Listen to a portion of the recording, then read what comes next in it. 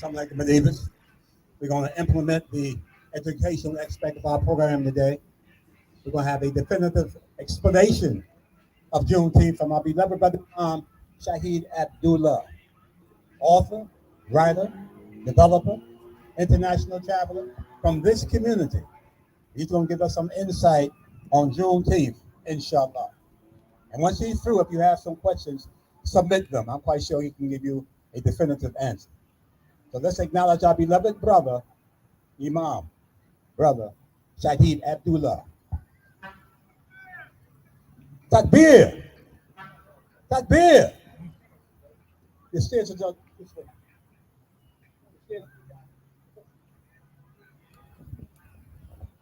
It's your call.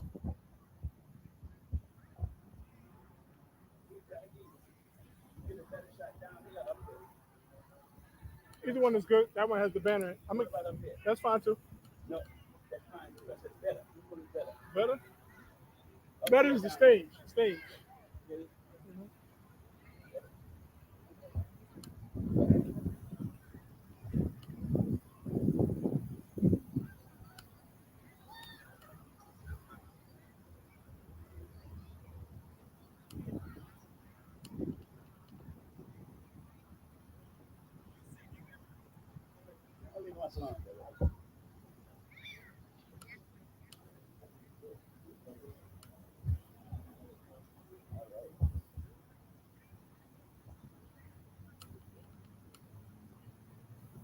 Oh.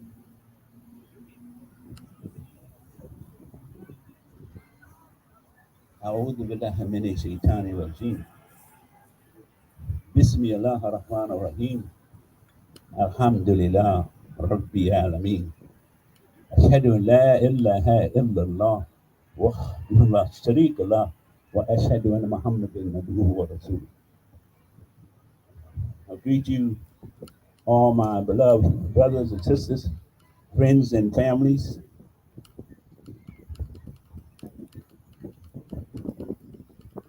Friends and families, and the greetings of peace of Assalamu alaikum. Those who have a knowledge of the Arabiya know that when we say to each other, or even when we say to strangers, Assalamu alaikum, when we give that peace, we are talking about a peace that only Allah can give, and by that we mean that regardless of what you see in the world today, regardless of the confusion you see in the world is headed toward peace.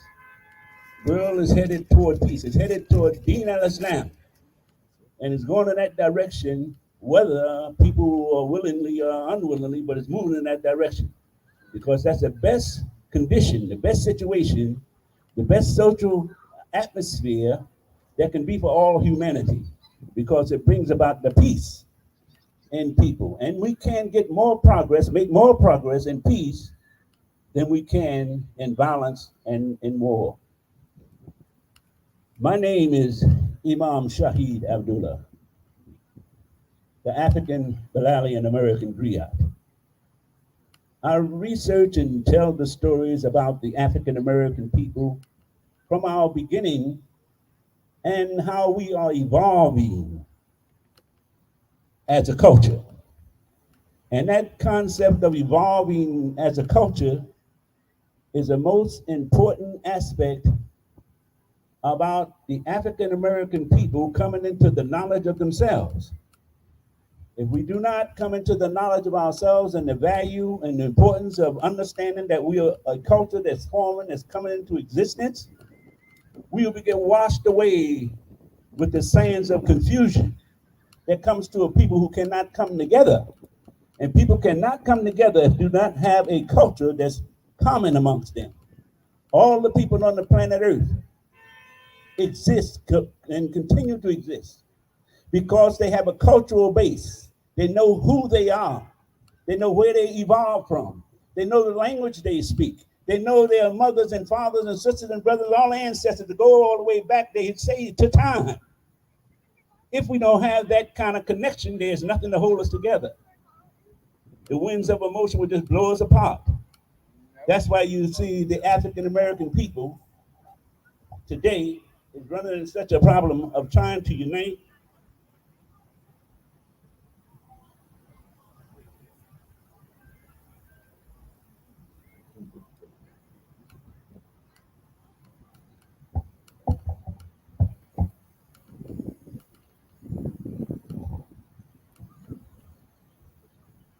The African American people are trying to unite and they're using all sorts of ways of trying to do that, but yet nothing is happening in terms of progress.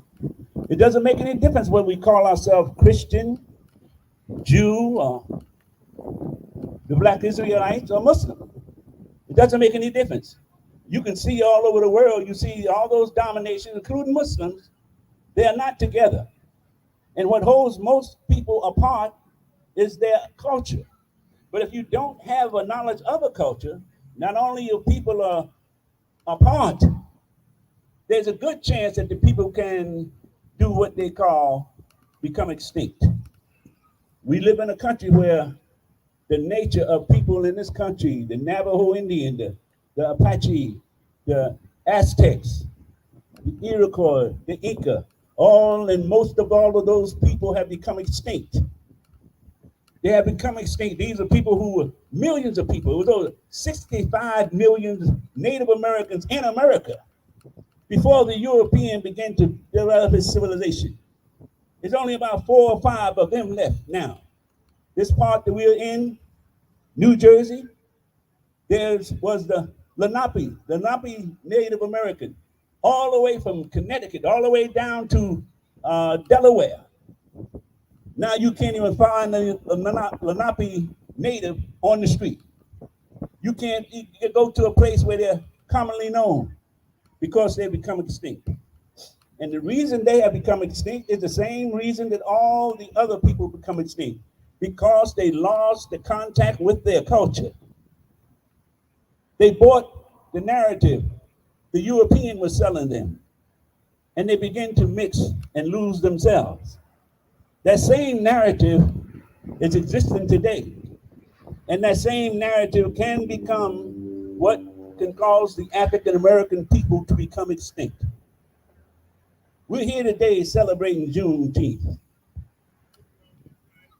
Now, we're celebrating Juneteenth. You do know we did not have to wait for the United States of America government to tell us to celebrate Juneteenth. We did that because most of us did not understand it. Until a European American puts his okay on something, we don't take it in wholeheartedly. But once he does it, we think it's great importance. But Juneteenth is important, very important. It's important because not only it was a time where the European American signaled that the Africans in the slave population in Texas, and they was only talking about Texas because the others had been, the Emancipation Proclamation was 2 years earlier. But in Texas, they didn't have a good understanding of that. Many of them knew, but they weren't given the privilege to having that kind of a relationship in terms of slave becoming free. And Juneteenth signals the time and date they found out. But it's more than that, much more than that. And we should see more, and especially the Muslim population.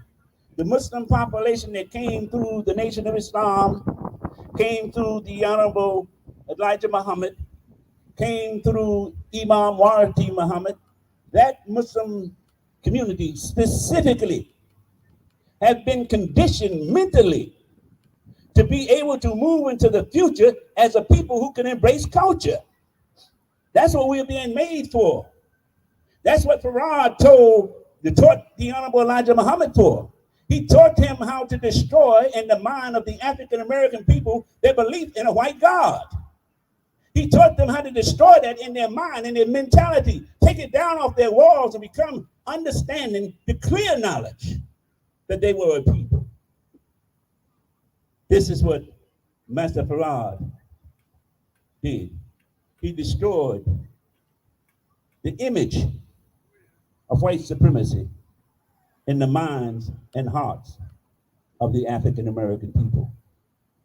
And those who recovered from that time, because every people don't always live through finding out that their God is not white. Some people fight it even today if you tell them that God is not white. So everybody doesn't live through that aspect. But those who did live through it had the opportunity to gain a better insight on life, had an opportunity to gain an insight enough that they could receive another person who had a better idea, who had a stronger idea. And that was in Imam Wardi Muhammad. That's what that group was prepared for. That's what that group that came through the Honorable Elijah Muhammad, you were being prepared to receive Imam Wardi Muhammad. That's what you was being prepared for, because he was being prepared to deliver the message to you. Understanding that, having an insight on that. When he said to us we should celebrate Juneteenth, should not have been a hesitation in the part of those who were part of that community. Should not have been a hesitation from that day on. Why is that so important? I'm going to show you the importance of that. Now I pray, Allah, when you leave here today, you will have that and teach it to your children and your children's children. I'm not talking about this surface celebration. People celebrate a lot of different things. I'm not talking about that surface celebration. I'm talking about the impact that this really holds for the development of the African American culture. I want to ask you a question to start this off. What language is the word Juneteenth? What language is the word Juneteenth? You can raise your hand and shout it out. I can hear you up here.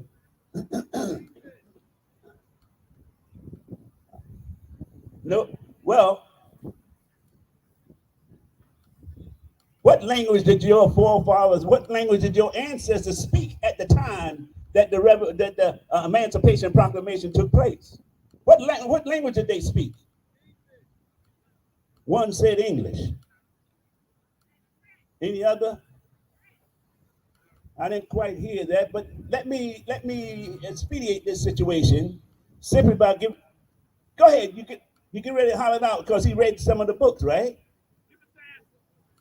Give us the answer here.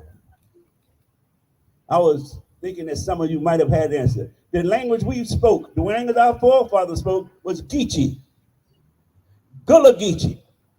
This is why when they looked at Juneteenth, they spoke it in their language. Juneteenth is a language coming from the language of Gullah Geechee. Gullah Geechee is not English. It comes from the English language. It's no more English than Yiddish is Jewish. I mean, Jewish language, Yiddish, is German. It's not German. They got it from the German language and broke it into what they can call their own language called Yiddish. Our foreparents did the same thing back in the 1600s with English. We changed English by using part of the African dialects, African words. And also for those of you who read the Quran, we use words from the Quran. Like you might hear some of your relatives say now, who carried on the habit, not knowing that's what they was carrying on, they would say, fitna, you fitting to get in trouble, boy. You fitting to do something, boy. We fitting to go somewhere. That word fitna comes from the Quran. That word fitna comes from the Quran, which means trouble. Our foreparents, our ancestors put it into the language. And they built that language. And all across America, they made progress by holding on to this language they created for themselves in the Sea Islands, in Georgia, South Carolina, and many of your parents and ancestors come from there. Those who come from as far away as Texas. Still, the language was stretched all the way out there because most of the Africans who were brought to slavery was brought into South Carolina.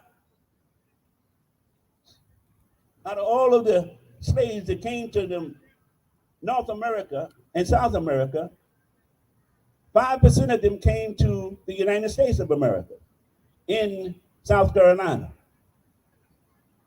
Charleston, South Carolina. 70% came into Charleston, South Carolina. And that 70% grew. And they had enough knowledge and understanding that they had to learn to speak for themselves, because the European American took away from them their languages, wouldn't allow them to speak their languages or have their own culture. So they realized they had to begin to build on something. And they began to build on the language. They took a northern dialect from England. The English people from northern England spoke a form of English they don't call the royal language or the tongue of England. They don't call it British as such. Our forefathers and mothers was part of that environment. They took the words that they used. See, chitlins we didn't invent that word. That word comes from Europe. It comes from England, chitlins. They was talking about hogs, pigs, chitlins, pigs that they ate. We didn't eat hog and pig in our motherland. But they named that chitlins because they was getting that information from the European American. Many of the words you speak come from the European American foundation, not the good British, but the broken down British. You know how people speak slang languages and so forth and so on?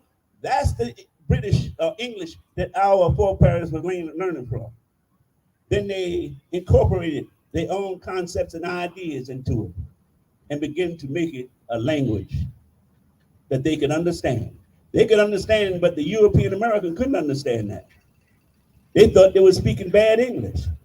They thought they were speaking broken English. They say, oh, they're speaking bad English, they're not educated. But they got along very well with that language. They went all across the country with that language. They set up Fort Muse in Florida by using that language. During the 1600s, Fort Muse was set up by African Americans, by African slaves. We had not yet become African Americans at the time that happened, but we were African, of the African descent. So when you looking at this word Geechee, not Geechee, but know that the word we're looking at is Juneteenth. It comes from Geechee. And Geechee is the foundation of your ancestors. This is something that we have to start embracing. It's power in embracing our ancestors, beginning, and what they gave to us. There's a power in that, a great big power in that. I know most of you remember the story of Samson, the Samson and Delilah story, where this man had supernatural strength that was given to him by the Creator, and he could defeat armies and kill lions with his bare hand. But then he had a weakness. His weakness was believing in somebody else's philosophy. And when Delilah got to him and started telling him about their philosophy, he fell for it. And she cut his hair off. His hair was where his strength came from. He got his strength out of the hair, his growth of hair. So now he was just a weak man. He was a weak man that they took and put into a cell and made him act like a beast of burden, pulling the grinding machine for food.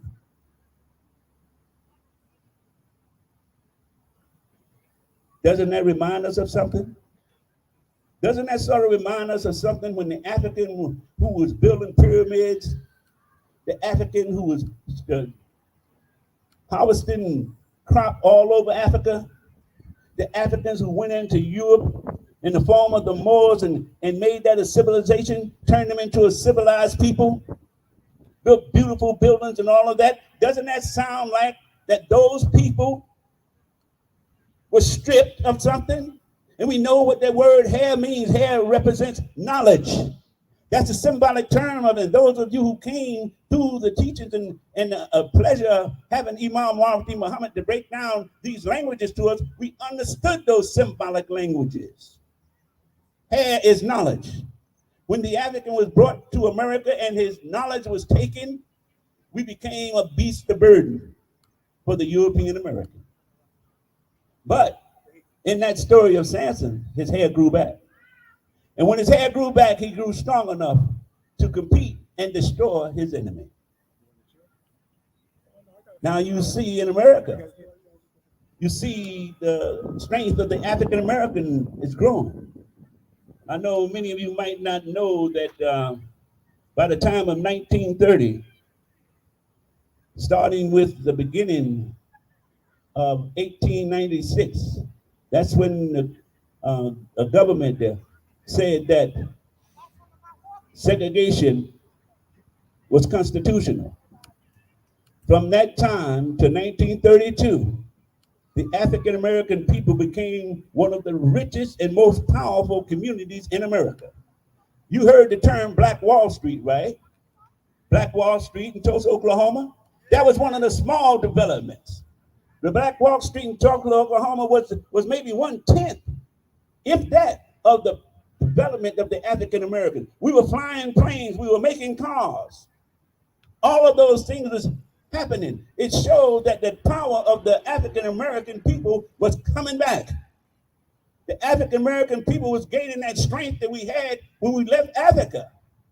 That ability to build and think and develop, it was coming back. But we know that the European American is not a slouch when it comes down to manipulating people's minds. Knew that they saw this coming. They saw it in a study that was done in 1932. So they put together a plan to break it up, to break it down. They called that plan social integration. It made the African American people thinking they was getting something when everything was being taken from them. African American lost their whole legacy during that whole social integration, and now we have to beg for jobs. Now we have to beg for, when we had our own schools, now we have to beg to be educated in their schools. Now we have to beg to go to their hospitals. We had our own hospitals. During the time, we had 134 banks. 134 banks in 1930. 1930, 134 banks. Had that progress continued on, we would have been bigger than any corporation in America. Any corporation. You could just do the math on that. But the European Americans saw it coming. So they sold us social integration. And when they sold us social integration, some of our leaders bought into it. And they changed their philosophy, like the NAACP, changed their philosophy, coming against any organization or group that allowed lynching. And when they were so powerful, they didn't have much money. So the Ford Foundation, Rockefeller Foundation, all of them offered them money if they changed their philosophy. If they changed their philosophy to integration, they would pay for their existence. If they changed their philosophy to integrating, they would change from being a struggling organization to one of having some money. And so we got the thrust toward integration. And you see what integration is done. Now, if you don't have these books that I have that it's called The Negro Market, you call me, get in touch with me. I'll make sure you get one of these books that talk about the progress. They were done in 1932. They took them off the market. You get in touch with me, you can get those. I don't have but a few here today. My shipment didn't come in, so I can't say everyone can get one today, but I have a few.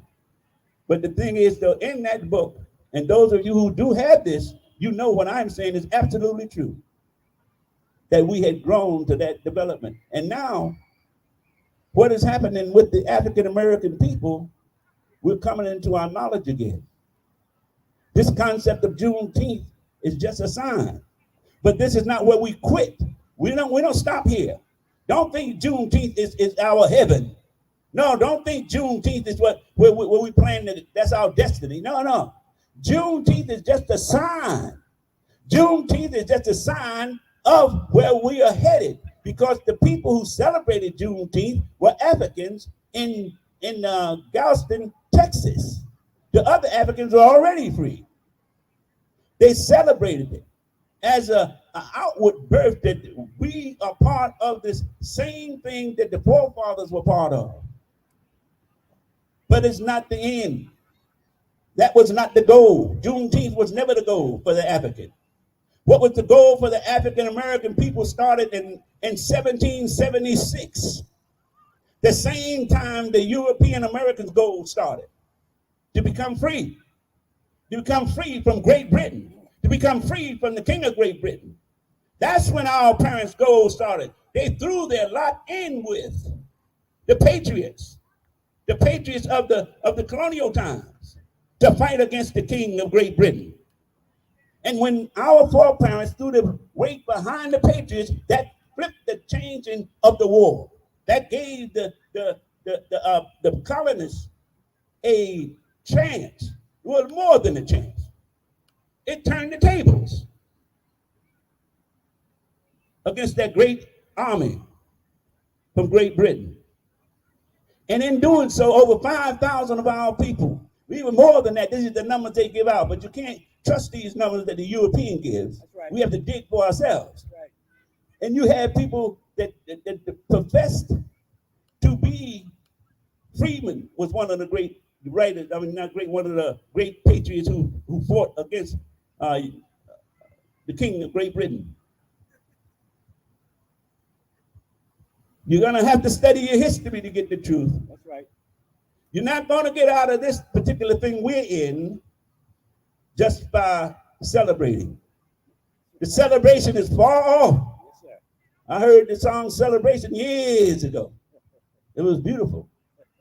Celebrating Juneteenth is beautiful. But it's only the beginning. And you should see it as the beginning. You should see it as an awakening. You shouldn't see this as, oh, well, let's go have a good time. Not Juneteenth. Juneteenth, you should know, is the language of your foreparents. It's Geechee. They created that language. And you should be proud to tell people that's what it is. Tell them that's your parents, your grandparents, your great-grandparents. The same people you see in the mirror when you look in the mirror every morning. They're the same people. That's who you see. In the mirror, you think it's just a body standing in that mirror. No, it's history.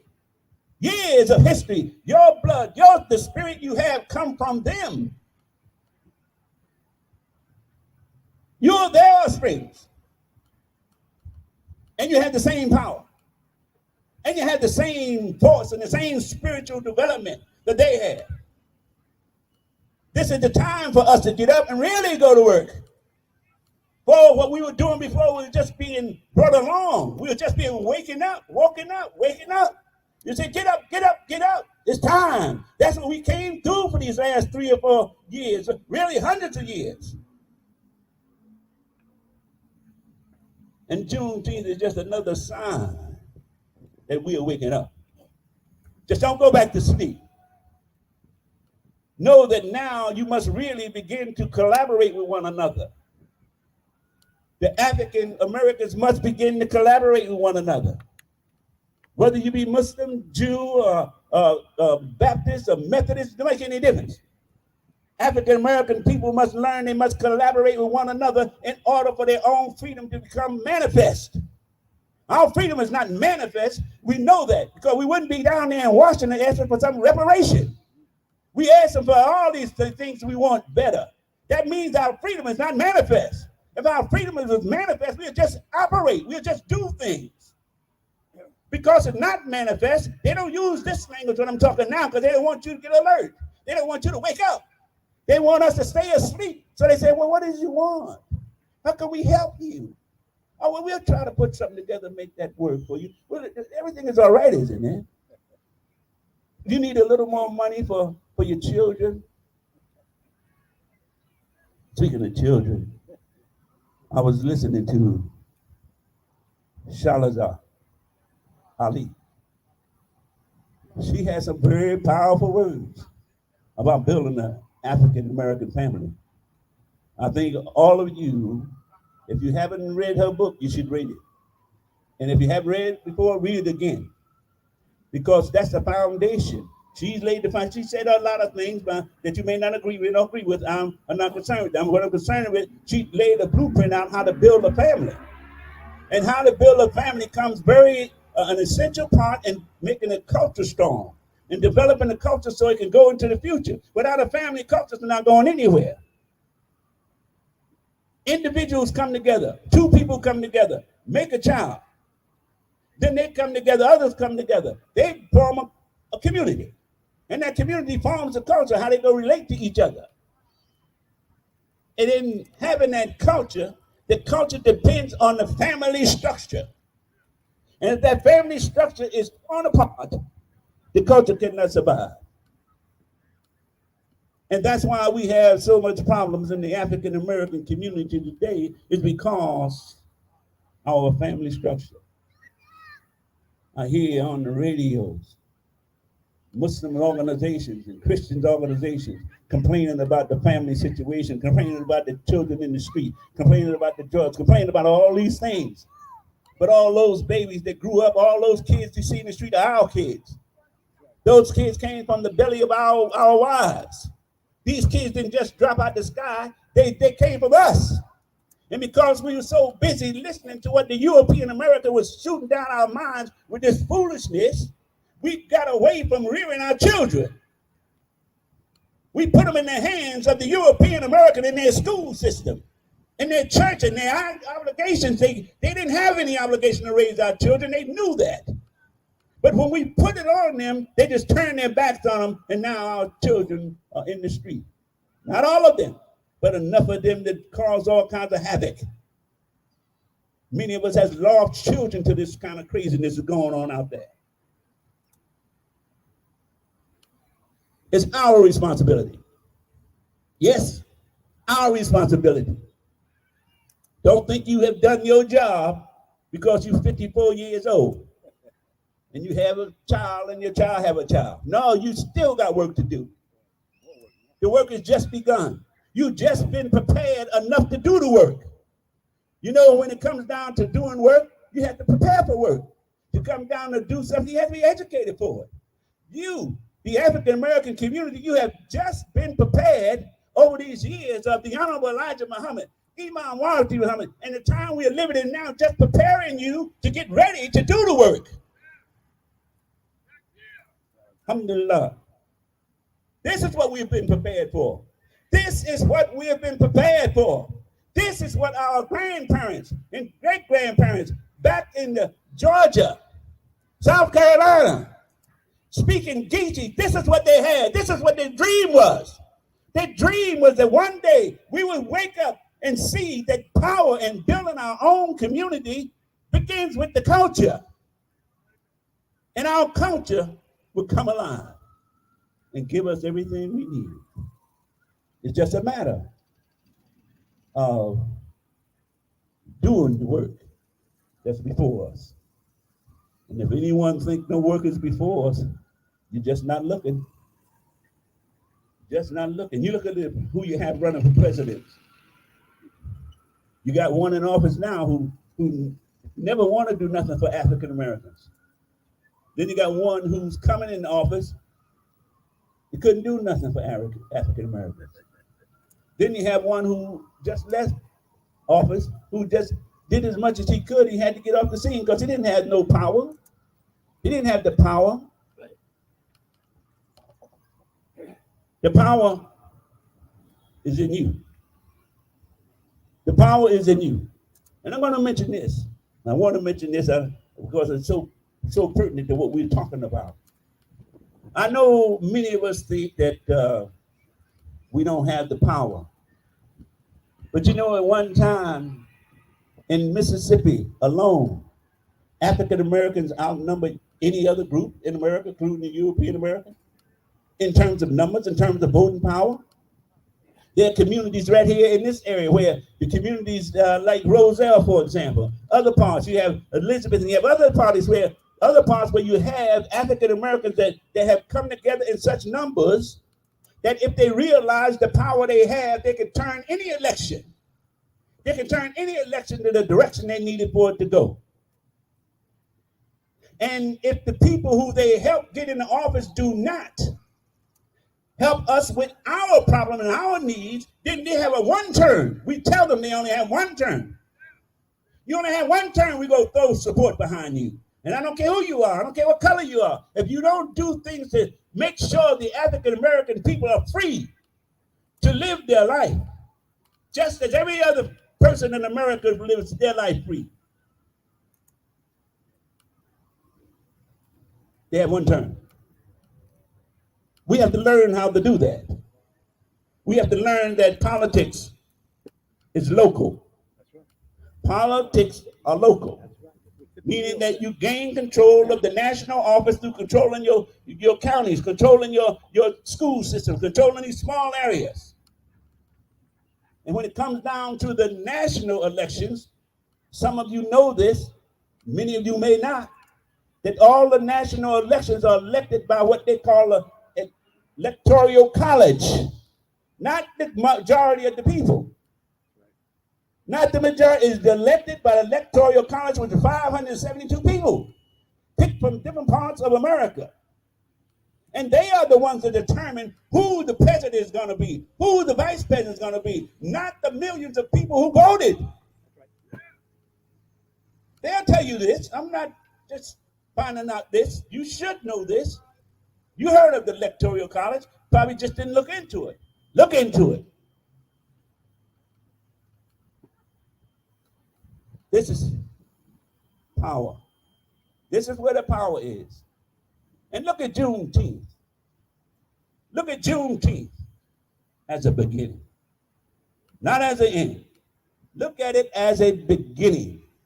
More African American people are coming together on Juneteenth than almost any other day I've seen for the cause of African American.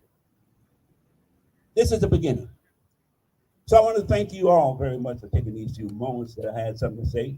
I see my boss is sitting out there.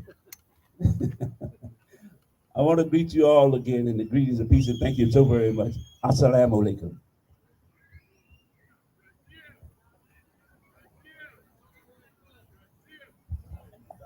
Takbir. Takbir. Takbir. Yes, God is the greatest. We want to thank Allah much for our beloved brother, Imam Shahid Abdullah. Here's a man who has written many books, worked for decades as an imam in the Community Imam Wadafadeen Muhammad from Elizabeth and Roselle, New Jersey. A local scholar, nobody international, a local scholar.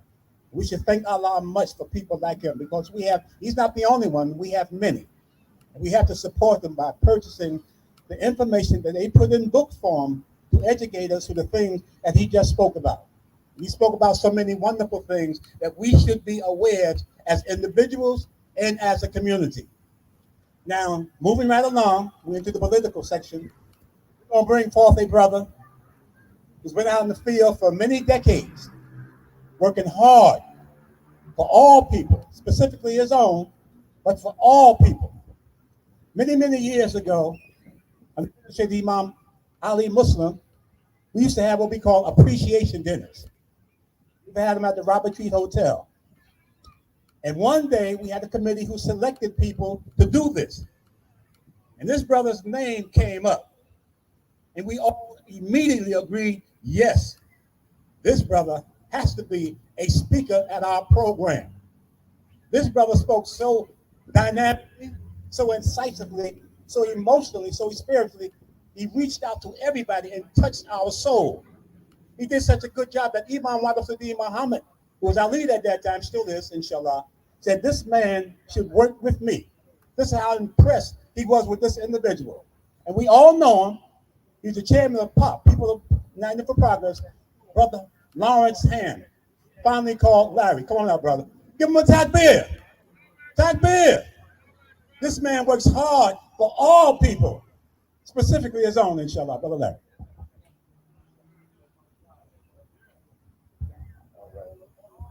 Assalamu alaikum. First of all, I'm here to say thank you. You're welcome.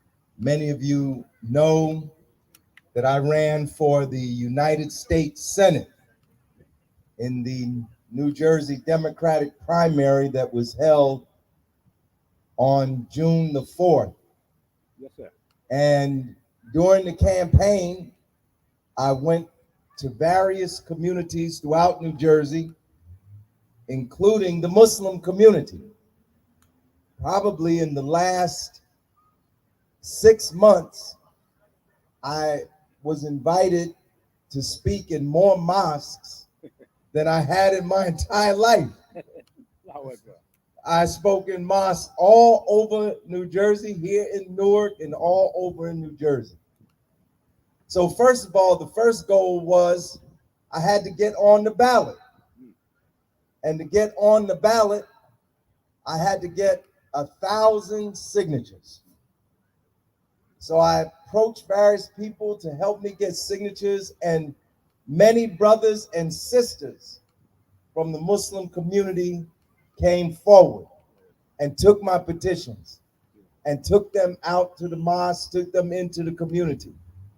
And when it was time for me to turn in my 1,000 signatures, I actually turned in 5,000 signatures. 5,000 signatures. I have more signatures than any of the other candidates running for the U.S. Senate. And I want to thank the Muslim brothers and sisters that went out and got signatures for me and got me on the ballot. And then once I got on the ballot, I started going to the different communities, the different mosques and churches and so forth. And I was amazed at the warm response that I got when I was there in those mosques throughout New Jersey. Very good. So I want to say thank you, because during the election, I got 47,000 votes. And I know that many of those votes came from Muslim brothers and sisters. Yes, indeed. So I'm so glad you had this program today, You got mine. so that I could come here and say thank you. You're welcome. My white bar. Now, we didn't win the election this time, but I'm not finished. Okay. I still have some strength left, and if it's the will of God, I will run again, and I hope that I will get your support again. But whether or not I'm in office, that doesn't have anything to do with the struggle for justice. That's right. I've been in this struggle, and many of you know me. Maybe some of you went to school with me, South 17th Street School or Arts High School. You know that I've been on this path for 53 years. Yes, sir. Yes, sir. So whether I'm in office or out of office, I'm still going to fight for justice. Very good. In fact, next Saturday, we're going to march for reparations. I heard the brother mention reparations a minute ago. There are 2 reparations bills in the New Jersey state legislature. We want to get them passed. And there are 2 bills in the Congress. We want to get them passed. So next Saturday, 12 o'clock, we're going to meet at the Lincoln statue, and we're going to rally and march for reparations for the descendants of those who were enslaved in this country. There's a couple of things I just want to say about Juneteenth and why we're here having this Juneteenth celebration. I just left Somerset, New Jersey. They had a Juneteenth parade, and I was a grand marshal in the parade. And before that, I spoke earlier this morning in Paterson, New Jersey, and yesterday in Paterson, New Jersey. We're here on Juneteenth because it was June 19th, 1865, that General Granger rode into Galveston, Texas, and brought the news that slavery was being abolished. And he read out military order number 3 that said the enslaved people in Texas were henceforth free. That was on June 19, 1865. The part that they don't tell you, though, is that General Granger, who you might imagine was white, led black troops. He didn't lead a regiment of white troops into Texas. He led regiments of what were called colored troops at the time. And he led them because at that time in the Union Army, black troops couldn't have commanding officers who were black. They had to have white commanding officers. Many of you probably saw that movie Glory, right? Right. With Denzel Washington. That's right. There was much in that movie that was true and authentic about what was going on at that time. But Granger came in and announced. Now, on Juneteenth, we celebrate the emancipation of the 4 million of our enslaved ancestors that were in the country at that time. But all black people were not free in this country, that is, no longer in the bondage of chattel slavery, until the passage of the 13th Amendment in December of 1865.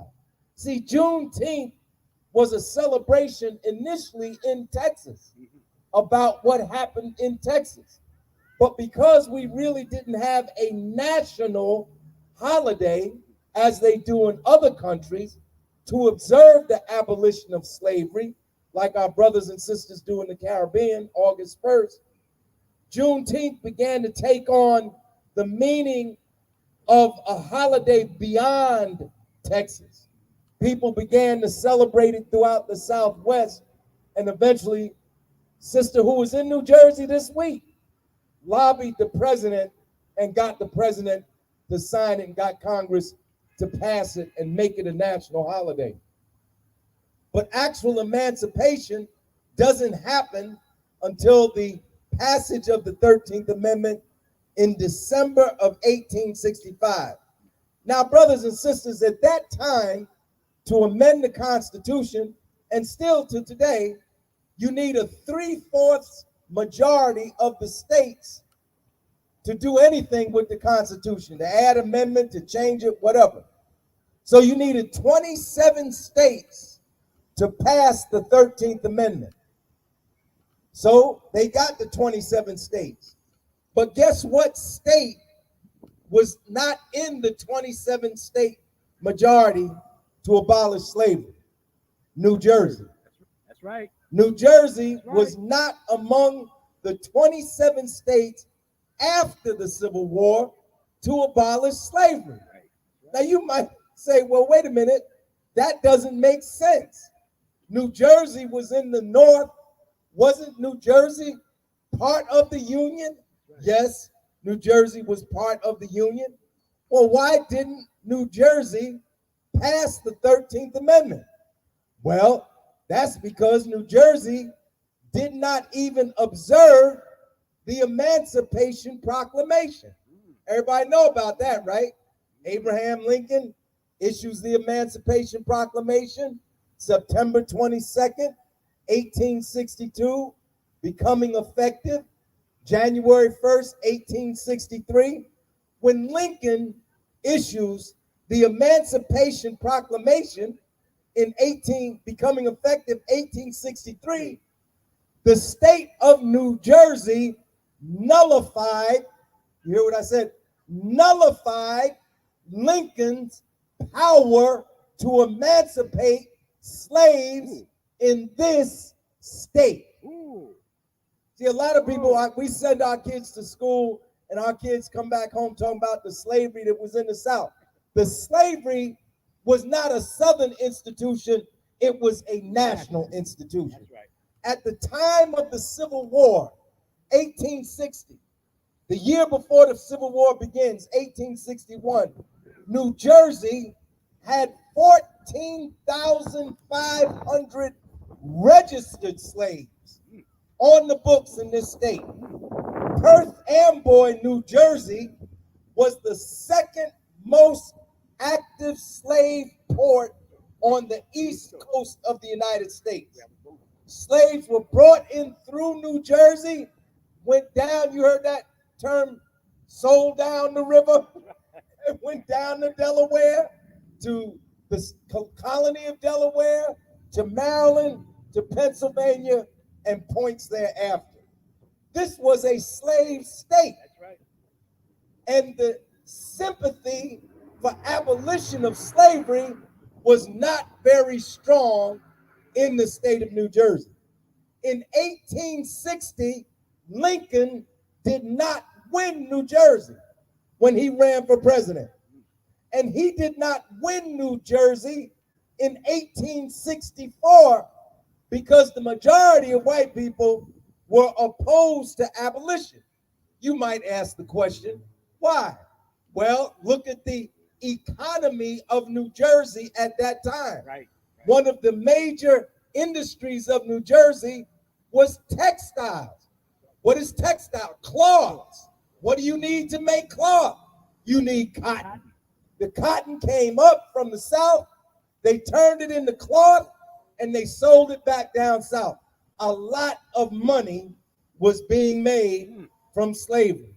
And there wasn't a lot of sympathy for abolition. That's why a lot of black folk, when they escaped from the south and came up north, they kept going. They did not stay in New Jersey because they might get, it's just like it is with the immigrants today, right? They catch these so-called undocumented immigrants and then they deport them. Well, we were immigrants within our own country. If we were escaping slavery, they would catch us and put us back into slavery. Companies like Pinkerton, y'all heard the Pinkerton, right? Yes. The Pinkerton men. Pinkerton got their start in slave catching.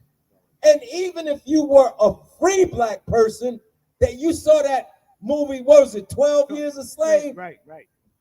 If you were free, if you were in the wrong place at the wrong time, they would catch you and sell you back into slavery.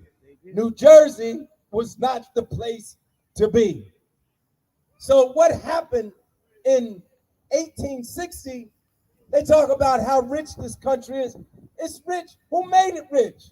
Our ancestors made it rich. That's right. Absolutely. I mean, if I gave you free land and I gave you free labor and you didn't get rich, something had to be wrong with you. This country was founded on the theft of the Native American land and their extermination. And then right here where we stand, what do you think Weequahic is? Weequahic is an Indian name. And the mascot for Weequahic High School is an Indian chief. Who is that Indian? That Indian is a symbolic representation of the Lenni Lenape, which was the tribe that was here in New Jersey. Everybody under your foot right now, this land was indigenous people's land. And they exterminated the people and stole the land. There are a few indigenous Native Americans left. Many of them are mixed heritage, but there are a few left. Like many people don't know, there's an Indian reservation in New Jersey. Yeah. Did you know there's an Indian reservation in New Jersey? It's the Ramapo. Right. The Ramapo, there's a reservation up there around Ramapo College for that Native peoples or the descendants of Native peoples still live on. That's Bergen County. So 1860, there was slavery. What did it take to end slavery? It took a civil war. That's what ended slavery. People prayed for an end to slavery. They petitioned for an end to slavery. They held conventions calling for an end to slavery. They elected people to the colonial governments to end slavery. It wouldn't end. Why wouldn't it end? Because people were making too much money. The biggest industry in the United States in 1860, greater than industrial capital and banking capital combined, was the industry of enslavement. This country was built on slavery. That's why it took a war to end slavery. And in that war, the Civil War, more Americans died listen to this, more Americans died in the Civil War than in World Wars I, II, Korea, and Vietnam combined. That's right. That's right. During the Civil War, 360,000 Union soldiers died. 258,000 Confederate soldiers died. 350,000 civilians died. The war was so catastrophic that there were religious groups in the country at that time who actually thought the Civil War was the war of the apocalypse spoken of in the Bible. They actually thought that Christ was going to return because they had never seen destruction like that before in their lifetime. And remember, during the Civil War, they didn't have these weapons of mass destruction that we have today. They didn't have AR-15s and AK-47s that could kill 100 people in a minute. No, they had single shot rifles. And if they had automatic rifles, they didn't shoot more than 6-7 bullets at a time. Most of the fighting was hand-to-hand combat. When we were in school, when me and brother were in school, we had to learn the Gettysburg Address. Why did we have to learn the Gettysburg Address? Because that was a speech that was given by Abraham Lincoln. Well, why did he give the speech at Gettysburg? Because Gettysburg had been a battlefield. It was where one of the fiercest battles of the Civil War was fought. At Gettysburg, 25,000 fell in a day.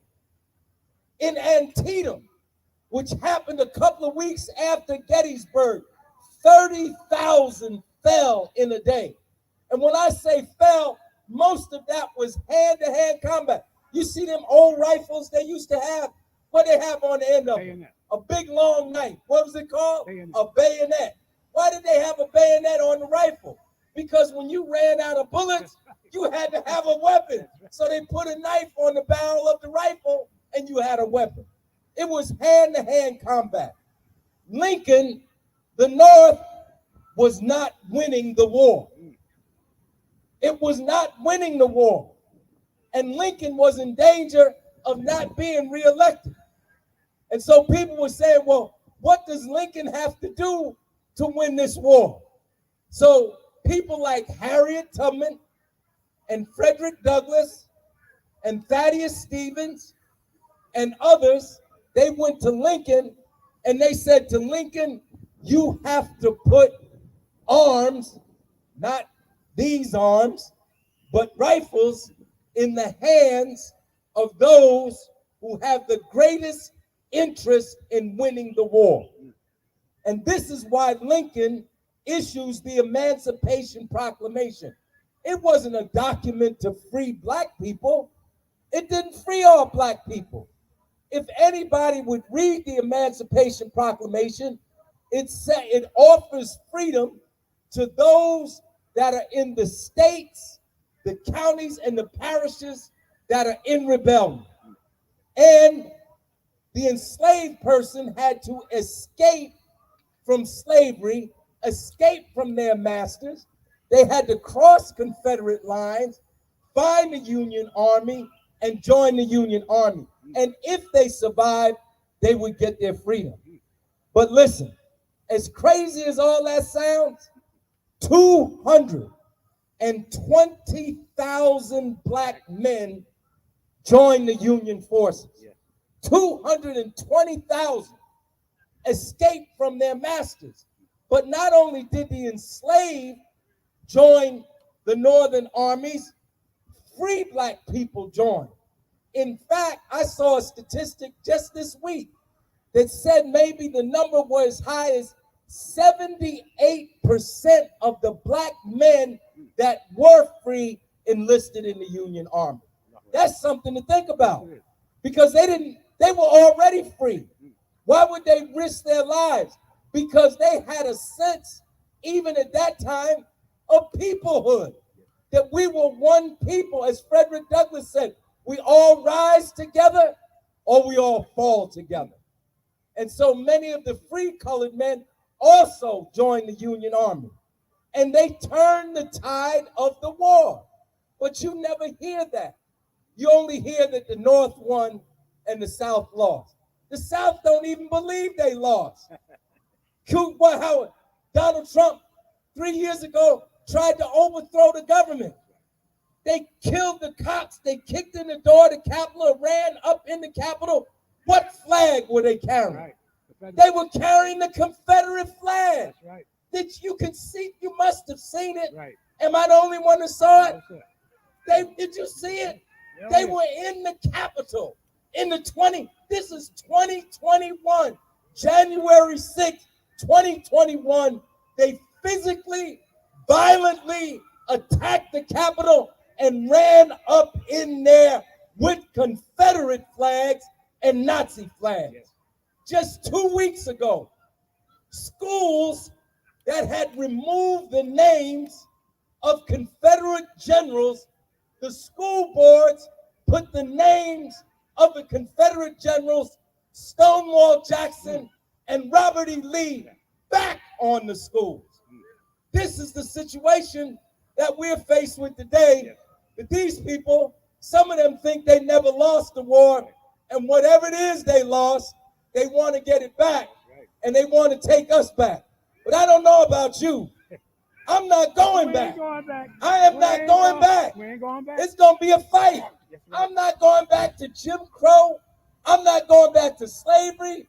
I'm not going back. If you want to sit around and be quiet and go along, get along, that's your business.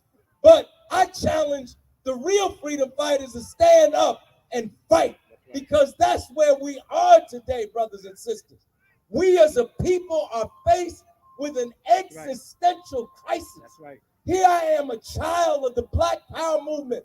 We put Black studies in the schools, and now teachers are being arrested in Florida for trying to teach Black history. I couldn't give this speech that I'm giving to you now. I couldn't give it in Florida. That's right. I would be arrested right now in Florida. The brother that spoke before me talked about signs. The signs are before us every day that we have to unify. We have to come together. We have to put aside our differences, whatever those differences may be, and we have to work together to uplift and redeem our people. But our brothers in the Civil War, you know, we have these Juneteenth celebrations. I just left Somerset. They having them all over New Jersey today. Right. And I think it's a wonderful thing. I'm always glad to see us come together peacefully, enjoy each other's company, enjoy the beautiful day, celebrate that. It's wonderful. But somewhere in that celebration, we got to say thank you to the people that laid down their lives. That's right. So that we wouldn't have the manacles on our wrists and on our ankles today. Right. Who recognizes the Black men that laid down their lives during the Civil War? Who recognizes those 100,000 that were wounded and lost arms and legs and eyes and everything, including their lives? They are civil rights monuments. Right now, listen, I'm going to sit down. I know I talked too long already. But listen, there's a city in New Jersey, a little town. It's called Pennington. Has anyone ever been to Pennington, New Jersey? Anybody heard of Pennington? Pennington, New Jersey. It's a little town between Trenton and Princeton. It's a little town. It's been there since colonial times. And if you go to Pennington, New Jersey, which I have, you will see in Pennington a cemetery. What is the name of that cemetery? The name of that cemetery is the African Cemetery. It's been the African Cemetery since 1867. Now, you say, well, how did that happen? how did a African cemetery get to Pennington? Because the black people always knew they were African. And like the church, right? It's not called the Negro, the NME Church, the Negro Methodist Episcopal. It's called the African Methodist Episcopal. Right. And so what happened was the black people put their pennies together, bought some land. The cemetery ain't that big. It's about from that street probably to these tents, and from this stage probably up to that bus. That's how big the cemetery is. Now, why did the people establish an African cemetery? Listen to me. Because the black Union soldiers could not be buried in the same cemetery as the white Union soldiers. Did you hear what I said? I didn't say the black Union soldiers and the white Confederate soldiers. I said the black Union soldiers and the white Union soldiers could not be buried together in the same cemetery because segregation was from the cradle literally to the grave. So the black people in Pennington put their money together. They bought a plot of land to bury the black Civil War soldiers that were from New Jersey. Now, I went to the cemetery, and it's a black family that runs the cemetery. It's 2 black women, 2 sisters, they're biological sisters. And I was looking at the headstones. All of them got headstones, and I was stooped down. I was looking at the headstones, and I noticed something. I saw a lot of the headstones had Connecticut Regiment. Others had Rhode Island Regiment. And I said to the lady, why are there so many headstones? I said, this is New Jersey. I don't see any headstones with New Jersey Regiment on there. She said, Brother Ham, the black man could not enlist in the Union Army in New Jersey.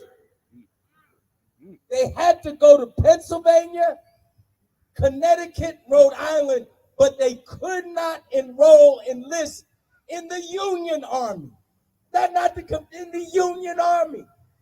They could see this is the complexity that we're dealing with.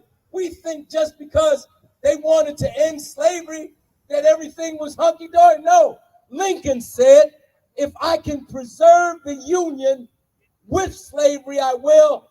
If I have to preserve the Union without slavery, I will. Because the final analysis, they were about white supremacy. They still did not believe, even though they wanted to abolish slavery, they did not believe in racial equality.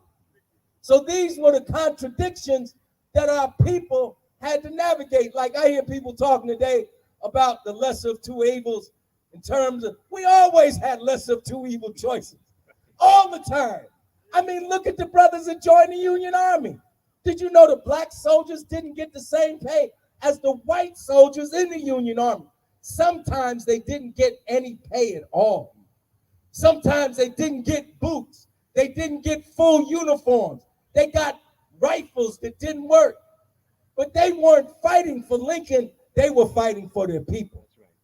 And do you know how many black men distinguished themselves on the battlefield, got congressional medals of honor? This is something that we should celebrate. In all the 12 years that I was a student in the Newark Public School, they never told me about the role of black soldiers in the Civil War and the critical role they played in bringing victory to the Union side. They never told that story. We didn't wait for anybody to free us. We freed ourselves. Yeah. We got in there, we freed ourselves. So I want to thank you for giving me a few minutes today. I want to thank the Muslim community for getting me on the ballot. I want to thank you for all the thousands of votes that came out of the Muslim community. And I tell you, I'm going to run again. I'm not finished. I'm going to run again. I'm going to run and run and run, because somebody got to be in these races raising the issues that affect our community. Thank you very much, brothers and sisters. Assalamu alaikum. Assalamu alaikum. Takbir. Takbir. Takbir.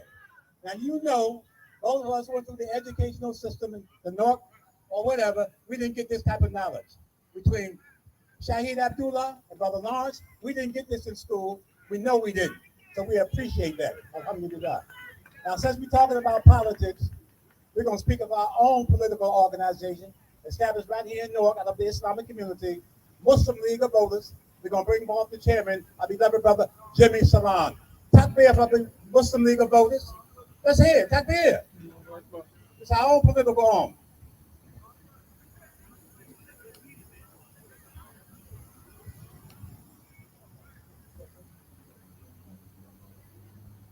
Assalamu alaikum, everyone.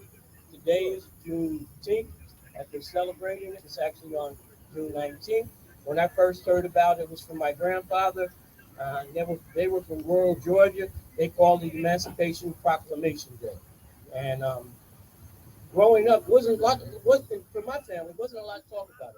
But I'm going to talk about some more contemporary politics. Voting. There's a lot of apathy going around. We must get involved with community issues at the local level, state, and national.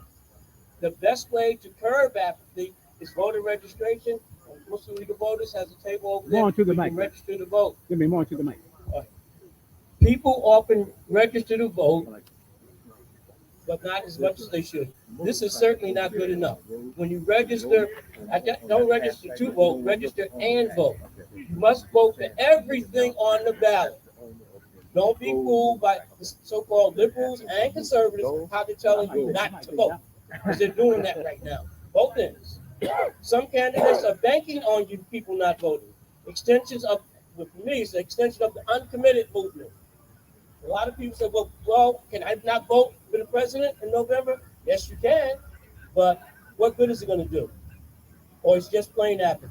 We as Muslims can make a difference in who becomes our president and which party controls both houses of Congress. But keep in mind, all politics are local, so vote your choices for what is on the ballot in your area. Finally, get involved with the Muslim organizations or efforts. Too often people do the work, not doing the work, and that many people, and Muslims and non-Muslims, a few people do it on their own. How to vote. There are three options. You can vote by mail. I did. There's an election coming up in July. I already voted. So the best thing to do is vote by mail. In some states, two particularly, Hawaii and Colorado, that's the only way you can vote is by mail. Early voting.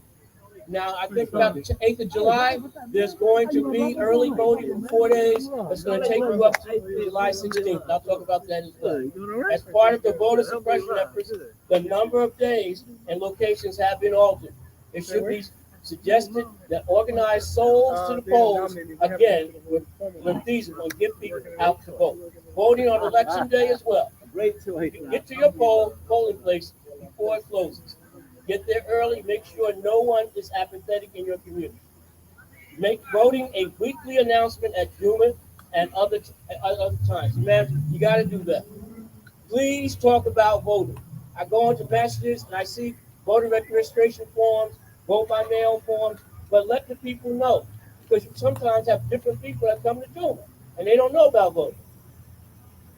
Get flyers in places where people often frequent. Use social media to constantly blast information. Personal example, our Congressman, Donald Payne Jr. died, and he represented CD10. New Jersey is usually one of the last states to hold a primary, but not this year. It was June 4th. A special election to fill his seat will be held on July 16th. The early voting ballots came out on June 7th. I voted, my wife voted, and then my son voted. If this is how you vote in your state, take advantage of it. Islamophobia. Anti-Islamic tactic weighs heavily on our community. So the candidates Candidates run must come up with a plan. You to the mic, Jimmy. I know I got some patience. Stop this dastardly form of bigotry. We can even form coalitions with other people who are also facing bigotry. Keep in mind, our sisters are in the forefront because of this battle, because their mere address defines they are Muslim. That's right. Right. I'm going to be the next speaker to talk about reparations. The next head of state in the United States must address this issue. It is well known that African Americans built much of the infrastructure that America has today. And what did we get in return? Jim Crow, segregation, redlining, underfunding of schools, and so much more. Thus, blacks are still suffering despite what we did. But there is progress in achieving this goal. The states of California and New York have reparation task force. And we are battling with our two heads of the state assembly, state senate, to try to get it here in New Jersey. I work with a group along with a bunch of other people called New Jersey Faith Allies, and our only thing that we deal with is reparations. And I'll tell you what, it's not enough Muslims, not enough African Americans that work on that particular committee. John Conyers started this effort when he was in Congress, then it was passed on to Sheila Jackson Lee. Let's pray for her because she has cancer. Oh. The next president and Congress should also move her legislation. It's called H.R. 40. Push your federal elected officials to support this bill. All right, let me see. I'm not used to this. The next president can come up with legislation to combat crime because crime is an issue in our community. I'll put this together. All right, I said I'll have to hold this. All right, let me go back to reparations. Now we have Assemblywoman Sumter in this state has put together some legislation. We have a lot of new assembly people that are working with us. It's harder to do state senators for some reason, but we're going to get them too. It's going to take us years to get this reparation stuff passed. Now, this election is coming up on July 16th. Here's the deal with it. As I said, Donald Payne passed. So you have 11 Democrats and 2 Republicans that are running in the July 16th primary. Whoever wins that in either party will run in September. On September 18th. That'll be a general election just to fill that seat. And then probably both of those people are going to have to run again on November 5th. I have a lot of material over at our table. If you'd like to know more about reparations, I have some there. I have some information about aging, and we have some other information that you might be interested in as well. Just to add to what our brother said about reparations as well, New Jersey passed a law in 1804 to end slavery. However, it was grandfathered. So people stayed enslaved in New Jersey from 1804 until the last slave passed away in 1861. You must also vote, no matter what. I can't get off that topic at all. Voting is important. Here's a topic that hardly anybody talks about: Africa. You got some young prime ministers in the Sahel region or the Francophone countries where France once colonized them. They're not taking any stuff off nobody. They're ready to fight. And the people in those countries like them. If you own a cell phone or an electric car, well, guess what? The materials to build that came from the Congo. 10 million people are displaced because they have 6-year-old kids mining that stuff. 10 million people. We hear about Gaza, and I'm all for Gaza and the ceasefire and everything, but we got to talk about us. What is that all about? Central African Republic, our own people, their job right now is to kick all Muslims out of their country. Is that correct? No. You have the Sudan. I've been here, I'm 72. I've been hearing about that my entire life. It's a battle that goes between the Christians and the Muslims. It's nonstop. So I've been hearing about since the 60s. We have to talk about and jump on that as well. Gaza is important, so don't get me wrong. But so is what's going on in Africa. People also throw in Haiti. Ethiopia has a three-part war going on. So please, that's why you got to vote. So you get candidates in there that need to look at what goes on around the world and especially here. Because as was said already, and I'm going to say it again, all politics are local. Thank you very much. I said that.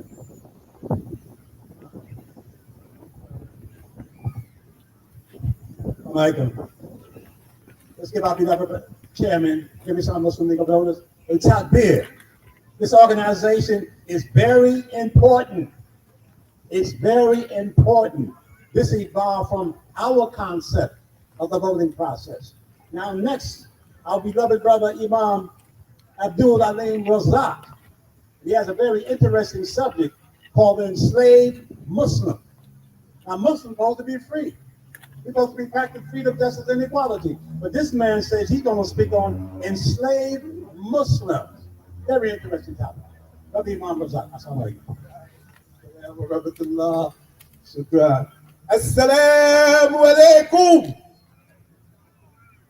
Assalamu alaikum. Assalamu alaikum. Subhanallah. سبحانك اللهم وبحمدك وتبارك اسمك وتعالى جادك ولا إله غيرك. Glory be to you, O God. Yours is the praise. Blessed is your name, and exalted is your majesty. Rabbi shrah li sadri wa yassir li amri wahlul 'uqdatam min lisani yafqahu qawli. O my Lord, expand my breast, make easy my task, loosen the knot in my tongue, that they may understand. And I am not going to be long at all. Imam Shahid Abdullah made it very, very easy for me at the beginning of this program, and that he gave some history that I was totally unaware of. But he left me with a bit of encouragement when he said in his presentation, let this be the beginning. Let this be the beginning. Then Larry Hamp came up and he really let it out. And I, like I believe a lot of us, we are unaware Yes, of sir. a lot of things. Yes, sir. Absolute. Absolute. And we're Muslim. أعوذ بالله من الشيطان الرجيم بسم الله الرحمن الرحيم. When Akbar Salam called me, I felt like he must have wakened me up. And my wife has always told me, listen, if you sleep, don't answer the phone because you're likely to buy something. So when Akbar Salam called me and he asked me, made a request of me to give a presentation about Muslims in slavery, I said, are you sure? He said, yes. I said, okay, and it's only because you requested. But when I hung up, I felt like I didn't do what my wife had suggested me to do. Don't pick up the phone if you sleep. But anyway, here I am. So I started off with defining emancipation. Emancipation, the fact or process of being set free from legal social or political restrictions. Liberation. 2, the freeing of someone from slavery to free from restriction, control, or the power of another. Now, defining the Emancipation Proclamation. It was President Abraham Lincoln who issued the Emancipation Proclamation on January 1st, 1863. The proclamation declared that all persons held as slaves within the rebellious states, which Larry Ham mentioned, are and henceforth shall be free. The Emancipation Proclamation did not, as Larry Ham mentioned, free all slaves in the United States.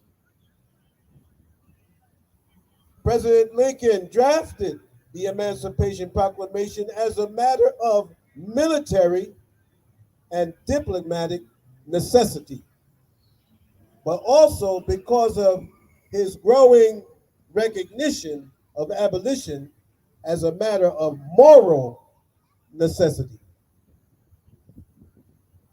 Juneteenth commemorates the day when 250,000 slaves in the state of Texas, which became the last fortress for slavery during the final days of the Civil War, were declared free by the United States, by the U.S. Army. It is recorded that on June 19th, 1865, a Major General Gordon Granger ordered the final, this is very important because Larry Ham had mentioned this, a Major General Gordon Granger, he ordered the final enforcement of the Emancipation Proclamation in Texas at the end of the American Civil War. Many of the Union troops that were sent to enforce the emancipation of Texas slaves were black. We were informed also that their commanding officers had to be white. From the first days of the Civil War, slaves had acted to secure their own liberty. The Emancipation Proclamation confirmed their insistence that the War of the Union must become the war for freedom. And this is why it wasn't just the slaves that became a part of the Civil War. There were free Africans who became a part of this war. Larry Ham mentioned the number of that.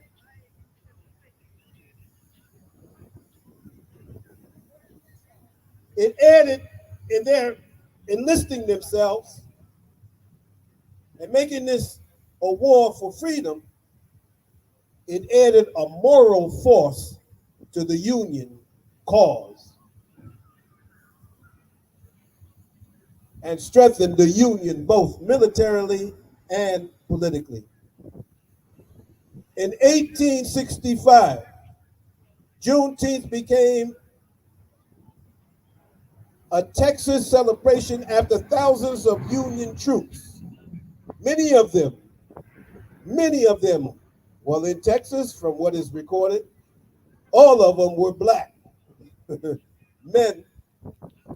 They landed in Galveston soil and enforced the emancipation.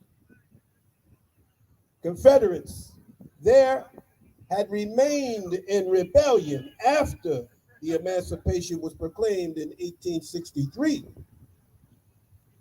Some slavers failed to inform their chattel slaves of it, of that 1863 proclamation. When federal troops showed up in Texas, where an estimated 250,000 slaves were still in bondage, slavery also continued elsewhere. In New Jersey, for example, slaves were not freed until after the 13th Amendment was ratified in December 1865 as part of the Reconstruction to establish or to abolish all U.S. slavery. Juneteenth reflects Allah's power to effect freedom for all. Juneteenth reflects Allah's power to effect freedom for all. This is where I compliment Imam Abdullah Shaheed when he said, "Let this be the beginning."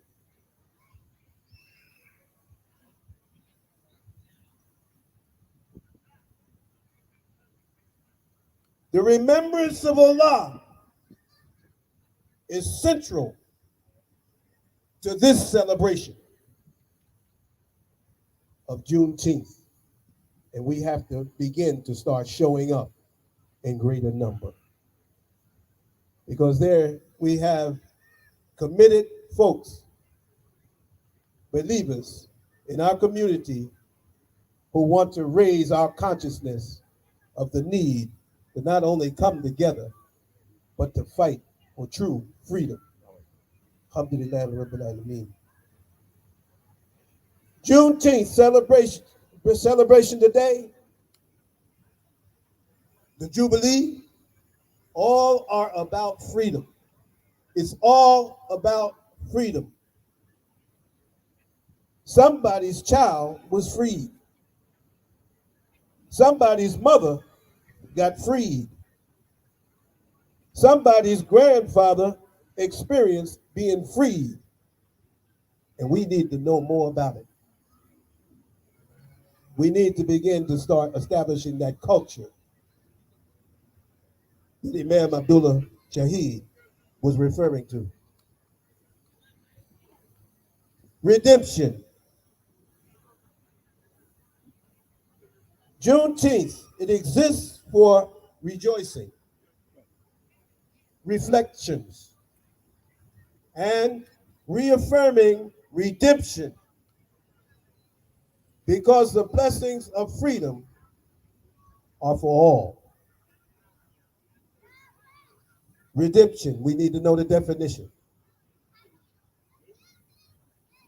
Redemption is the action of saving or being saved from sin, error, or evil.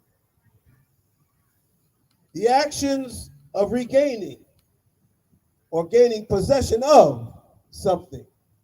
We were talking about reparation, redemption. I celebrate Juneteenth in my personal life by way of the religion of Islam. Likened to all of us here, my faith tradition has provided me with the freedom of expression and thinking and of thinking in all the affairs of my life. I do thank Allah subhanahu wa ta'ala for blessing me with a firm disposition that my Muslim American brothers and sisters of the global African diaspora are major contributors to the sustaining growth, the development, and the maintenance of this country throughout the time of its inception. Juneteenth opens an opportunity for me to share and learn. Juneteenth opens up an opportunity for me, and I hope for all of us, to share and learn.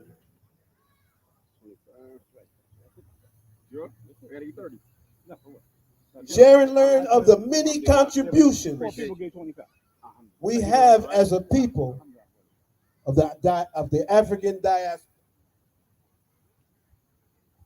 The African diaspora in our sacrifice and service for freedom on this continent of North America. Our faith tradition says, in which I believe, all services rendered by words and bodily actions and sacrifice of wealth are due to Allah.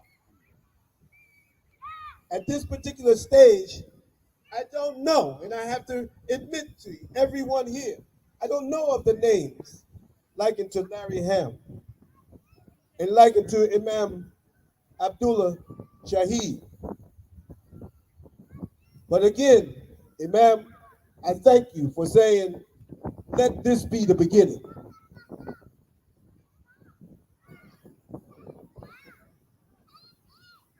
Our faith tradition says all services rendered by words and bodily actions and sacrifice of wealth are due to Allah, the Lord, cherisher and sustainer of all systems of knowledge. The Quranic scripture says, O messenger, and all of us are messengers today and will be from this day on. Because you see, the Prophet Muhammad sallallahu alayhi wasallam, he is no longer with us. However, we have inherited the tradition. We have inherited a responsibility to deliver the message. For he has left us two things, the Quran and his example.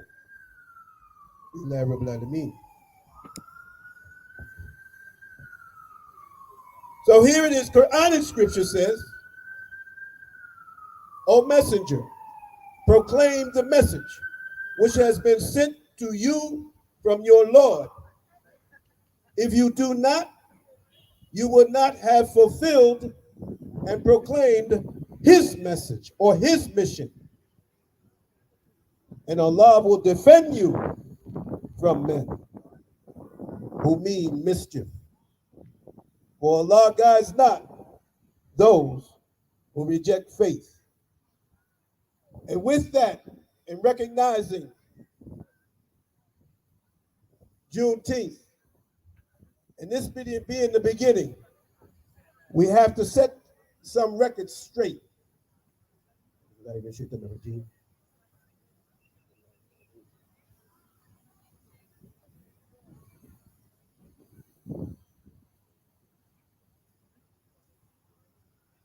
Hold on, I'm getting it for you.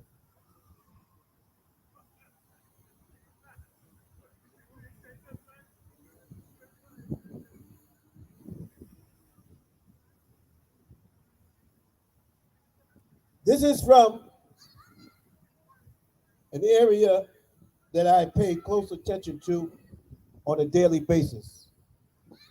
And on this Juneteenth day, I find it necessary to share with the community.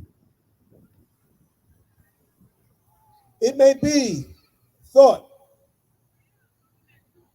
that I have differed so much with Honorable Elijah Muhammad's teachings and his programs that I have been charged as the one who destroyed or did away with his programs.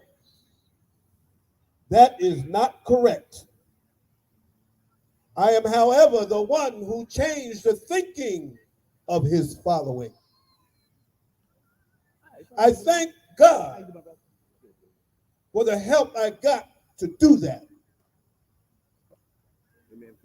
You may be surprised to know that the biggest help I got to do that came from the Honorable Elijah Muhammad himself. No. The Honorable Elijah Muhammad always encouraged me to be a man of scripture, not of the Bible, but of the Quran. He always encouraged me to be a free thinker. He did not hold me to the thinking of the nation of Islam. He told his followers, especially his leaders, that, quote, he, Wallace, is not going to preach like the rest of you. He is going to be different. He is going to use the Quran. He is going to use the Quran. The Honorable Elijah Muhammad prepared leaders to accept me in my different posture that I take, a different stand and posture from the nation of Islam, and that I came to establish Islam as it is given in the Holy Quran. This is Juneteenth. Let it be the beginning for all of us, my believing brothers and sisters. I love you all. Peace be with you. Assalamu alaikum.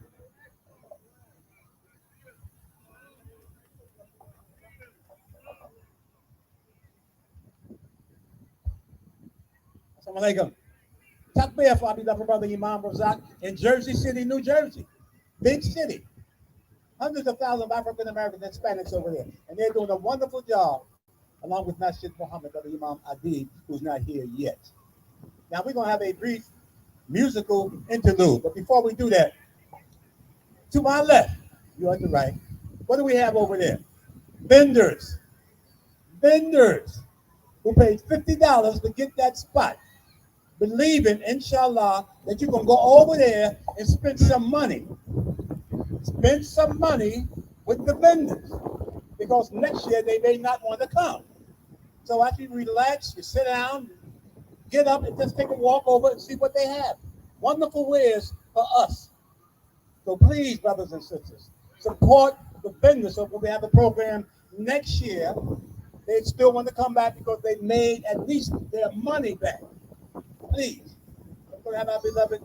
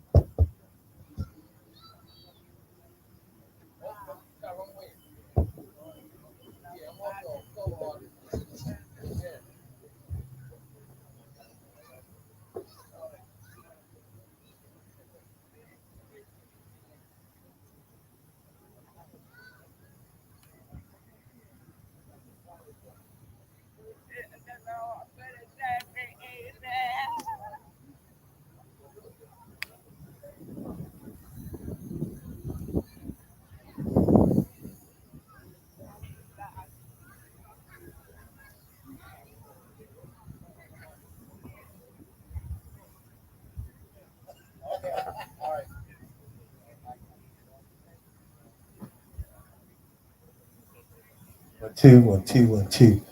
Two, two, two, two, two. Sounding good. La la la la la la. La la la la la la. 1, 2. 1, 2, 1, 2, 1, 2. 1, 2, 3, 4. 1, 2,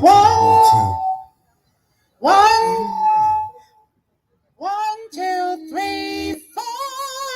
1, 2, 5, 6, 7, 8. 1, 2. Give me a little bit more. 1, 2, 1, 2. 1, 2, make me feel brand new. 1, 2. Yeah, I need more on this one. One in the monitors. 1, 2, 1, 2, 1, 2. 1, 2, 1, 2, 1, 2. A little more on my monitor, sir. 2, 2, 2, 2, 2, 2, 2. 1, 2. 1, 2, 3, 4. 1, 2. 1, 2. 5, 6, 7, 8. Bring me up a little bit more on the monitors, please. Thank you. Can you break me up in the monitors? 1, 2. 2, 2, 2, 2. A little more. Can you break me up? 2.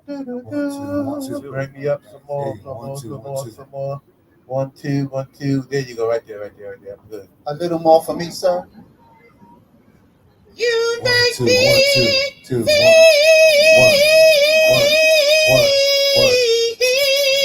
1, 2. La la la la la la. So brand new. Testing. 1, 2. What song y'all want to do? What's wrong with my mind? What's wrong with me? 1, 2. I'm gonna show your face. 1, 2. 1. Testing. 1. Wearing your smile and dimples on the side.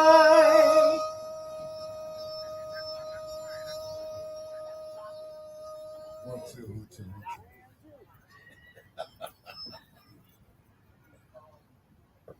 What's come over me? What's come over me? What's wrong with my ears? They're deceiving me. I thought I heard you speak. How's your mic?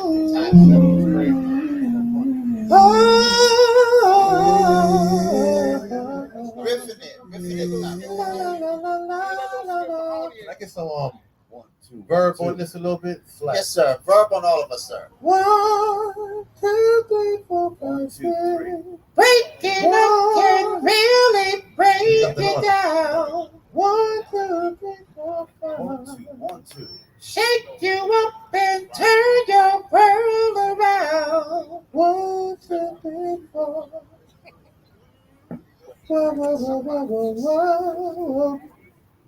Oh, I'm chasing rainbows. I have seen the stars that's bright in your smile. I'm chasing rainbows. 1 2 1 2 1 2. Yeah, there we go. There we go. 1 2. Here I go.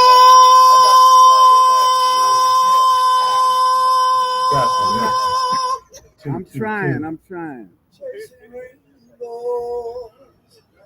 I ain't seen the sun since you were mine.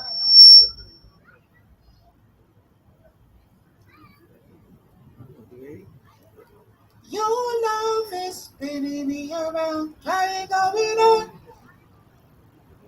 to my dreams. I look at you since the day. That's all I can do. So when I say that with you, I only stop so we can start all over again. I only stop, child, so we can start all over again. I only find you. We got it. Late at night, when all the world is safe within their dreams, I walk the shadow. So I go into the darkness of the night, all alone. I walk until I find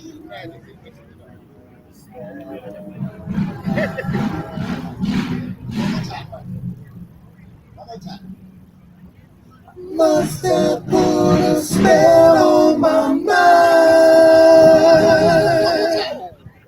You must have put a spell on my mind. Since you've been gone. Where that one at? Since you've been gone, I'm about to run off my mind.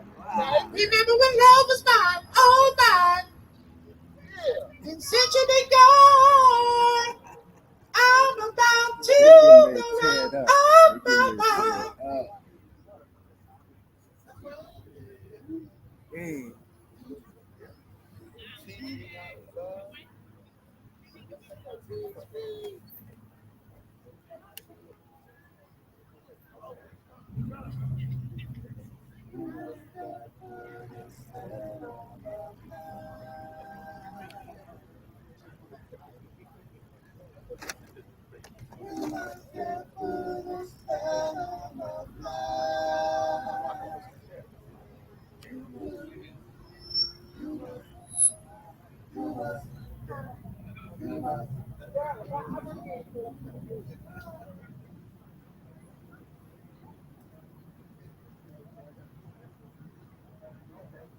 Yeah, say it's nice to see all you ladies and gentlemen. Say, now we gotta go see Courageous Cat Minivals.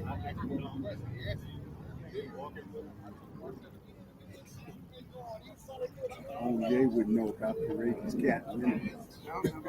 I don't even know.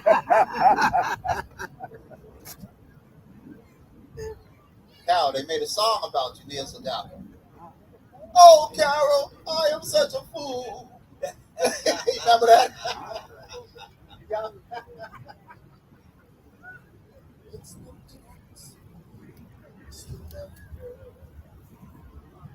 Breaking music. Sound like no. Share my life, trust in me. You all I've got. That's hallelujah. Everything I think that's Ali Muslim's fiance. Oh. What can a miracle do? Huh? Bring me back. Don't let me be putting. I like to live in my memories. Even though a miracle can bring you back to me, but time will still be time. Yeah, they had that music. I'm like, no matter how you In love, we was in love. You know, this brother clean, bro. He got to be singing. That might be the lead singer. There. Oh yeah, that's the Silver Star. Is that who that is? That's one of the Silver Stars, yeah. Miss Vicky, so like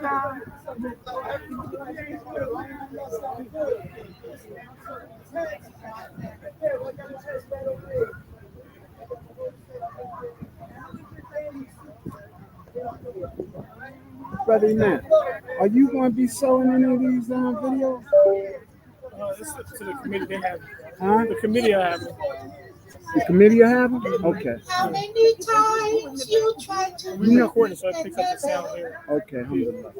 never go. It's online right now. You can see the network. It's You online? said that you hate me and no, you love me so. Cause I told you so. You can never let me go. Yeah, I told you so. I told you so. Man, they're going to sing all that. yeah, man, you know, when We going to be in for a treat. they still making the music. How many times you tried to leave me and never go? How many times you said that you hate me and no, you love me so? Cause I told you so. You can never let me go. We go separate. No, I had to go separate. Let me go. That would have made sense. How was it, Carol? Yeah. It sounds wonderful. Yes. How was it, ladies? Wonderful. Well, I find that intellectually stimulating to my hydraulic molecules. They indicate the indication. Oh my goodness. Oh my goodness. Hey, brothers, how does it sound? Wonderful. great. Wonderful. Does it sound copacetic? Yes. Yes. Yes. Does it sound anesthetic? Yes. All that. All that good stuff. We're here to make it happen. Hello, everybody. We're here to make it happen. Yes. All right. Okay. Let's do it. Here we go. I can sit with this. Is there anyone here who have any cabbage? It's home in the refrigerator. All righty. There's the cabbage. Save it for me, please. I just bought some. I just bought it yesterday. We don't mean no real candy. Oh, I don't think so. Hey, you gotta help me out. You gotta help me. Ricky, did you get that bread? Here go Muhammad. Muhammad. Here come Muhammad, y'all. Oh, come on, y'all. Y'all gonna make me come out of y'all. retirement. He's supposed to be singing that, y'all. He's not part of them. Oh, he was. Y'all get this music.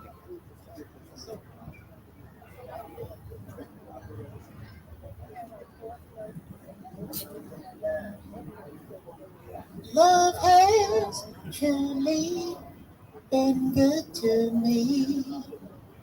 And not even once a day or minute have I had since you come my way. I hope you know I'll gladly go.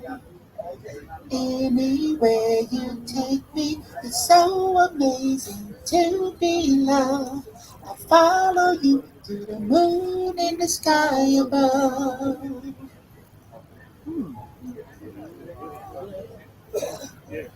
Silly of me to go around, think about the love I found, how I love you. They can get the music.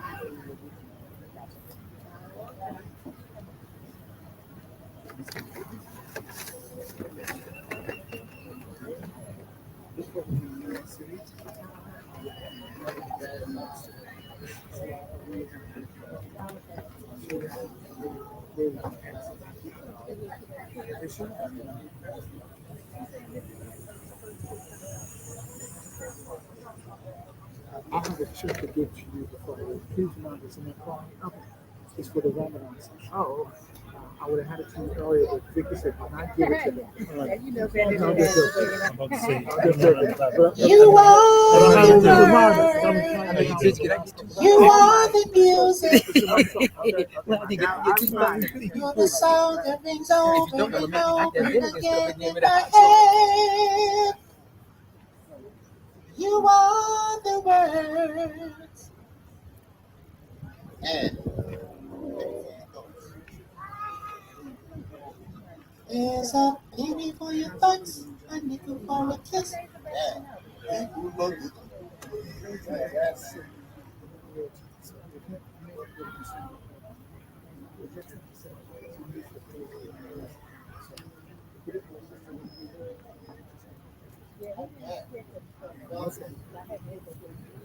I love you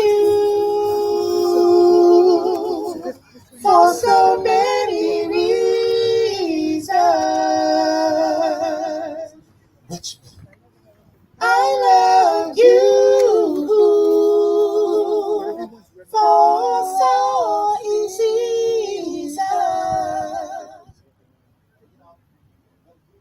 Oh my goodness. This part was the whole show, huh? Freshness of a spring day.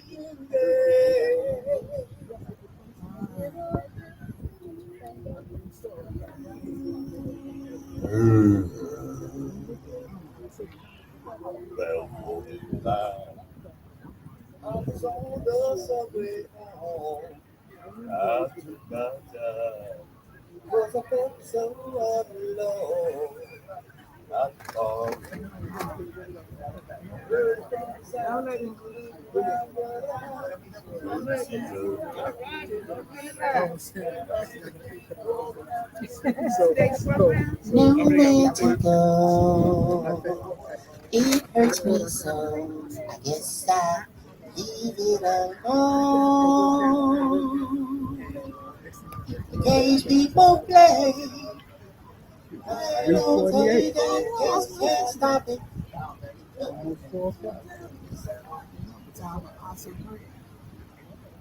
And they got to do. They just started didn't tell you.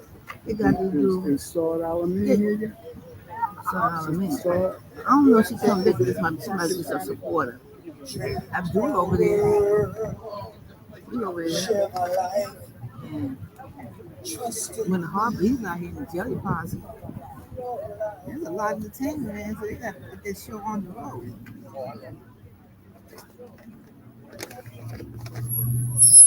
You brought Check that 1 shit 2 over 1 here 2 with 1 you? 2. You brought that shit over here with you? Nope. You just took it out. Allah bless you.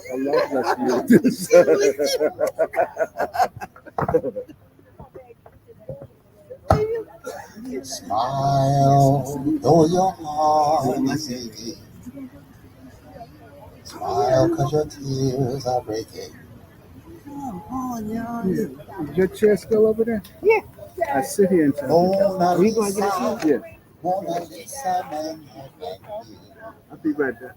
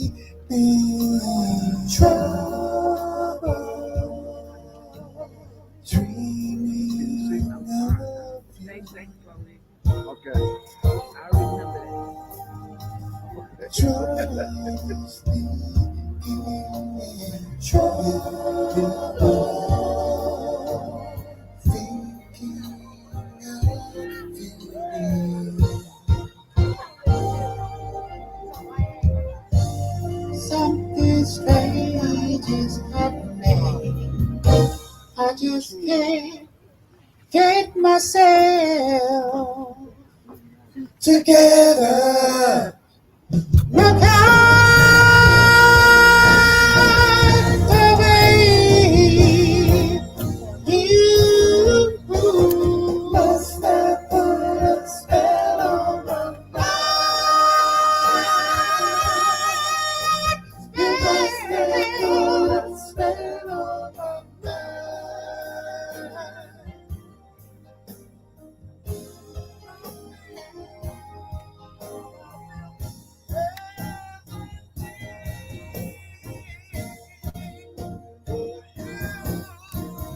Must have put a spell on my mind. Ever did you cry?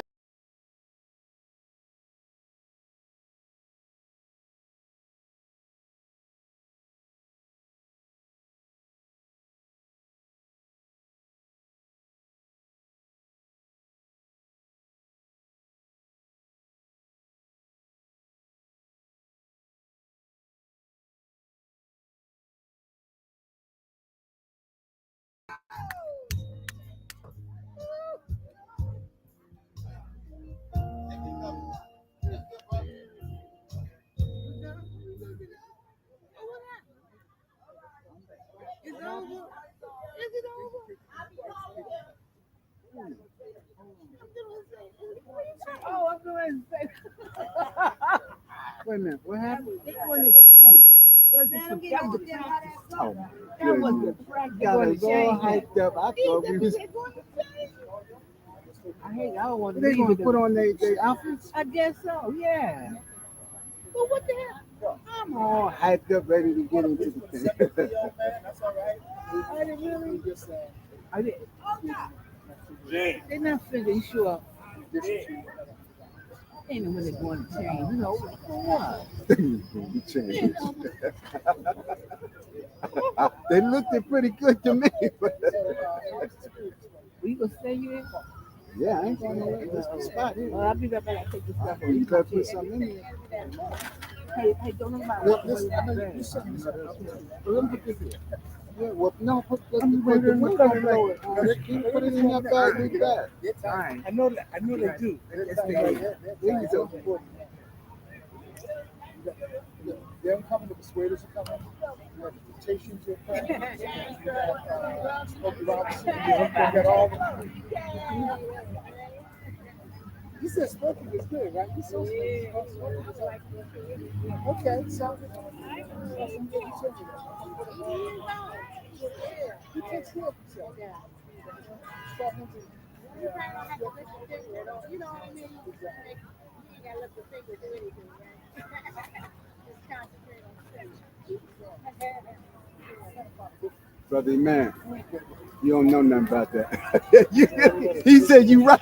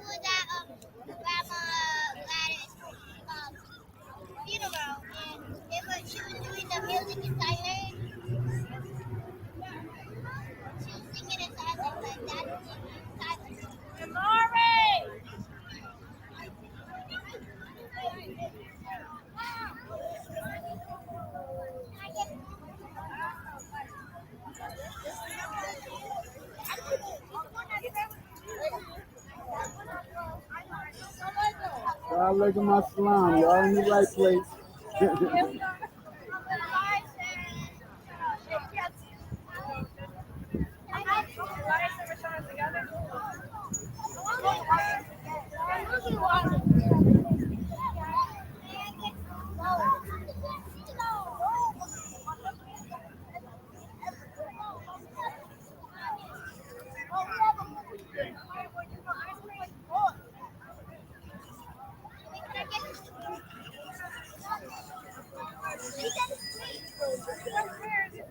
Alaikum assalam.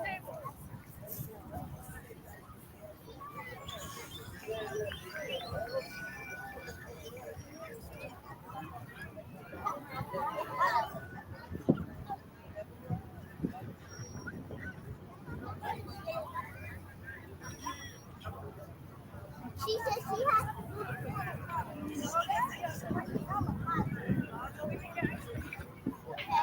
Jessica, come out.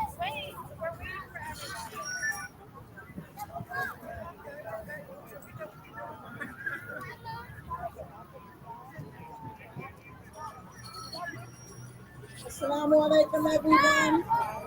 Thank you so much for your patience through the test, the sound test. Our brother Abdullah will be coming up shortly. He's doing his thing right now as well. So please be patient with us. Thank you.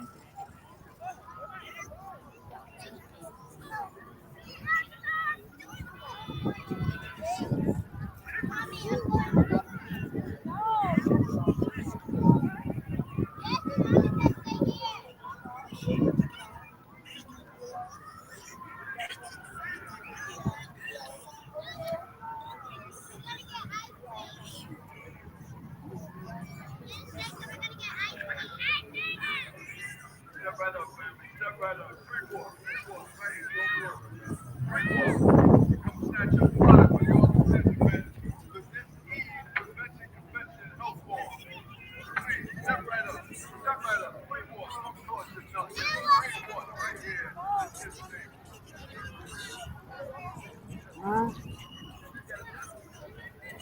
Okay.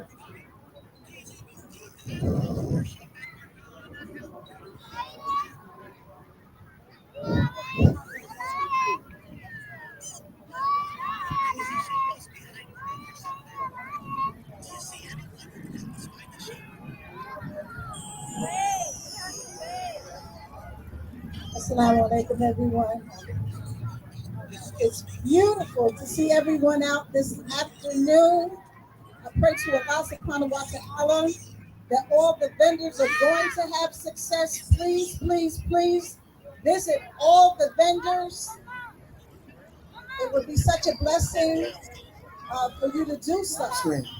Anytime. Justin, 1 2 1 2 1 2. Give me something. It's too flat. It's too flat. some reverb. I know when I hear it. That's not it. 1 2 1 2 1 2 1 2 1 2 1 2. That's what I'm talking. All right. Inshallah. 1 2 1 2. Now I'm a soft singer, so you might have to bring the volume up for me once the music starts to play.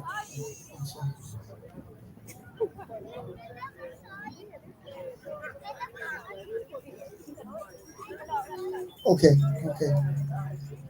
Inshallah. Are you ready, my brother? Yeah, I'm ready. Okay. Yeah. Again, assalamu alaikum, everyone. 1 2 1 2 1 2 1 2 1 2. We would like to welcome our brother Abdullah Muhammad, a native Yorker. He has been singing for over 30 years for the Islamic community and all other communities. Our brother Abdullah Muhammad writes his own music. It has an Islamic tone, and he sings it for the love of us all. And he says, especially us Muslims. So now, we want to welcome our brother as soon as he completes the sound check.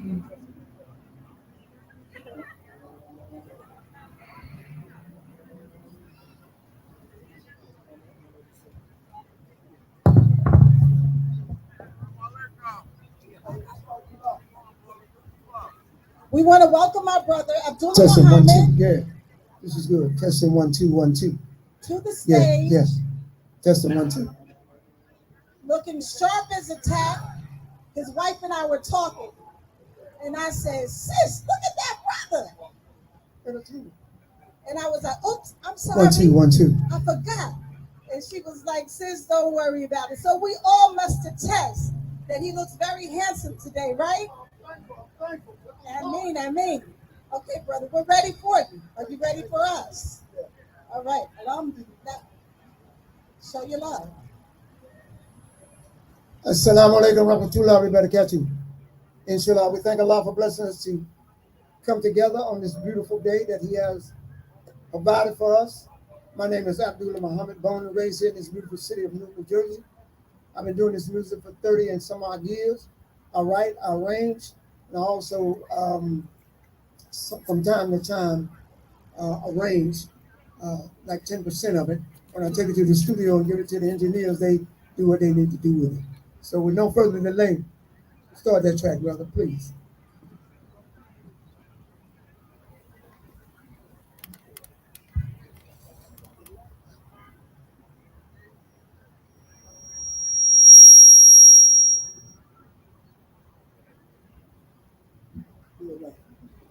One, two, 1 2 1 2. Yeah. Turn the music up just a little bit. Yeah. Cultivate your mind. The words of the vine. The wife go bring her stuff and she running to the table again. Cultivate your mind. With words of the vine. Look at that. Cultivate your mind. With words of the vine.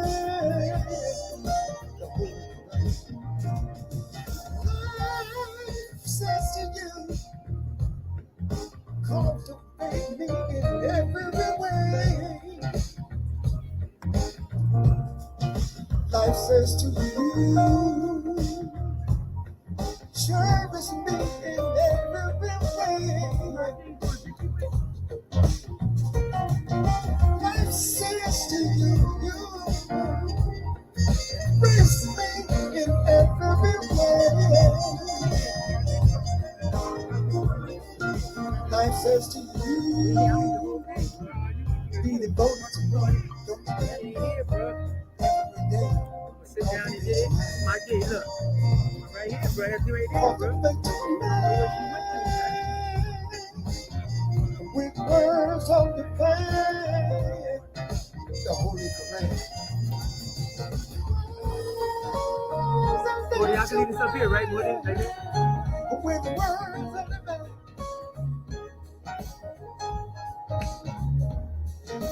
Cultivate your man, your man, your man, with words of the man. The Holy Quran. Life says to you, cherish me in every way. Cultivate your man. Life says to you, love me in every way. Cultivate your man. Life says to you, let's walk together in harmony. Harmony. Life says to you, be devoted to me each and every day. Cultivate your mind, rules that were down. Cultivate your mind with words of the man. I got to cultivate my mind. Cultivate your mind. Cultivate your mind with words of the man. The Holy Command. The Holy Command. Listen. Peace. Respect. Dignity. Happiness. Kindness. Love for you is love for me. Knowledge and wisdom, that's the key for you and me. Cultivate your mind with words on the back. I got to cultivate my mind. Cultivate your mind with words on the back. Listen. See, this is the book, the Holy Quran. In this book, there is no doubt. It's a guide for you, it's a guide for me, and all of humanity. I got to cultivate my mind with words of the mind and the Holy Quran.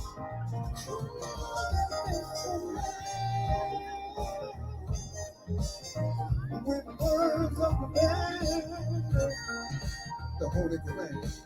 Cultivate your mind with words of the mind, the Holy Quran, the Holy Quran. Cultivate your mind. Yeah. Thank you so much. Thank you so much. Yes, my fans to my left. Thank you so much. Yeah. Him hugging my wife, he said, I don't eat the whole thing. When they got fish, he walk around. I said, well, I'm going to get you some food. The way she went. Thank you.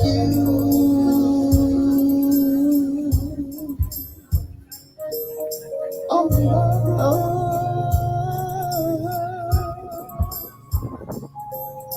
thank you. Allah. Thank you.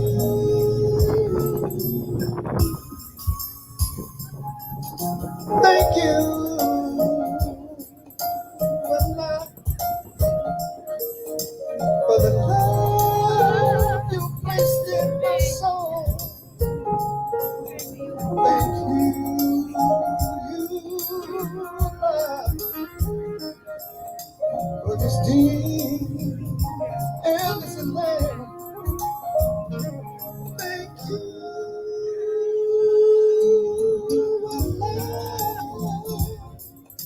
for your word, the Holy Quran.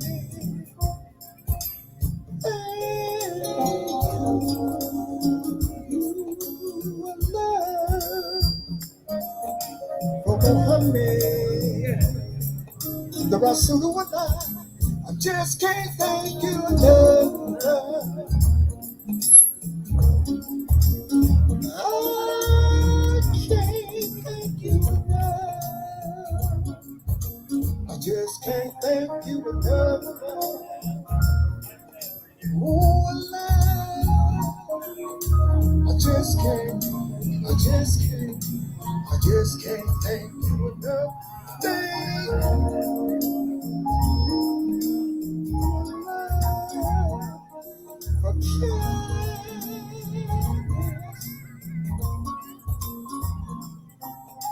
thank you, love, for generosity.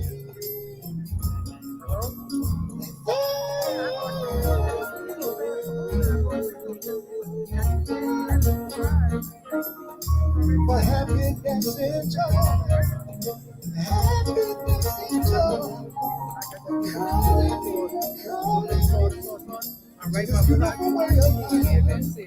Yeah, that's it. Because you didn't move so quick when I went to turn around. I just can't thank you enough. I can't thank you enough. I just can't thank you enough. Ooh, love. I just can't thank you enough. Thank you.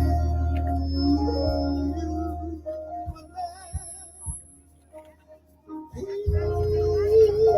of mind.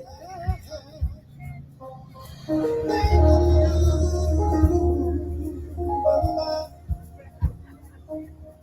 For self-control. Well, Mahadin, I made a phone call. He said, I really want that right now. That's all I need to hear. For happiness and joy. He told me, he said, you can get yourself. Thank you very much. All I need now is a slice of pie. To this beautiful way of life. Yeah, this life.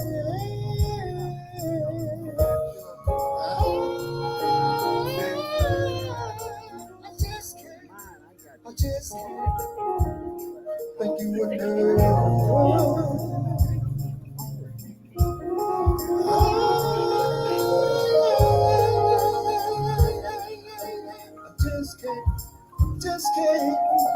just can't thank you enough. I just can't thank you enough. I just can't thank you enough. Thank you,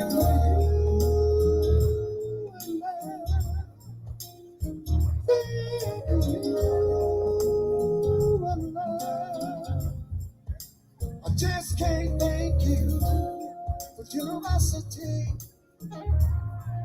peace of mind, for the love you placed in my heart, and the love you placed in my soul.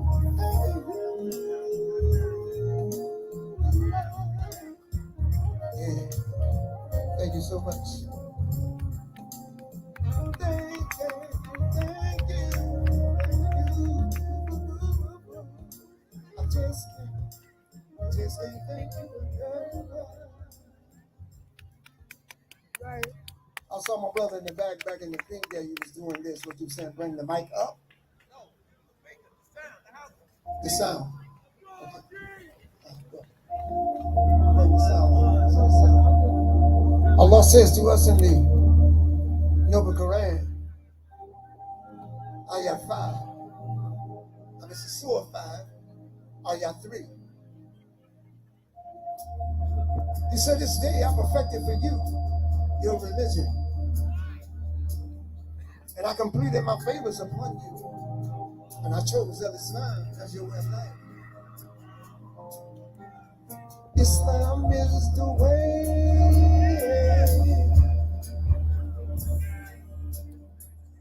Islam is the way.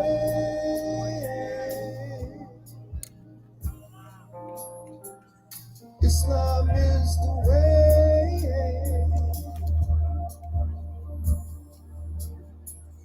Islam is the way.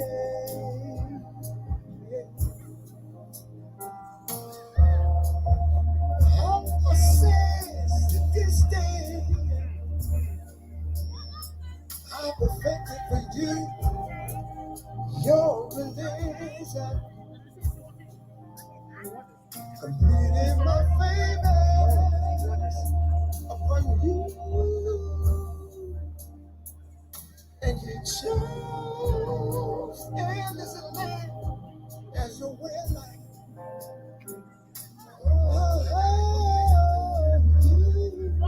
Who believe, stand out firmly, only for a love's sake, only. And when your sister fair dealings, let not the hatred of others cause you to sway. Be just, be firm. See, that's next to piety. Allah says, yes, love is the way for you and me. Endless love is the way. Endless love is the way for you and me. Endless love is the way. All of humanity, listen. One man. Allah gave his life to you first. To mold and shape that life, cultivate it in according to his will. His will. You are mother, you are teacher, educator, special you are, will that way. Safeguard your modesty, that makes greater purity. Strive hard each and every day to overcome the obstacles placed in your way. Allah says, endless love is the way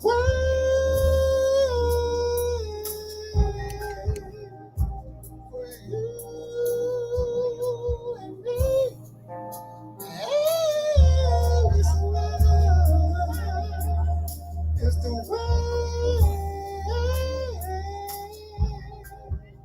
for you and me. All of humanity, I want to say thank you, Allah.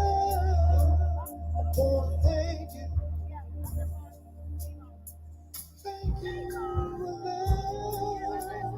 Oh, thank you. Thank you, thank you, thank you, Allah. Oh, thank you. Thank you, Allah. Oh, thank you. Keeping my feet upon the surround once again. Oh, thank you. Keeping my tongue lost with the remembrance of you. Oh, thank you. Placing love in my soul. Oh, thank you. Placing love in my heart. I want to thank you. Allah says this day. Endless love is the way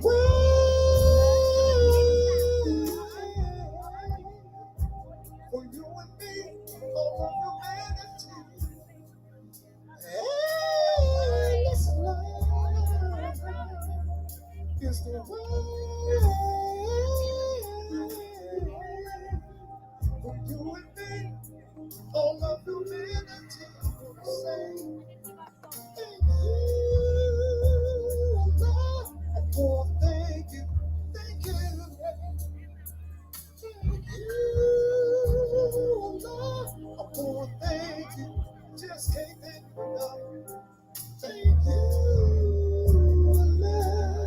Oh, thank you, Allah. I want to thank you, thank you,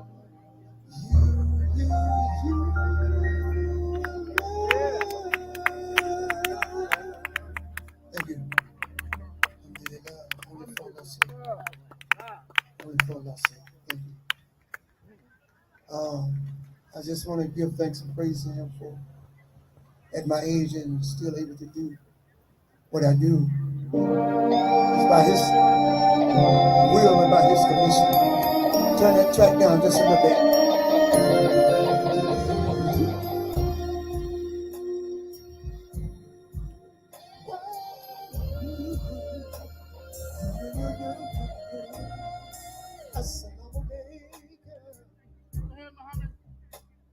To you,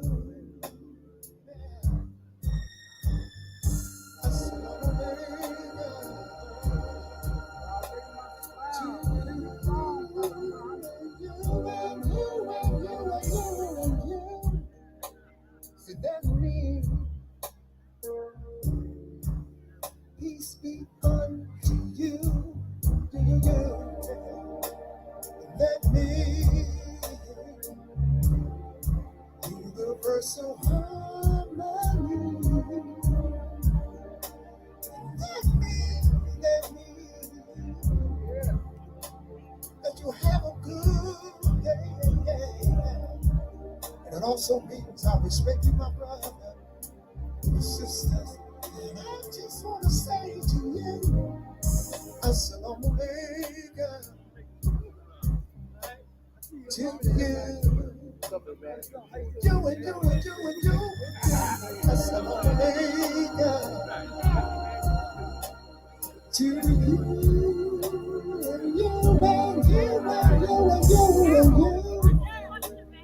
That means you must take your Shahada.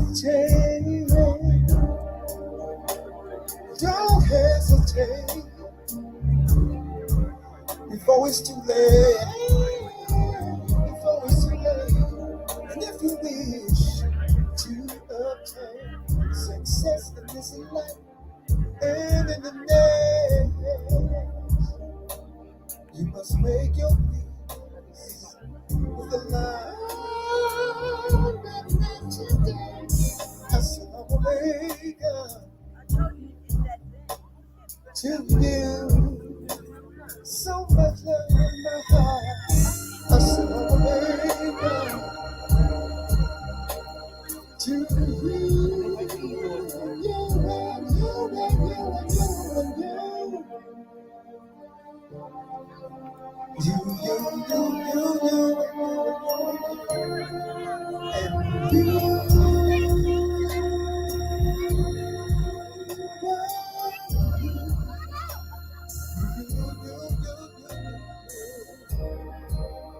See, in the creation of Adam and Eve, Allah placed all the ingredients in their soul. Love, peace, joy, dignity, respect, kindness, admiration, humility, honor. And He said to them to be fruitful and multiply. So when someone says to you, Assalamu alaikum, they're only addressing that which is already naturally within your soul. I just want to go in. Assalamu alaikum to you. Assalamu alaikum to you. Assalamu alaikum.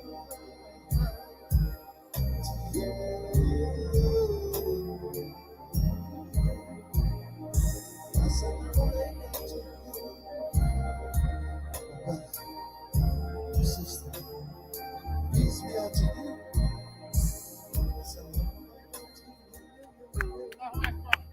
Thank you. Thank you. Love it. Yeah. Peace be unto you. Thank you so much. Thank you so much. Alhamdulillah. Yeah.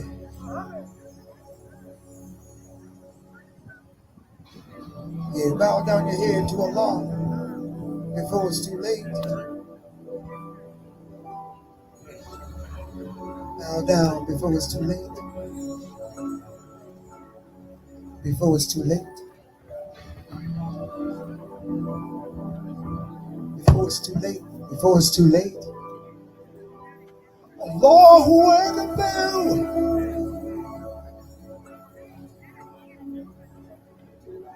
Allahu Akbar.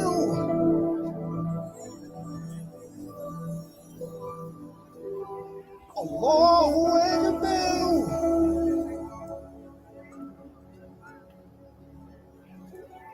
Allahu Akbar.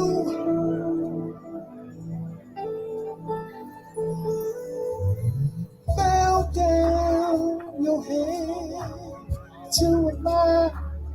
Just a little volume on the mic, please. Before it's too late. Before it's too late. Thank you. Bow down your head to Allah. Before it's too late. Before it's too late. He is the creator of the universe. And everything in this life rightfully belongs to Allah. Created you and me to do His will.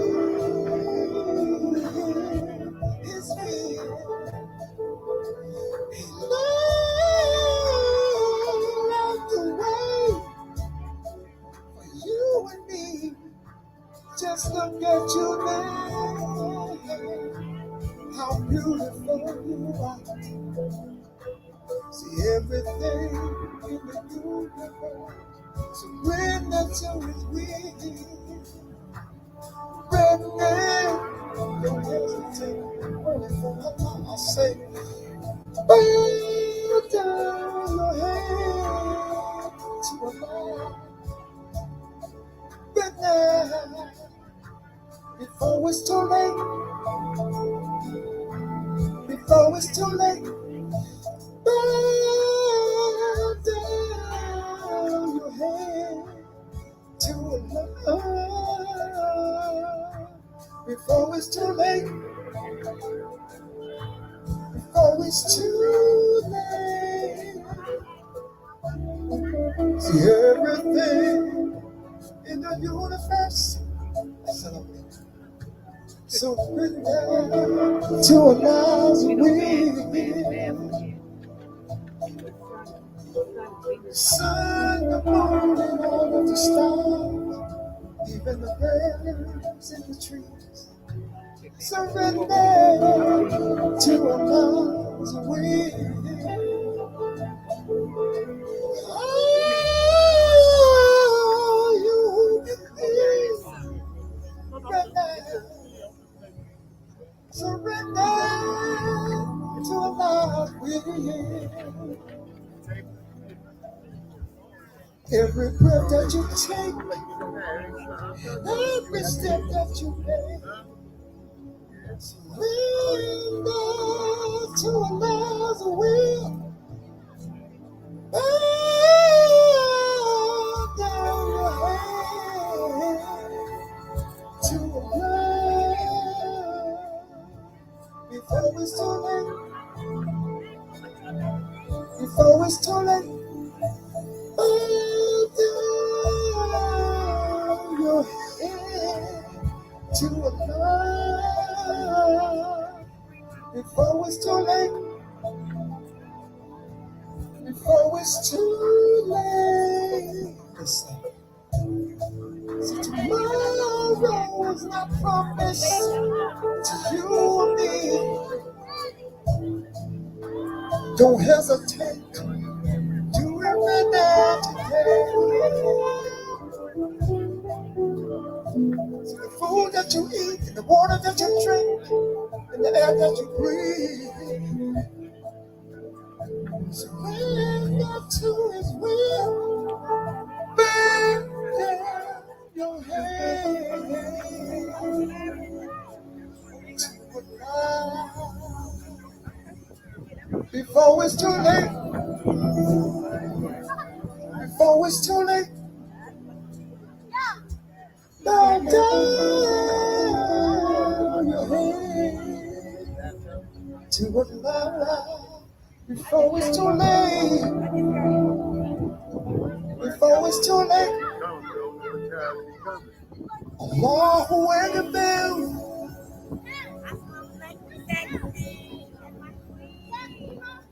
Allahu Akbar.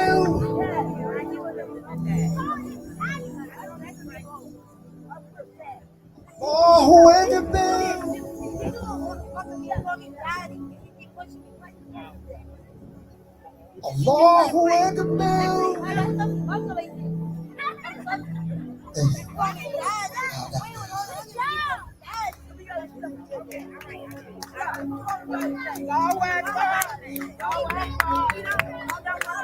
Allahu Akbar.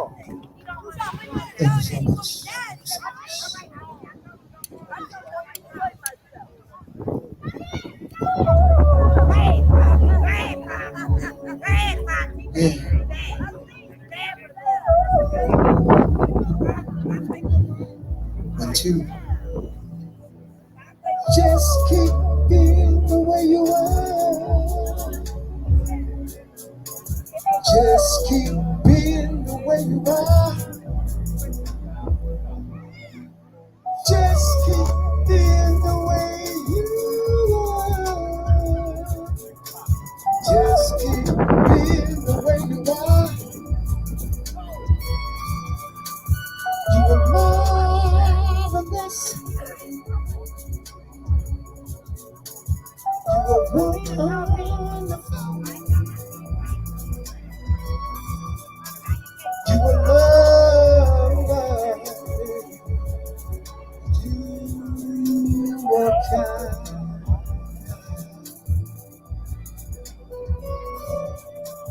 And the way you dress is so pleasing to love. And the way you smile, you light up the universe. Just keep being where you are.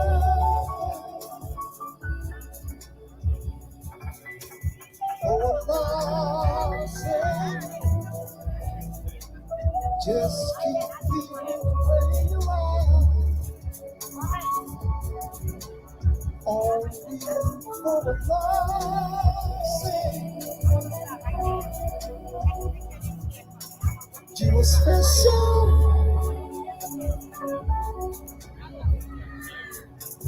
You are loving. You are kind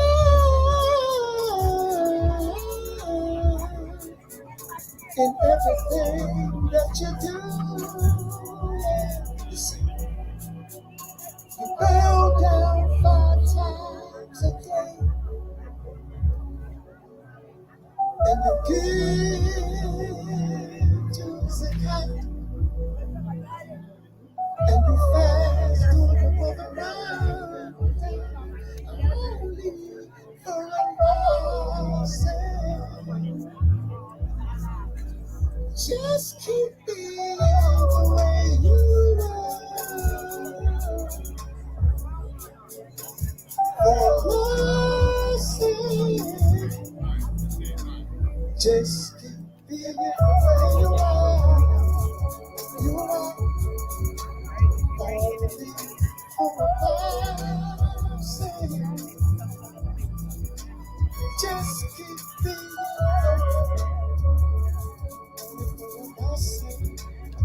just keep being that way. Only for us. Just keep being that way. Only for us. Only for us. Only for us. Keep being that way. Sleepers, thank you so much. My name is Abdullah Muhammad. Thank you for having me. This is my show. Pray Allah that you enjoy what you hear. Thank you so much. Assalamu alaikum. Rahmatullah wa barakatuh.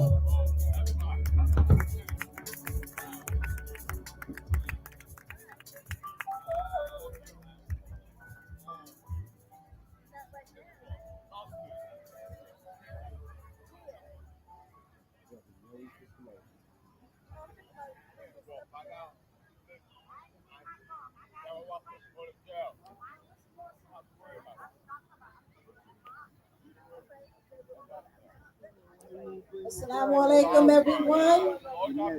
We have Bryce here who wants to introduce himself, and he's from the Newark School of the Arts. Go ahead, Bryce. Hi, my name is Bryce Mitchell. I am 9 years old and I live in Newark, New Jersey, and I attended Newark School of the Arts. This is for the unforgettable, the sweet and swift ones who hurdle history to open the world of possible, the ones who survived America by any means necessary, and the ones who didn't. This is for the undeniable, the ones who scored with chains on one hand and faith in the other.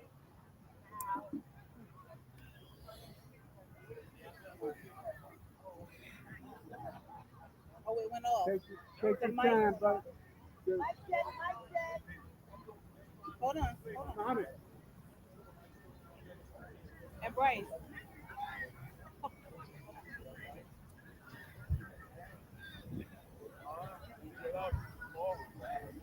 This is for the unflappable, the sophisticated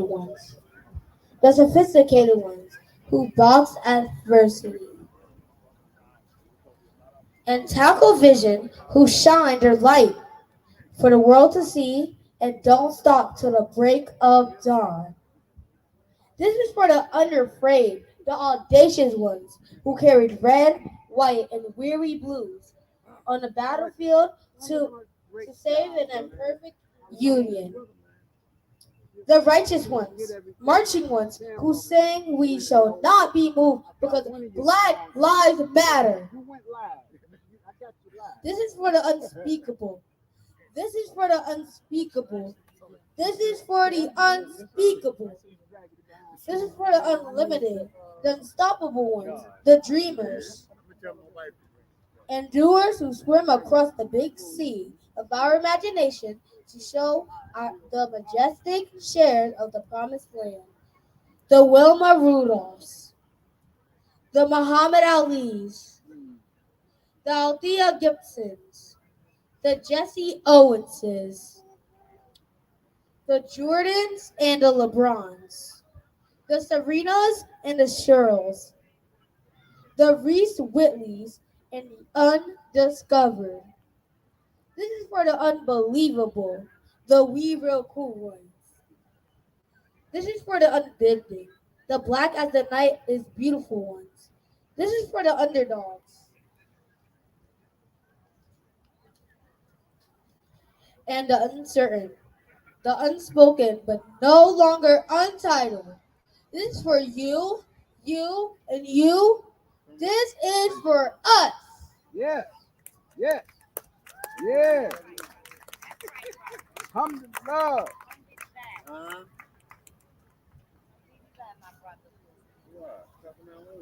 That brother brought it with passion.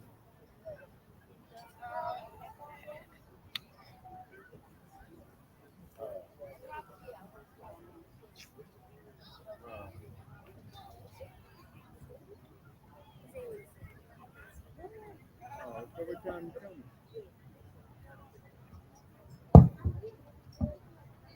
I don't know. What time you say? 8. Then he says over that 8. Muhammad just got up the stage.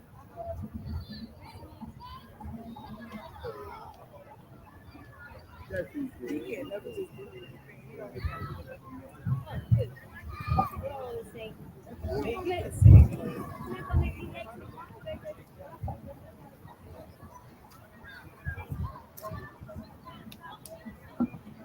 Assalamu alaikum. This is one of my favorite parts of the show. We have a hearing impaired group. This is very, very special to me. This is the Deaf Music Ensemble. And what they do, they sign language the music. They perform in art theaters, they do poetry in their language, public speaking, ideal client where Deaf Music Ensemble can service and support the theater.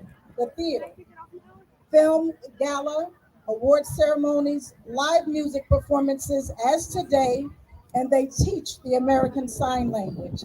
Let's welcome the DME.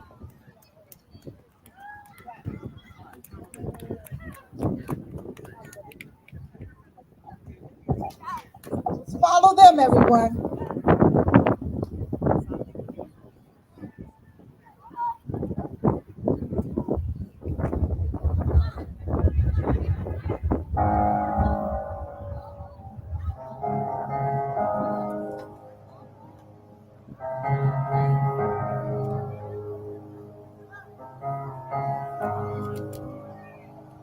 I love you, Lord, for your mercy never fails me. All my days I've been held in your hand. From the moment that I wake up till I lay my head, oh, I will sing of the goodness of God. 'Cause all my life you have been faithful. And all my life you have been so, so good. With every breath that I am able, oh, I will sing of the goodness of God. I love your voice. You have led me through the fire in darkest night. You are close like no other. I've known you as a father. I've known you as a friend. I have lived in the goodness of God. 'Cause all my life you have been faithful. Oh, yes, you have. All my life you have been so, so good. Every breath that I am able, oh, I will sing of the goodness of God. Your goodness is running after, it's running after me. Your goodness is running after, it's running after me. With my life laid down, I surrender now. I give you everything, oh Lord. Your goodness is running after, it's running after me. Your goodness is running after, it's running after me. Your goodness is running after, it's running after me. With my life laid down, I surrender now. I give you everything. Your goodness is running after, it's running after me.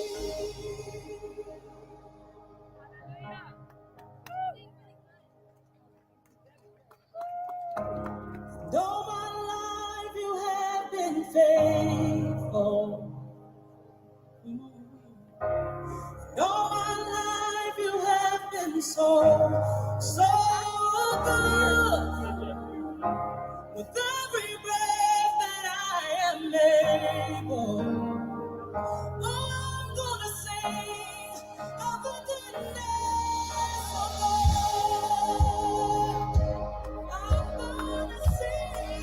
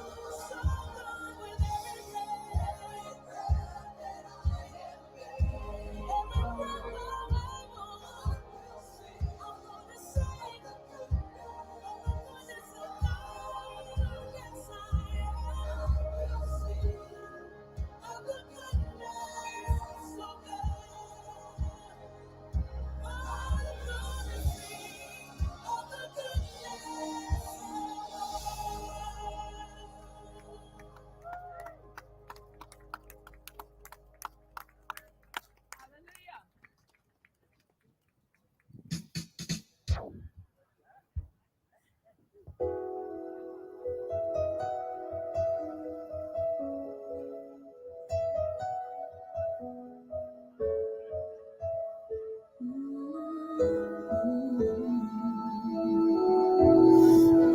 a hero. If you look inside your heart, you don't have to be afraid of what you are. There's an answer if you reach into your soul, and the sorrow that you know will melt away.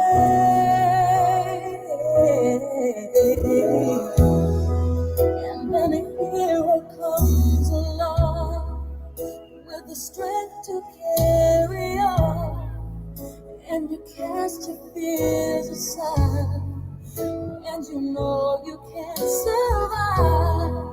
So when you feel like hope is gone, look inside you and be strong, and you'll finally see the truth, that a hero lies in you.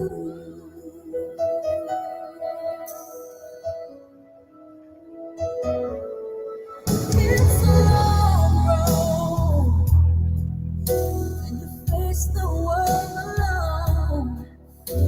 One reaches out a hand for you to hold. You can find love if you search within yourself, and the emptiness you felt will disappear.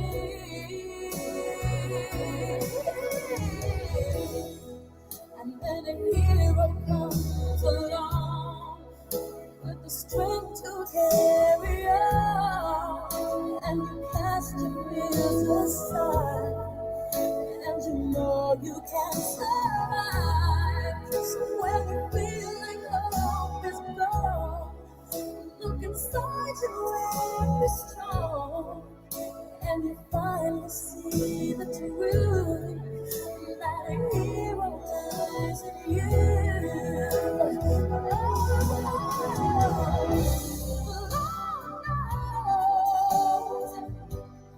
These are hard to follow, but don't let anyone tell you.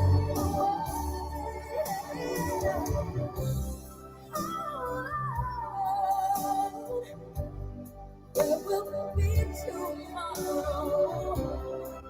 In time, you'll find the way.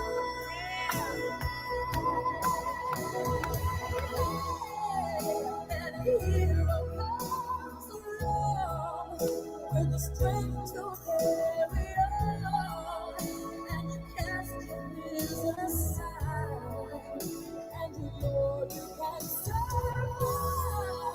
When you feel like hope is gone, look inside you and be strong, and you'll finally see the truth, that a hero lies in you.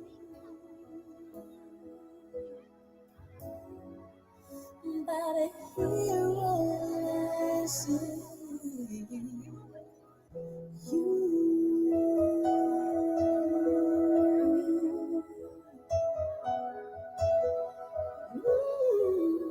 That a hero lies in you.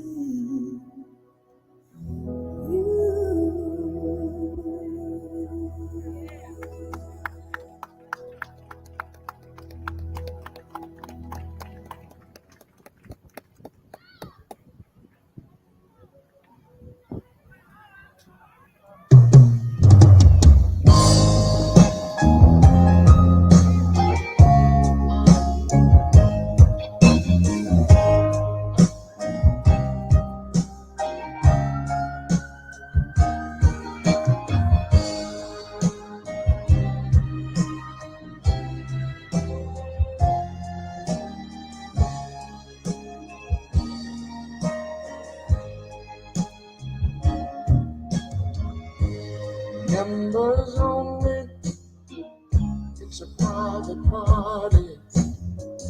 Don't need no money to qualify. Don't bring your checkbook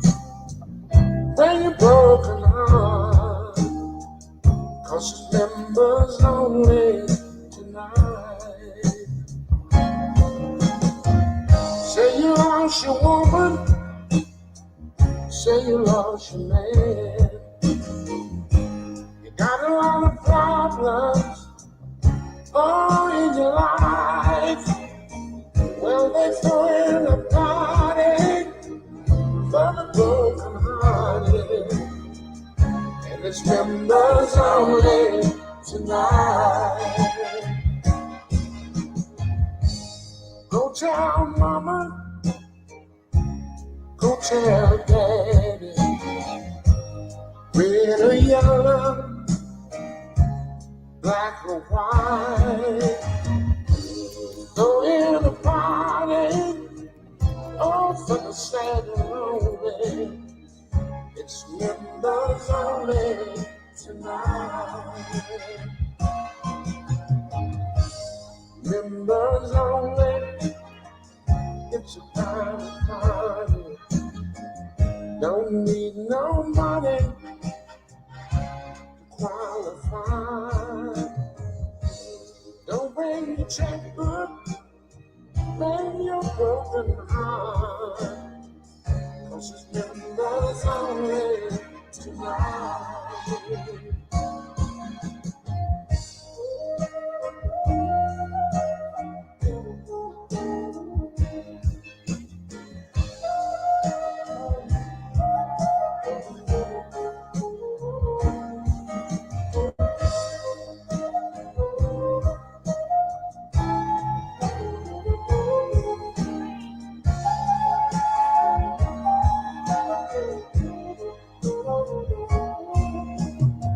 Say you lost your woman, say you lost your man.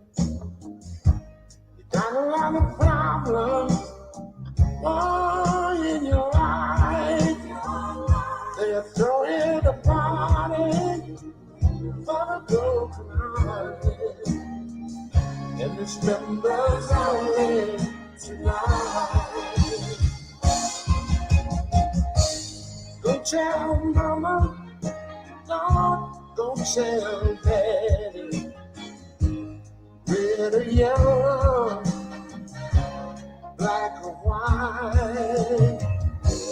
Though in the party, love is sad and lonely, and it's members only tonight.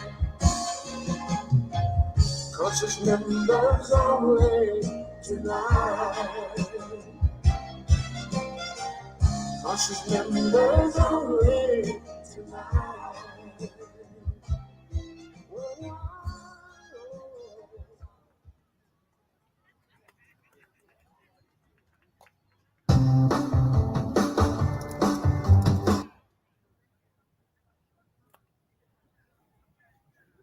Small business owners who want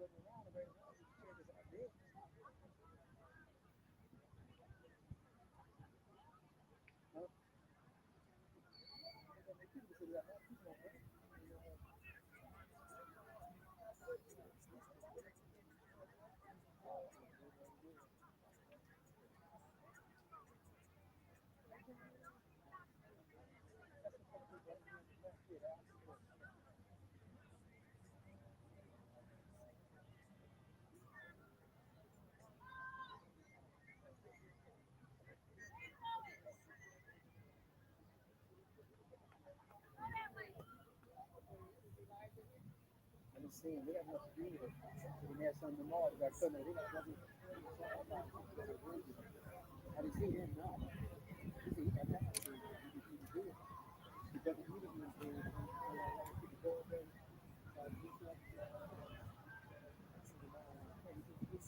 Assalamu alaikum. After these next two songs, we will commence prayer. Okay, so anyone that's ready for prayer after these two songs.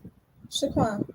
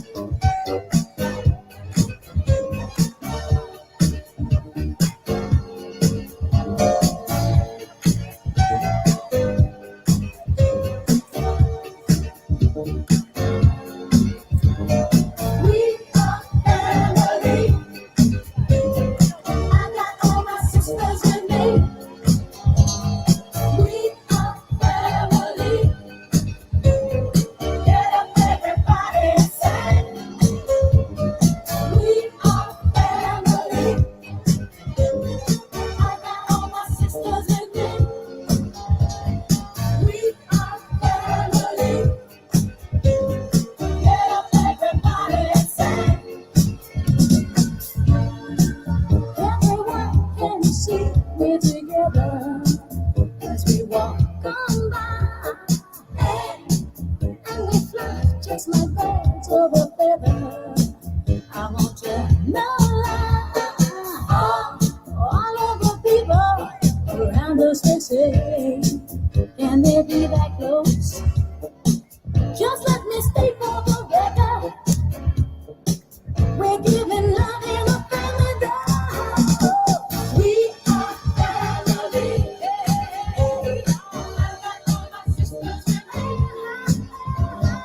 We are family.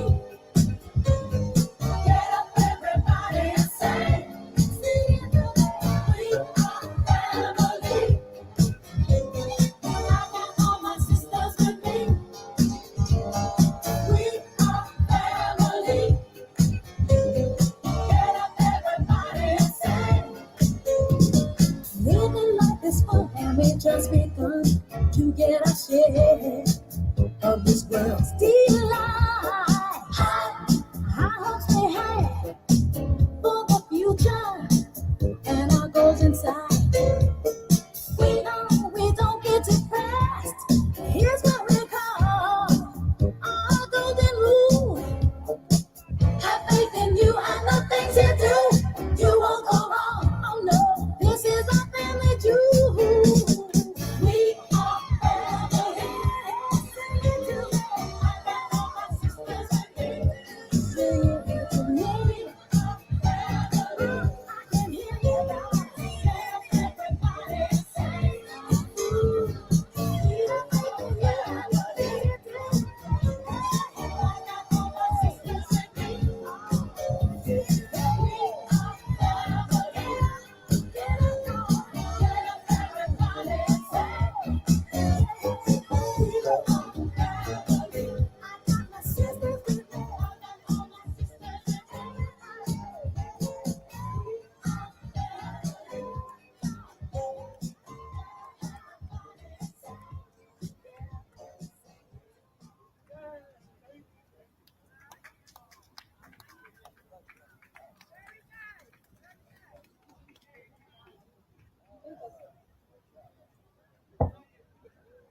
Thank you, DME.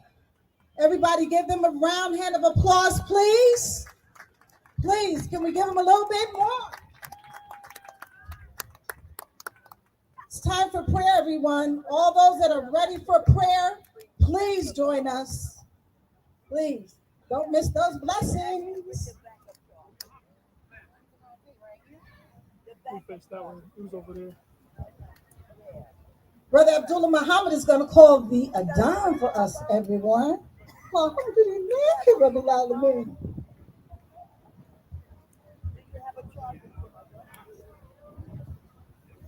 Allahu Akbar, Allahu Akbar. Allahu Akbar, Allahu Akbar.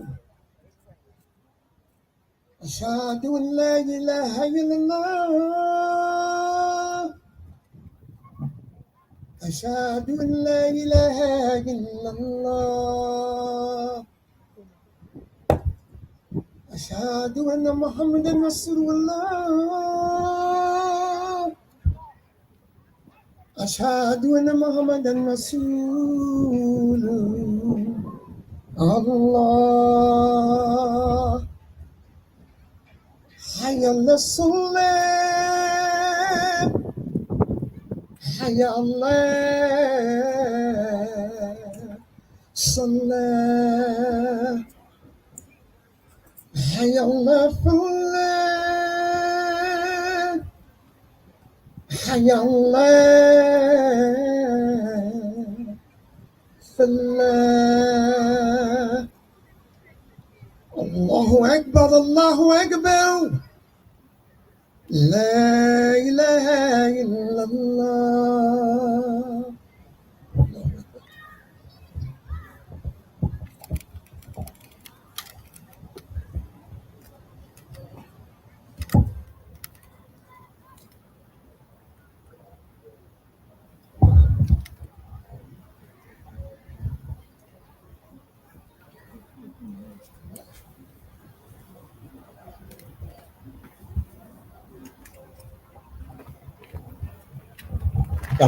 Unfortunately, we didn't get the tarp this morning, so we didn't have it to lay out. So if you have a chair, if you have your carpet, we would appreciate that. Please forgive us. We'll check it out for the next meeting, inshallah. Thank you.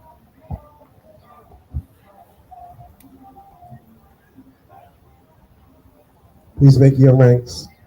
Please make your ranks.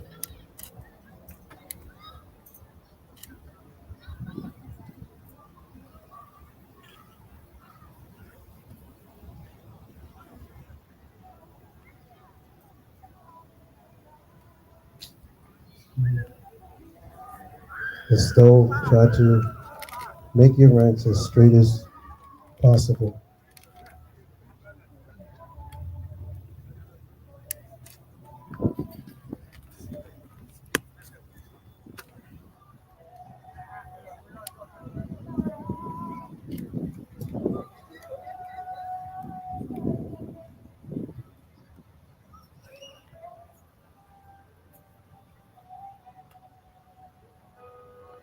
Brother, ma'am, I'm okay. I'm okay. I'm okay.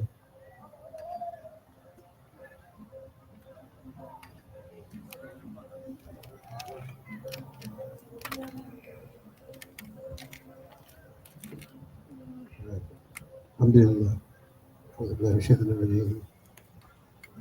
Did we come up?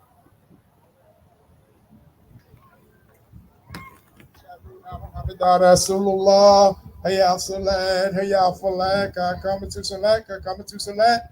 Allahu Akbar, Allahu Akbar, La ilaha illallah. Shukran. Alhamdulillah. Allah is Razak.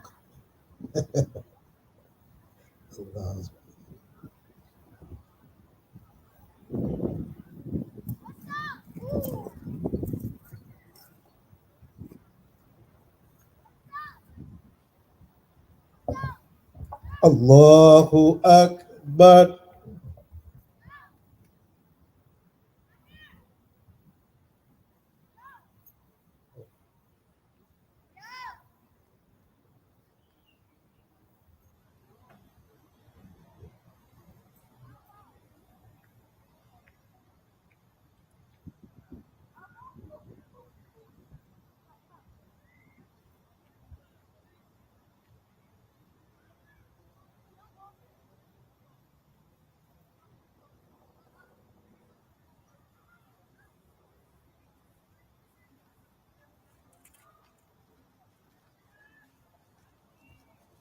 Allahu Akbar.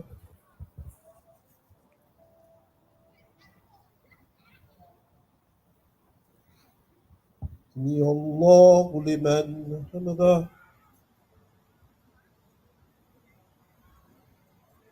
الله أكبر.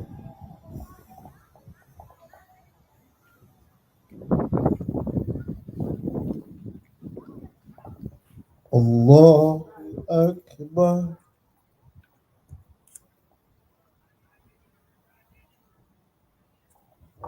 الله أكبر.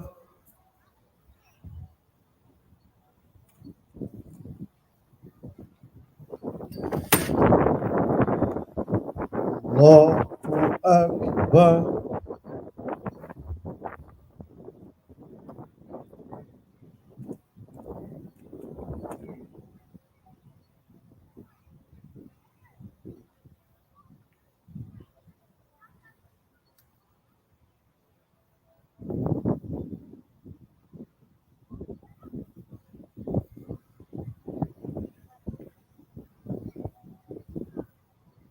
الله أكبر.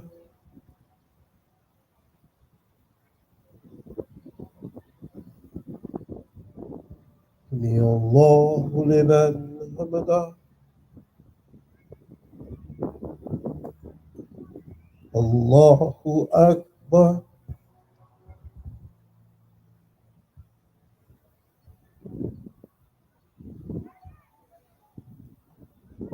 الله أكبر.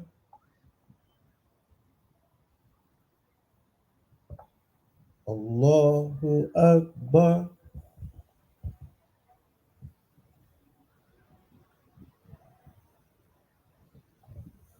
Allahu Akbar.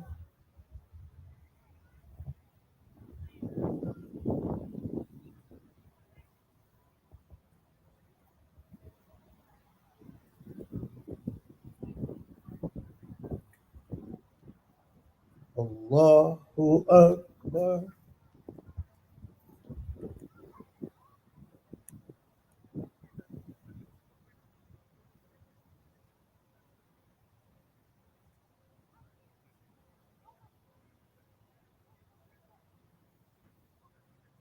Allahu Akbar.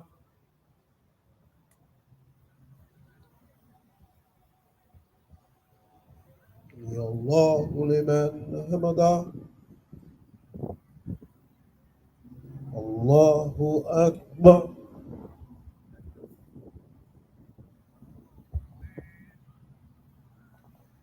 Allahu Akbar. Allahu Akbar.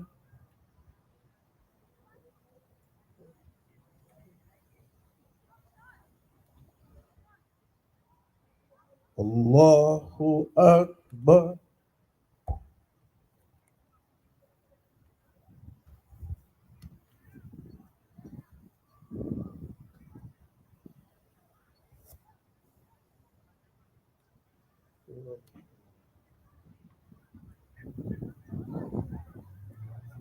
Allahu Akbar.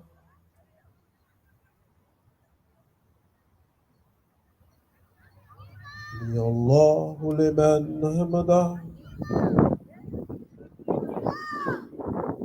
Allahu Akbar.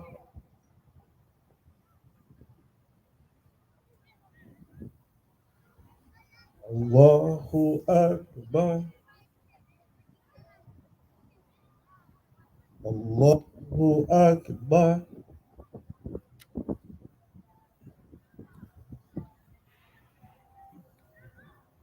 Allahu Akbar.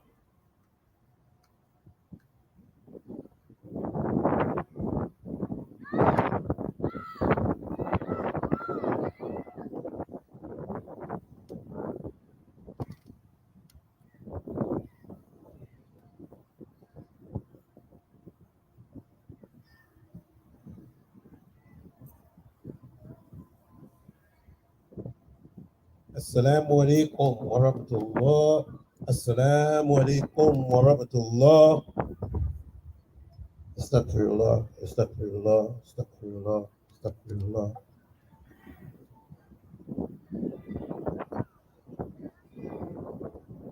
الله لا إله إلا هو الحي القيوم لا تأخذه سنة ولا نوم له ما في السماوات وما في الأرض من ذا الذي يشفع عنده إلا بإذنه يعلم ما بين أيديهم وما خلفهم ولا يحيطون بشيء من علمه إلا بما شاء وسع كرسيه السماوات والأرض ولا يهده حفظهما وهو العلي العظيم. الفاتحة.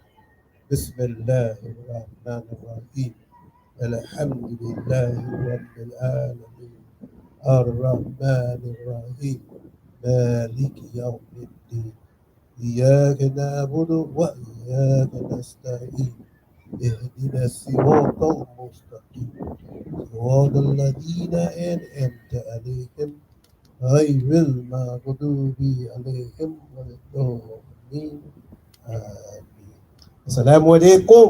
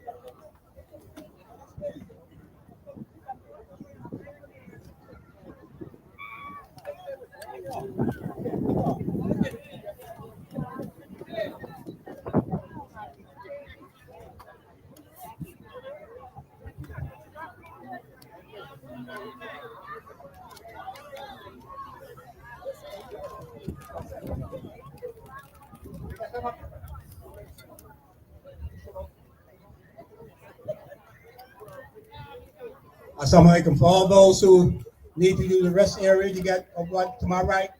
You have the trees over there. You have the rest area, and you have 7 porta potties. 4 are locked because they're for tomorrow.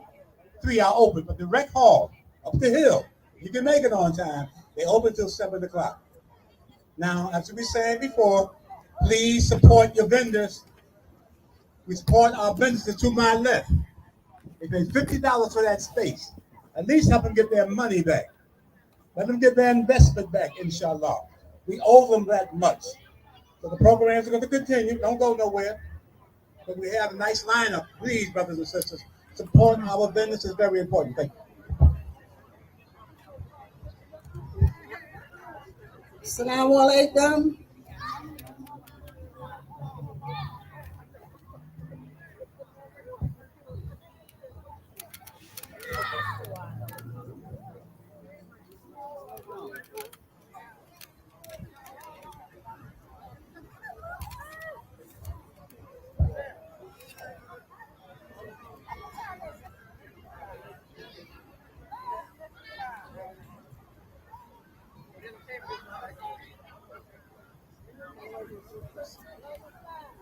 The music, God. The persuaders are coming up, everyone. All that are finished.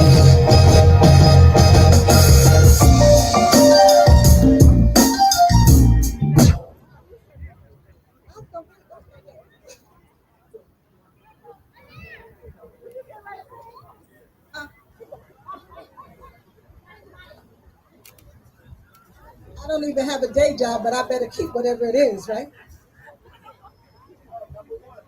Persuaders.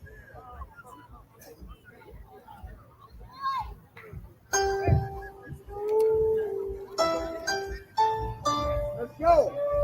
Yeah.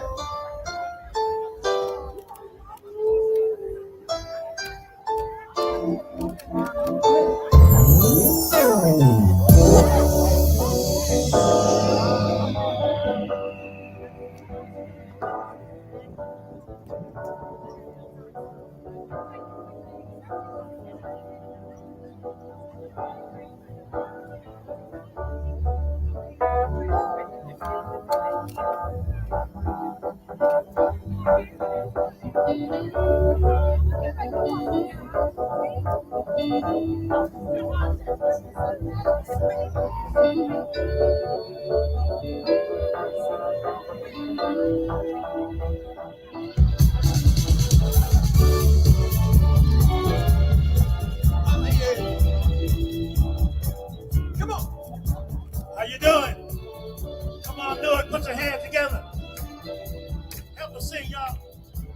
The love I know was a sweet love.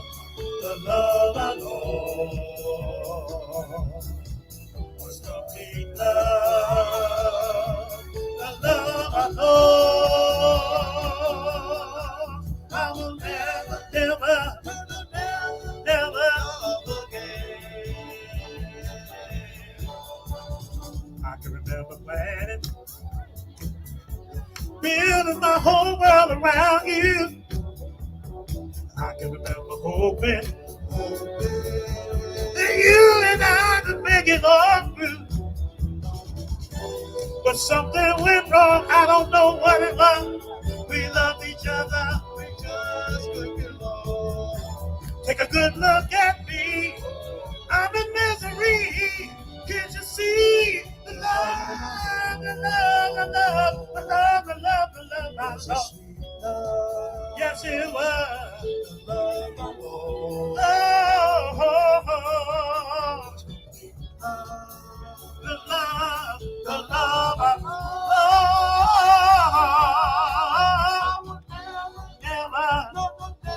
never, never, I will never,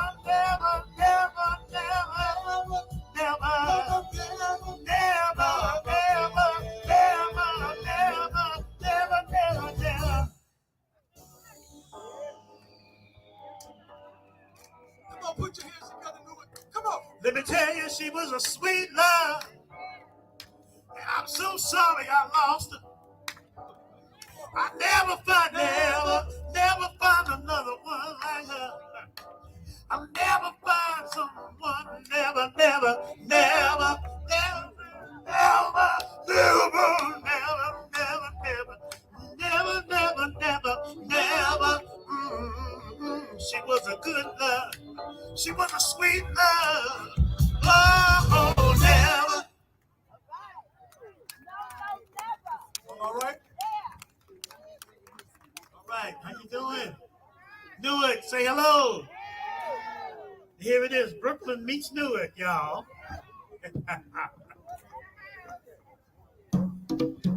You all like music? You like music or do you love music? Oh, put your hands together.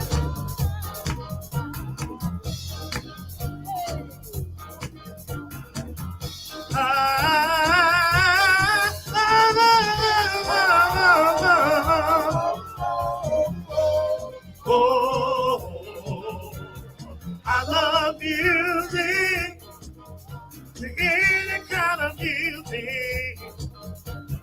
I love music, just as long as it's grooving.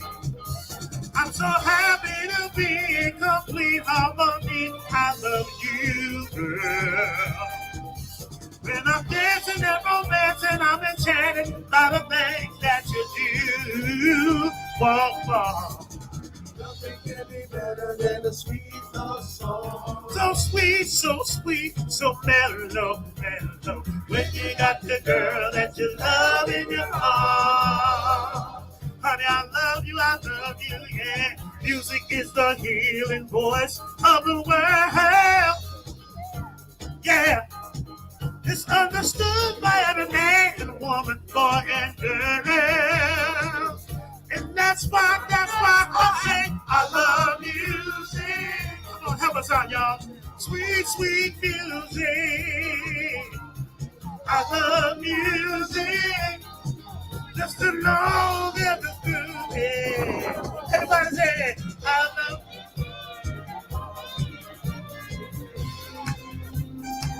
I love.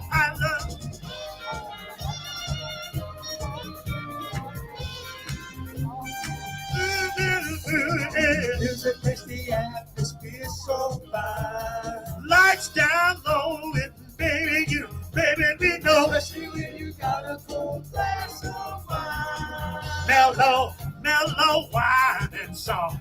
I love music, any kind of music. I love music.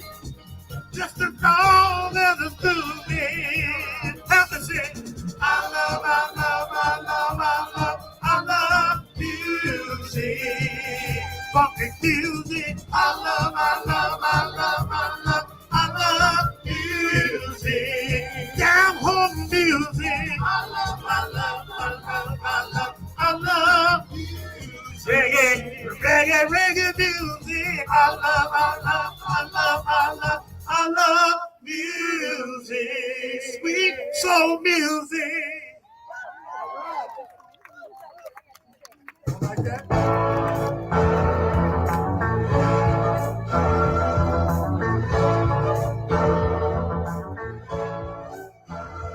I'm alone on a bus after work. I'm daydreaming. The guy next to me has his girl on his own. My arms are empty. How does it feel when the girl that you love says yes? She loves you, she loves me. It seems unfair when there's love everywhere and then there's none for me. You see, some guys have all the love. Some guys have all the pain. Some guys have the sunshine in their life. My life is always filled with rain. Always filled with rain. someone to take for the walk by the lake. Yeah, Lord, let it be. Someone who's shy, someone who's bound to cry. That's sad. Ooh, I do believe I will cry just to look in her eye and find her here with me. Here with me. It's just a dream, and as real as it seems, I'm not that lucky. You see, some guys all the love, some guys have all the pain, some guys have a little sunshine in their life. My life is always filled with rain. Filled with rain.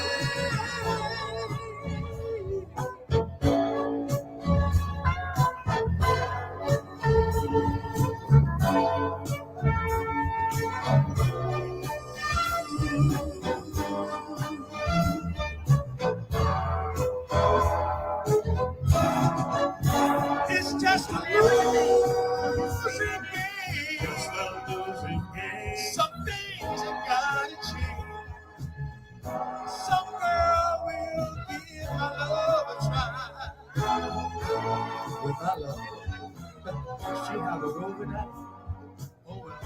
Some guys have a lot of love for the bus after. Some guys have all the pain. Some guys have a little sunshine in their eyes. My life is only filled with rain. Some guys have how does it feel with the girl next to some guys have all the pain. Some guys have a little sunshine in their life. My life is only filled with rain. We're gonna take it back to the old school. We used to sit on the street corner with a bottle of wine.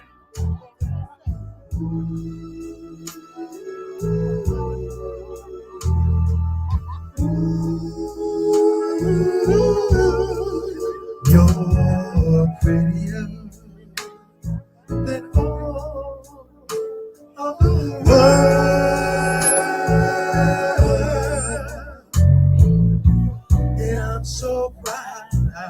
I'm so proud. I'm so proud of you. You know why? 'Cause you're only one fella's girl.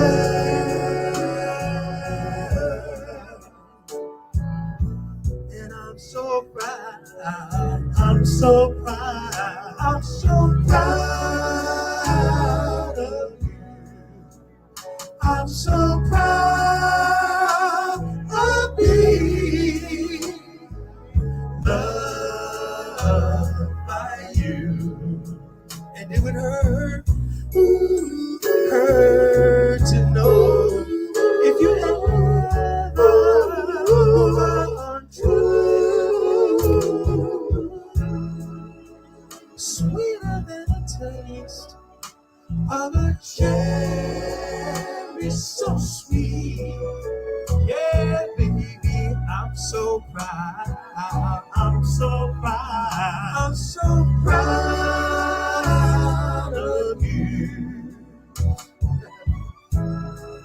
Compliments to you for all the people we meet. Yeah, baby, I'm so proud. I'm so proud. I'm so proud of you. I'm so proud of being loved by you. And it would hurt, hurt to know if you ever were untrue.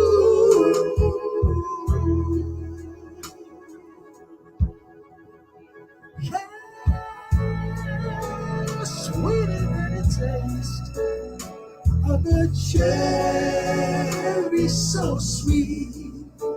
Yes, baby, I'm so proud. I'm so proud. I'm so proud of you. I'm so proud of being loved by you. And I'm so proud of you. Yes, baby.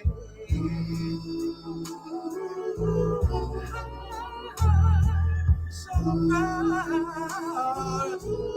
Yeah.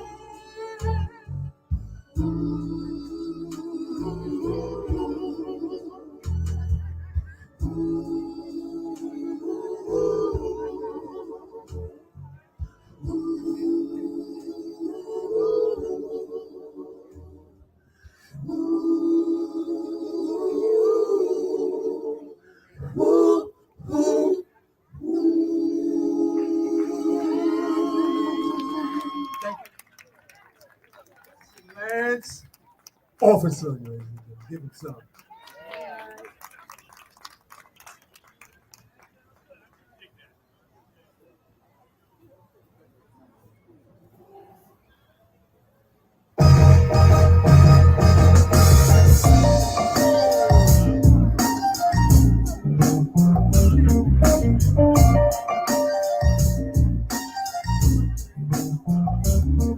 Okay, so you're heartbroken. You're sitting around open, crying, crying. You said you even thinking about dying? What? Well, before you do anything rash, heed this. Everybody plays the fool sometimes. There's no exception to the rule. Listen, baby, baby, factual, baby, cruel. I ain't lying. Everybody plays the fool. Falling in love is such an easy thing to do. And there's no guarantee that the one you love is gonna love you. Oh, they cannot see. Perfect person will never be. Love runs deeper than any emotion. Bring your mind with emotion. Everybody plays the fool sometimes. There's no exception to the rule. Baby factual, baby cruel. I ain't lying, but everybody plays the fool.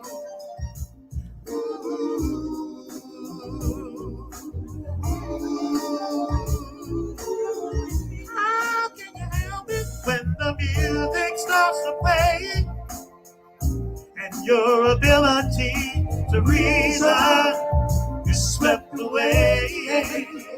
Oh, this all you see. You're out of touch with reality. Now you cry when you do.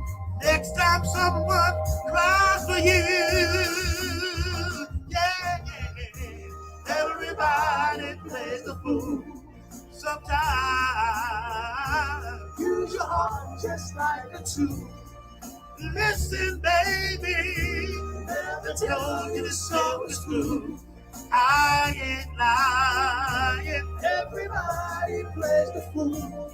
Everybody plays the fool. Everybody plays the fool.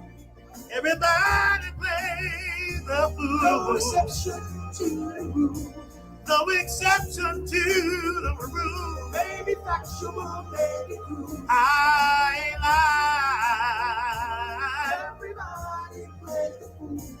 Everybody plays the fool. Everybody plays the fool. Everybody plays the fool. There's no exception to the rule. There's no exception to the rule. Baby sexual baby cool. I ain't lying. Everybody plays the fool. Thank you so much.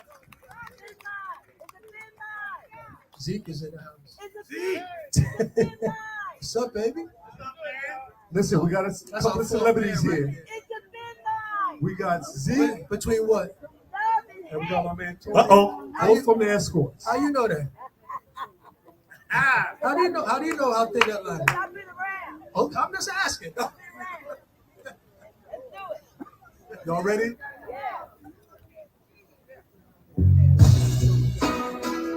Right about now, there's also a lot of peace. I think we need peace all over the world. What y'all say to that? There is peace, peace in the valley of love. Everything's all right now. There is peace, yeah, in the valley of love. Right about this time, I want to introduce you to the fellas. On my far right, my brother from another mother, Mr. Lance Officer. Put your hands together for him.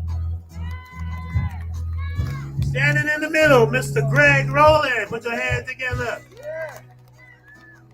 And all the way to the left, doing that Teddy Pendergrass type lead. Put your hands together for Brooklyn's own Lewis Anderson. Blue, come on, sing. Peace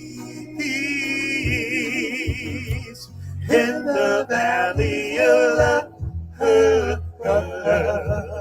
Everything's all right now. There is peace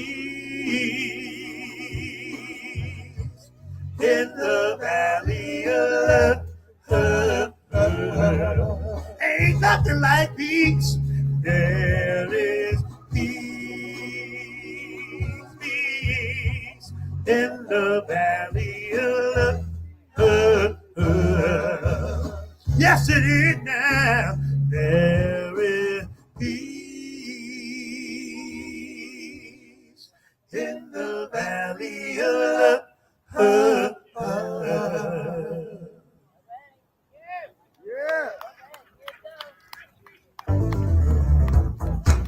All right now. We'll get your soul train on now. Y'all ready?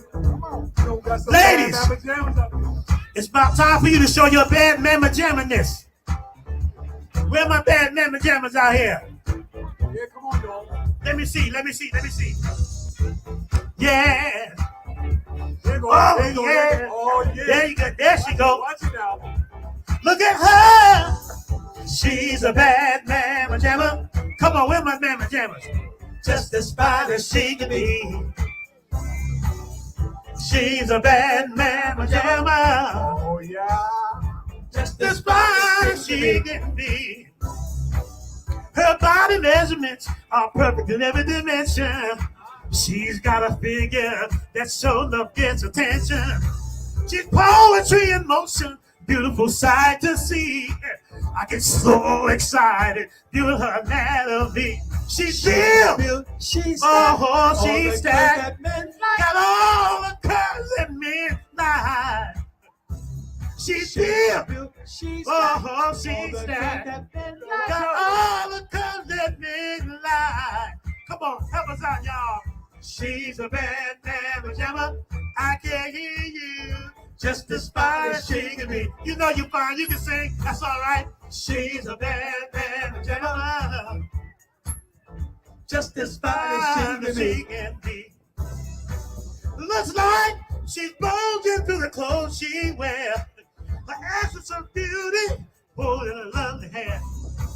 She's foxy, classy, oh, sexy, sassy. She's having me a treat for eyes to see. She's built, she's stacked, got all the curves that men like. Go again. She's built, she's stacked, all the curves that men like. Come on, help us out, y'all. She's a bad mamma jammer. I want everybody in the house just as fine as she can be. If she's fine, let her know she's a bad pajama. Oh yeah, just as fine as she can be. Come on, help us out this part, y'all. Na na na na na na na na na na na. Woo woo. Na na na na na na na na na na. Woo woo. Come on, put your hands together.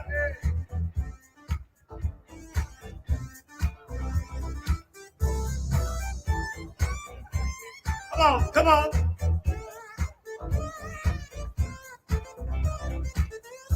She's bad. She's a bad man, Gemma. Yes, she is.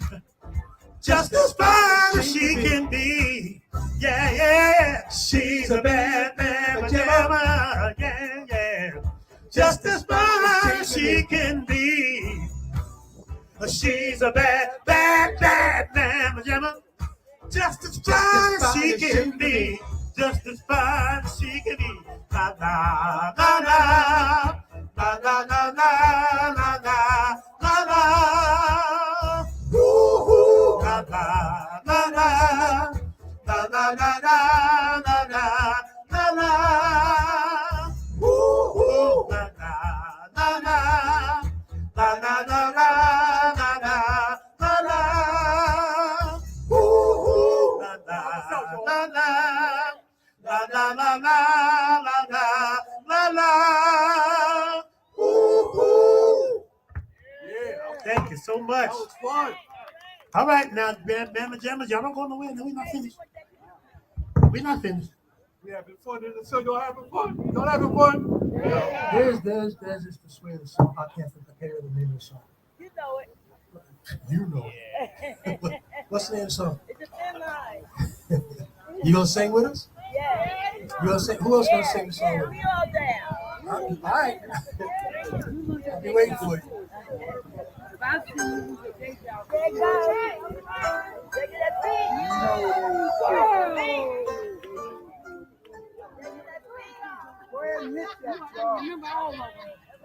Wait a second. Are you ready? Yeah. You know you gotta get out of here after you gotta go home. Nah, Listen, man, I'm don't good. tell them nothing. No, because I'm last good. week you called me 4 o'clock in the morning looking for help. And he had a bump on his head, too. No, I walked into a door. That's what happened. Oh, that's what happened? Yeah. Okay. George Jenkins was up there.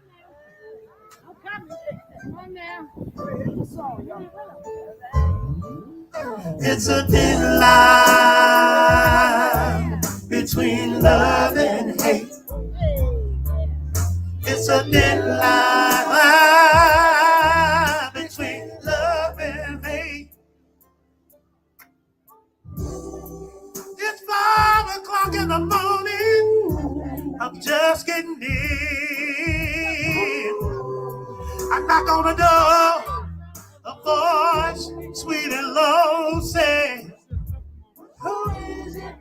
She opens up the door and let me in. Never once would she say, "Where have you been?" She said, "Are you hungry? Are you hungry, honey? Did you eat?" "Yeah." "Let me hang on your coat." The woman tell me, "Pass me your hat." All the time she's smiling, never raises her voice. 'Cause it's 5 o'clock in the morning, and I didn't give it a second thought. It's a thin line between love and hate. Don't think you can keep breaking your woman's heart. Between love and hate. And she'll sit back and enjoy it. It's a thin line. Yes, it is. Yes, it is. Between love and hate. She gon' fool you one day. The sweetest woman in the world could be the meanest woman in the world if you make her that way. You keep playing, she keep being quiet. She might be holding something inside that'll really, really hurt you one day. Here I am, laid in the hospital, bandaged from feet to head.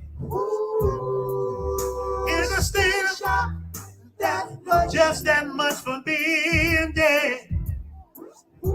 I didn't think my woman would do something like this to me. I didn't think the girl had the nerve. Here I am. I guess action speaks louder than words. It's a thin line. Yes, it is. Don't think you can keep treating your woman bad. Between love and hate. And she won't ever get mad. It's a thin line. Yes, it is. Between love and hate. She gon' fool you one day. The sweetest woman in the world could be the meanest woman in the world if you make her that way. She'll keep playing, she'll keep being quiet. She might be holding something inside that'll really, really hurt you one day. It's a thin line between love and hate. It's a thin line between love and hate. Come on, sing with us, y'all.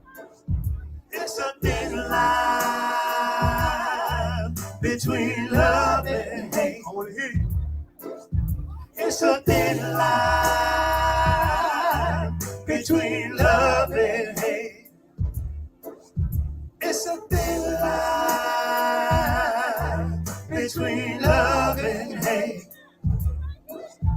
It's a thin line between love and hate. It's a thin line between love and hate. It's a thin line between love and hate.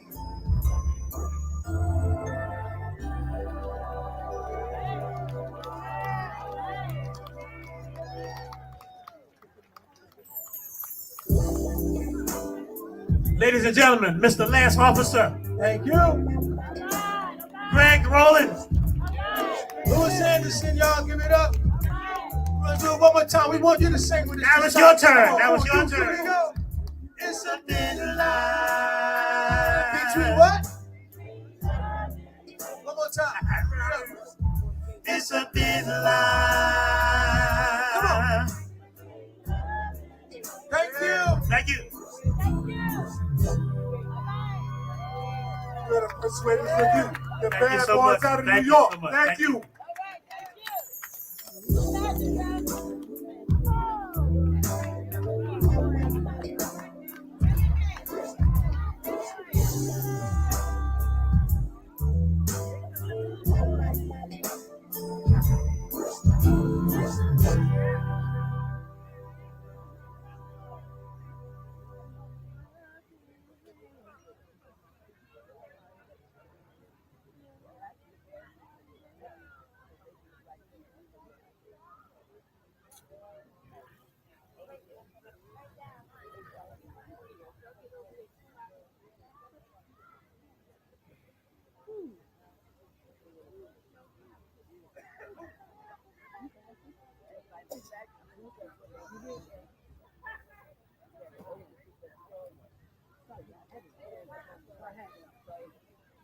Well, I did up until like 3 o'clock this afternoon.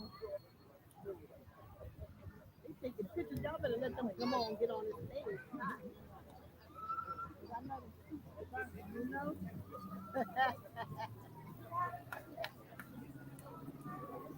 Yeah. That's a good picture. You better have me up.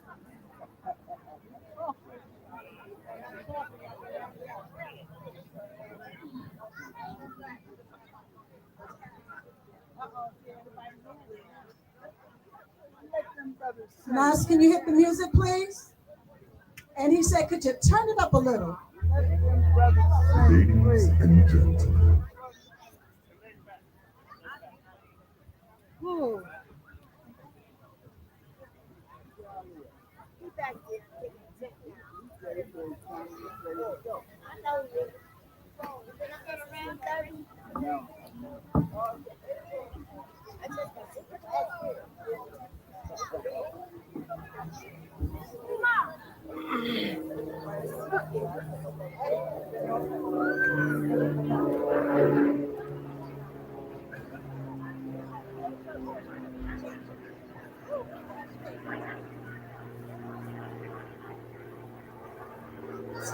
Start the music, please, beloved. And gentlemen, are you ready for the stars of the show? They brought you such great hits like Spell, What's Come Over Me, Sideshow. Ladies and gentlemen, put your hands together for one of the greatest groups to ever hit the stage, Blue Magic.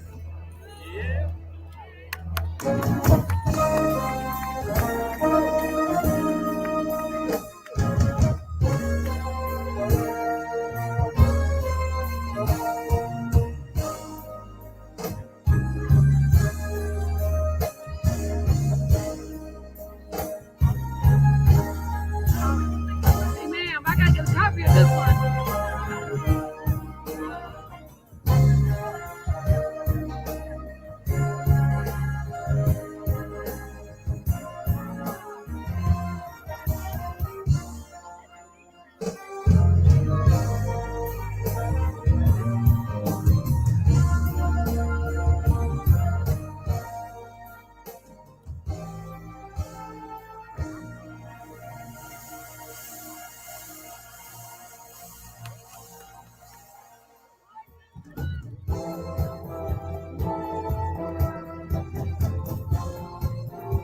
How y'all doing out there? Assalamu alaikum!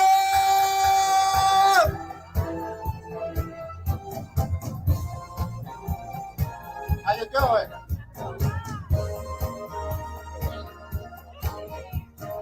Welcome to the club. Club of lonely hearts.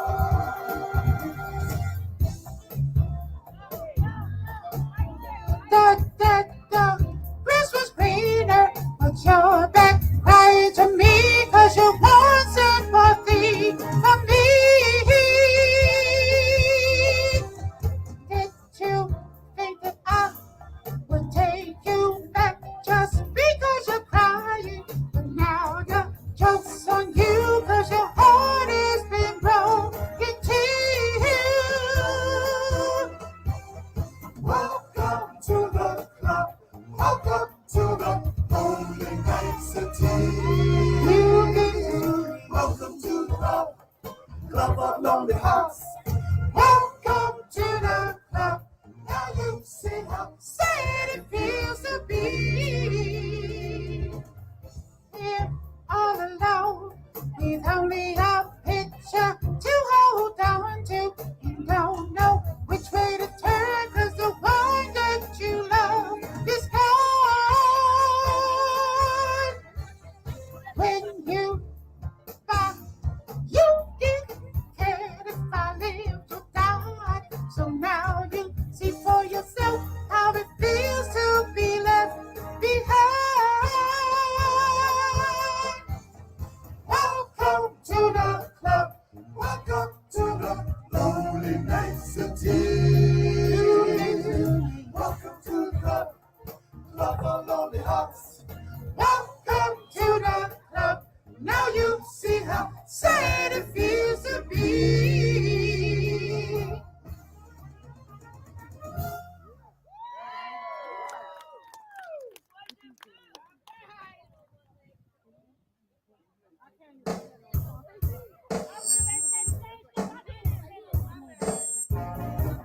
We hope that y'all enjoy what we're gonna do.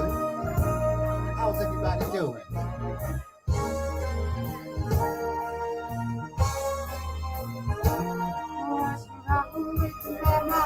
What's come over me?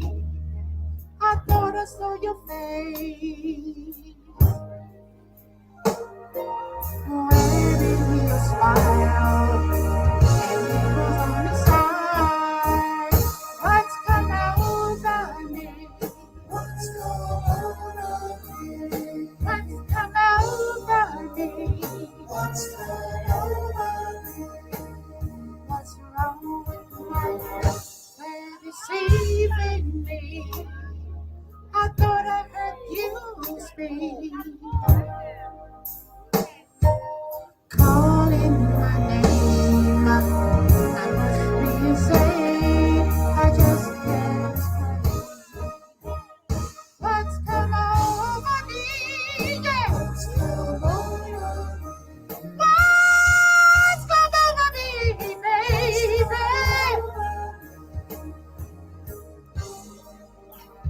What's come over me? And I just can't sleep. What's come over me?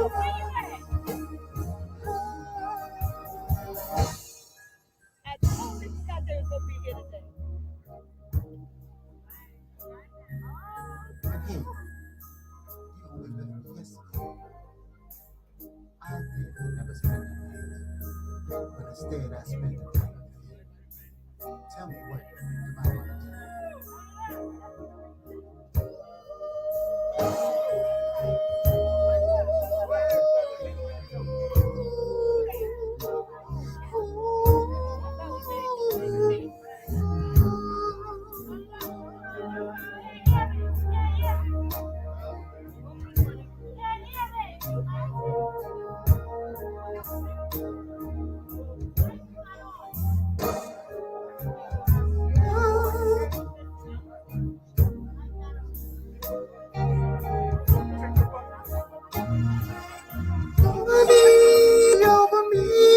Over me.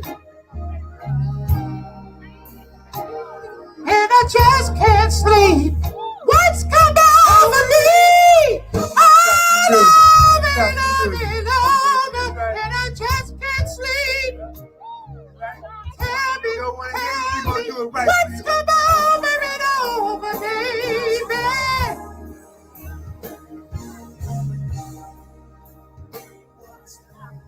I'm gonna let you, we want y'all to hear this the way it's supposed to be. We want to get these mics fixed. You want to hear it right? All right. Let's get these mics fixed. Orlando, you got it. I smell cabbage. Check it, we got it. No, sis, you gotta move over. Hey, yes, yeah, just say something. I'm gonna tap him. You don't want me to say that. No, that's hey, sis, you introvert. Look like it anyway. When you see one, you see the other. No, they know it. She in all of my videos. Everybody else.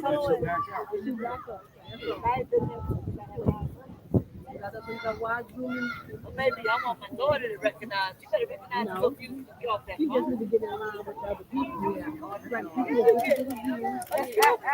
know what you was doing. Oops, I fucked up over this. Don't make a jam.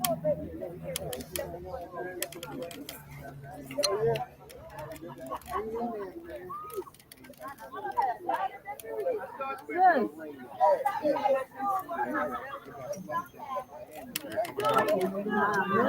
No, they not. No. Oh, y'all gonna have to move over. Yeah. Hold on. That one too. Y'all pressing this camera.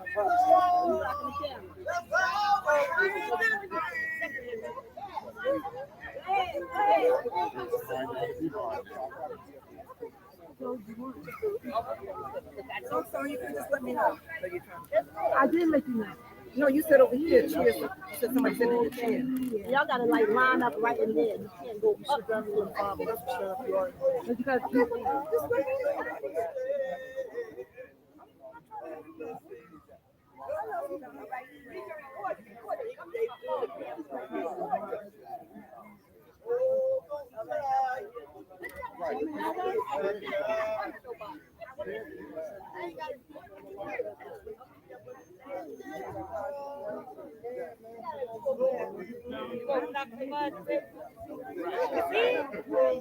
Did he catch it?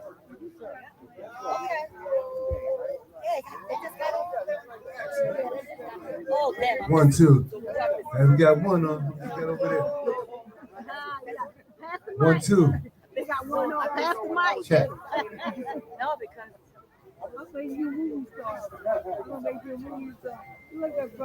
1, 2, 3, 4, 5, 1, 2, 1, 2. Here we go. 8. All right.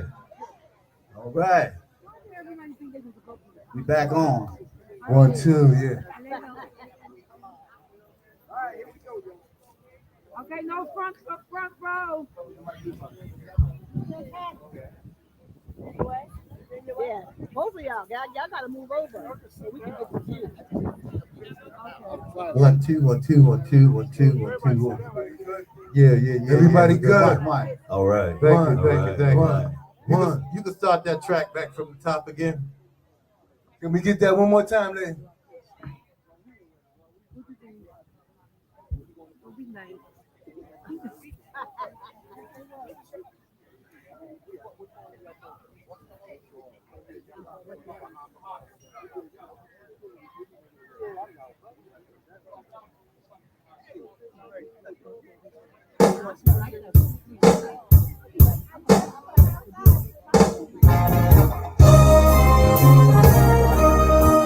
I'll be back on live.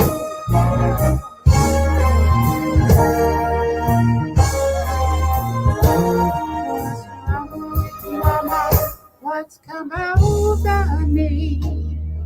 I thought I saw your face. Wearing your smile, everything's on the side. What's come over me? What's come over me? What's come over me? What's come over me? What's wrong with me? They're deceiving me. I thought I heard you speak, calling my name. I must be insane. I just can't explain. Over me, yeah. What's come over me? What's come over me, baby? Oh, yeah. What's come over me? Over me, over me. What's come over me? Oh. See, I must have been going through changes when I kiss your picture. And hey, my mind just keeps on wondering when you only left me yesterday. I've never been to heaven, but instead, I spent the night with you. And maybe that's the reason I don't know what to do.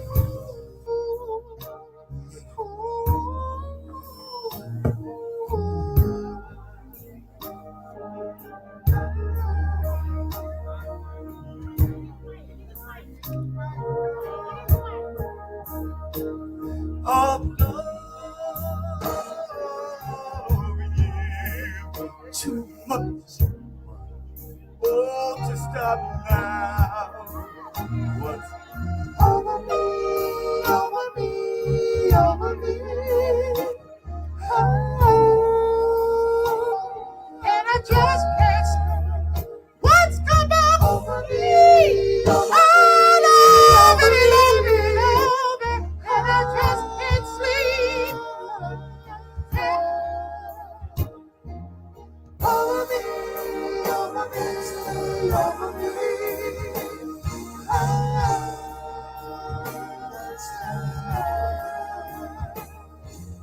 Over me, over me, over me.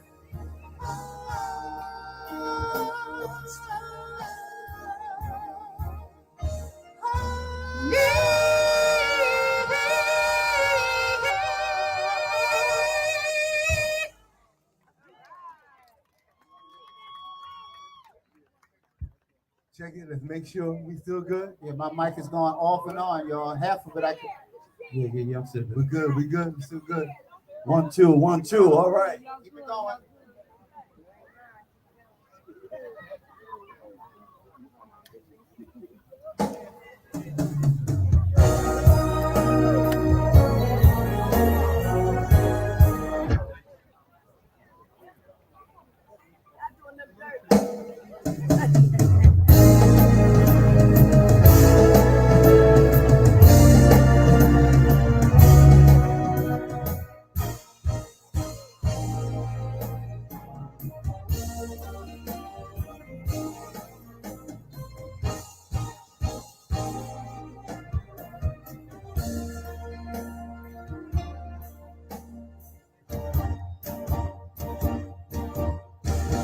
trouble sleeping, trouble dreaming of you, trouble speaking, trouble thinking of you, girl.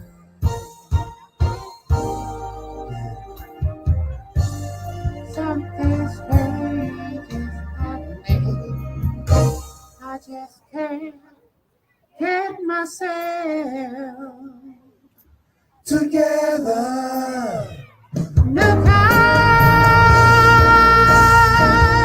away on you.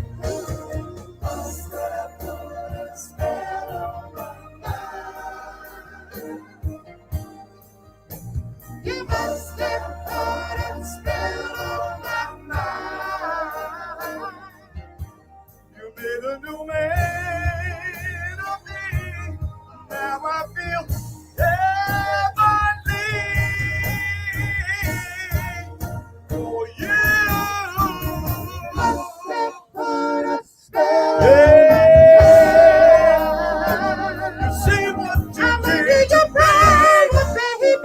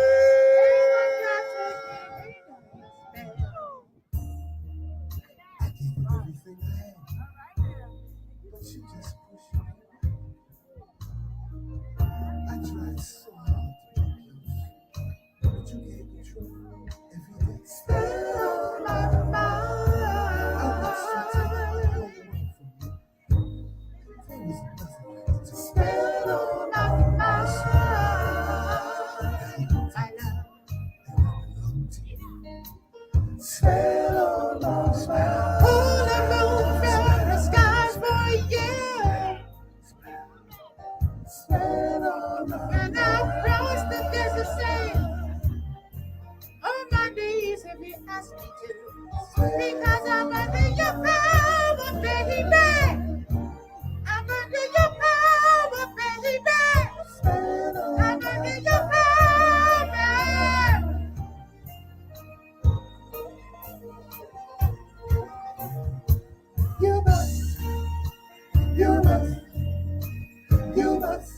You must have put a spell on my mind.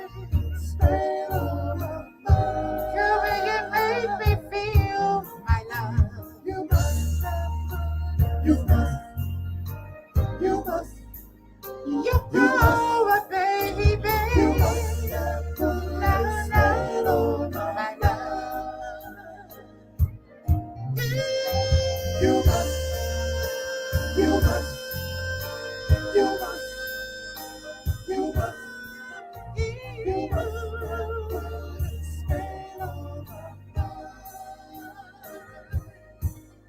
Love is so easy. You must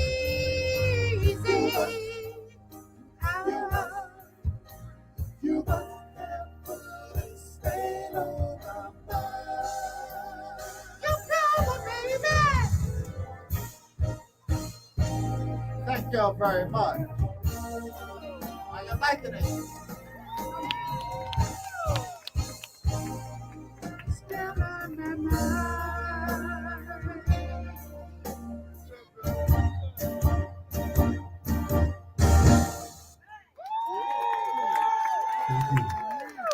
Thank you. We hope y'all enjoying this.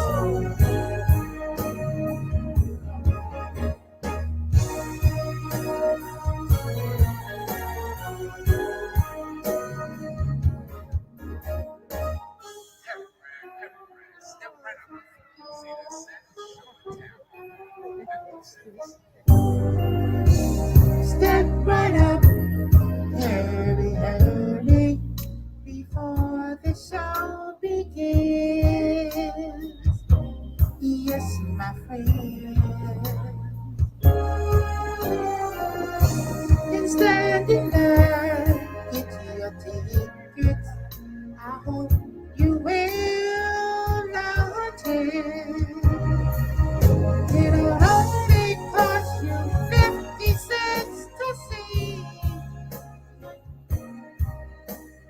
life is done to those like you and me.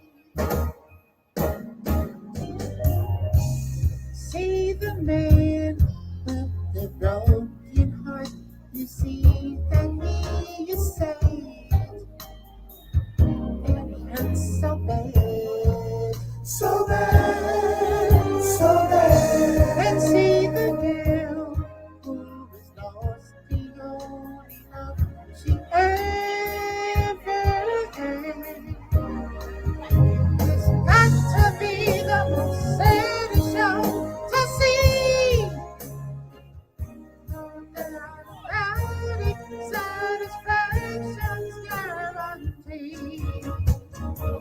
So the slideshow begins. Hurry, hurry, step right on in. Can't afford to pass it by. To make you cry. Slideshow begins. Step right on in. Step right on in. Enjoy the show. Can't afford to pass it by. Guaranteed to make you cry. See the man who's been crying for a million years. Shed so many tears. So many tears. And see the girl who's collected broken hearts for silver nails. It's more exciting than a one-man band. Say this little show in other lands.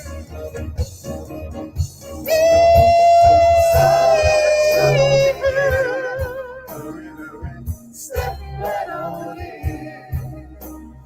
Can't afford to pass it by. To make you cry. The sideshow begins. Step right on in. Can't afford to pass it by. Guaranteed to make you cry. Sideshow begins. Step right on in. You know, baby, can't afford to pass it by. Guaranteed to make you cry. Sideshow begins. You got to step right on in. Step right on in. Enjoy the show. Can't afford to pass it by. Guaranteed to make you cry. Sideshow begins. Step right on in. Can't afford to pass it by. Guaranteed to make you cry. Sideshow begins. Step right on in. Step right on in. Can't afford to pass it by. Guaranteed to make you cry. Sideshow begins. Step right on in. Can't afford to pass it by. Guaranteed to make you cry. So step right on in, everybody. Step right on in. Enjoy the show.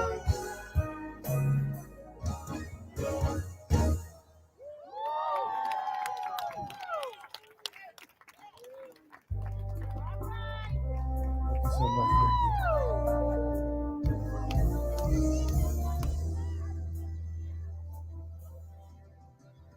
The whistle blows as he makes his round.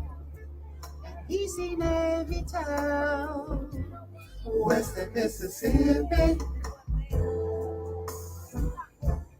He's just a face that's painted on with smile, and jumping up and down and making people happy.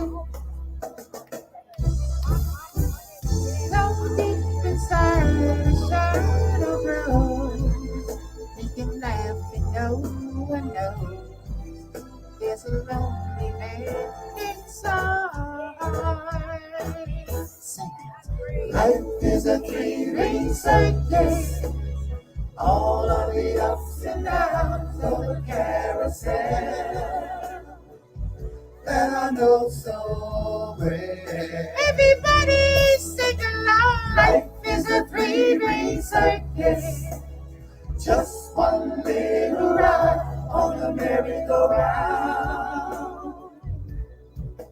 Going round and round and round and round and round.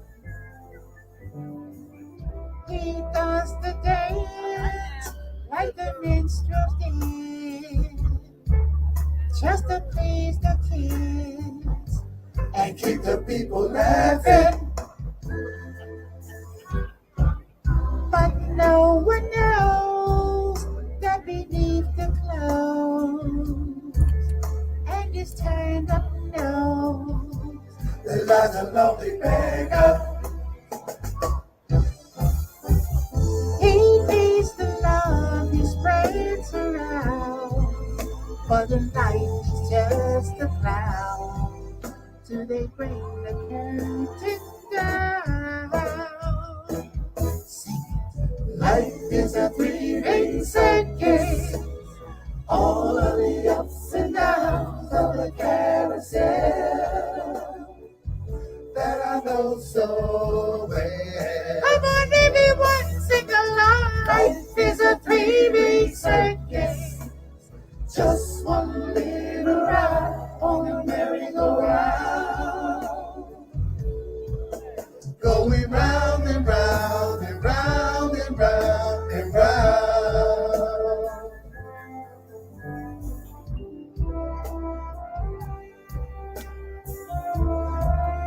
We hope that you're enjoying what we're doing. Give yourself a round of applause.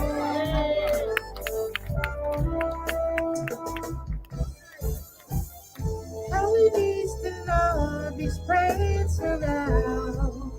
Are you just too blind to see that the cloud is very deep? Life is a three-ring circus, all of the ups and downs of the carousel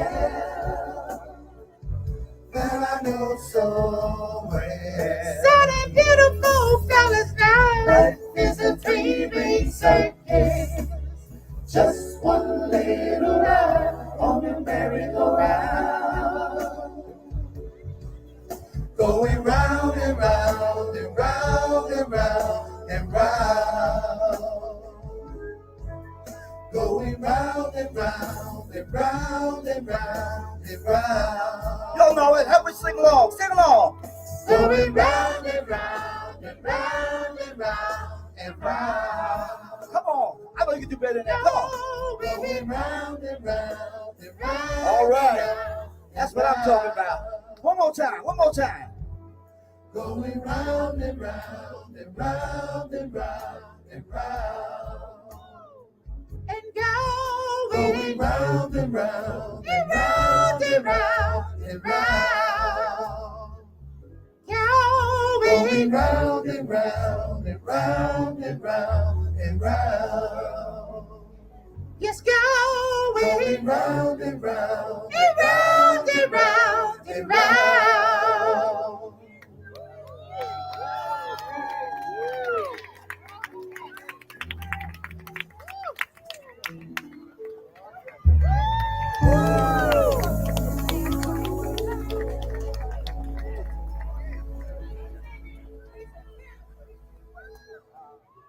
Before we continue, ladies and gentlemen,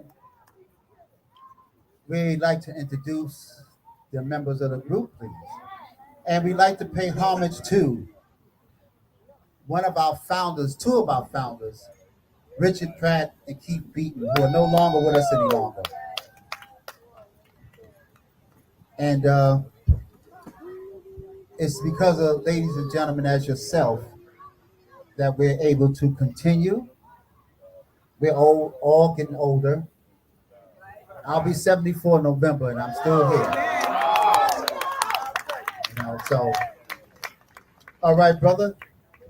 To my left, this brother here has recorded it and toured with Orange Juice Jones. You remember him, right? Tell you who you are, baby. My name is Tyrone Williams. I'm a first tenor. I'm also a solo artist. I have an album out, which is called High Times. I had a new single came out 3 weeks ago. It's called Galaxy of Love. And it's in the top 10 over in London on all the radio stations. Beautiful. How we get it? And he also choreographed for the group. Next man, please. Assalamu alaikum. My name is Bismillah Abdul Hafiz. I've been in this community going on 30 years. I've worked with Sister Sawad, Wale Ali, opened up for Melba Moore, Soul Generation, you name them, I did the opening acts. I have an opportunity now to work with Blue Magic, and it's working out well, and I thank the guys for giving me a shot. Thank you very much. And I'm your bass baritone. How you doing? My name is Nathan Ryan from Brooklyn, New York. I'm a first, second tenor. I'm just a regular guy.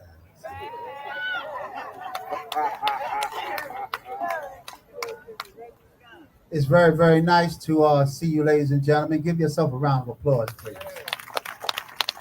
You know, no matter how good you think you are, if you're singing in empty chairs, you ain't about nothing. So give yourselves an applause for being here.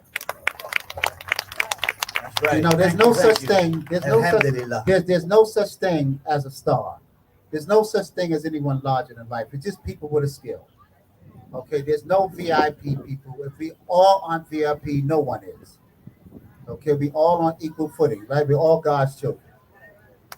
Can I get a yay for that? Yay. One more time. Yay. All right, now let's keep this going. And keep that cabbage hot over there, baby.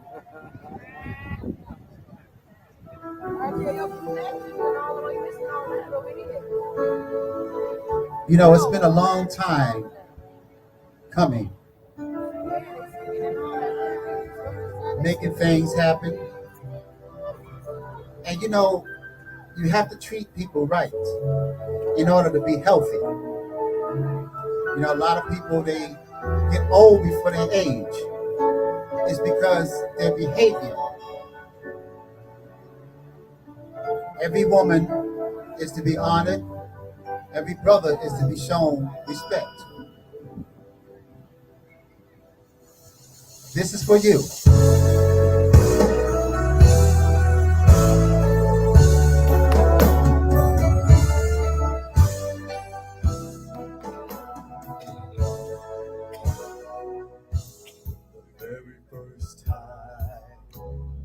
I look at you since that day. That's all I can do. So when I say that with you,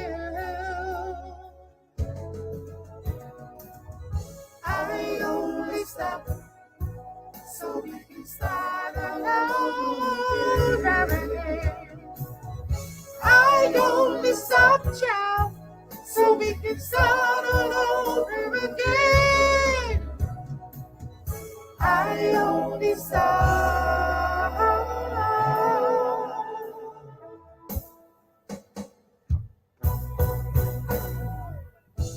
Remember the day that I made you cry. When I told you goodbye. It was only a lie. I only stop so we can start all over again. I only stop, child, so we can start all over again. I only stop.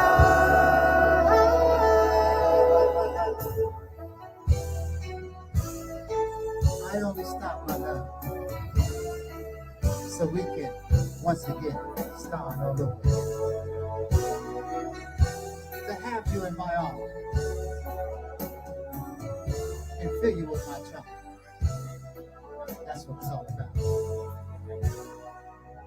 When things get rough, here's what we'll give. Kiss and make up. Let's keep our loving dear. So when I say that we'll do, I only stop so we can start all over again. I only stop so we can start all over again. because I love you, baby. I only stop So we start all over again. I only stop I'll be sorry. start all over Can't you see I love you? I love you. Love you. I love you. You. Honey, I love you. Love you. I do. More than you ever know. Ever know. It's for sure. It's for sure. Always count on my love forevermore. And love is so Over and over, easy. over and over. I'll only start over and over again. I love you. Yeah. Need you over and over again. I always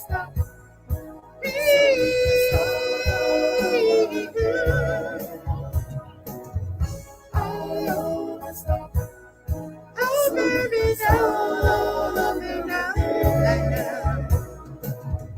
I always stop so we can start all over again.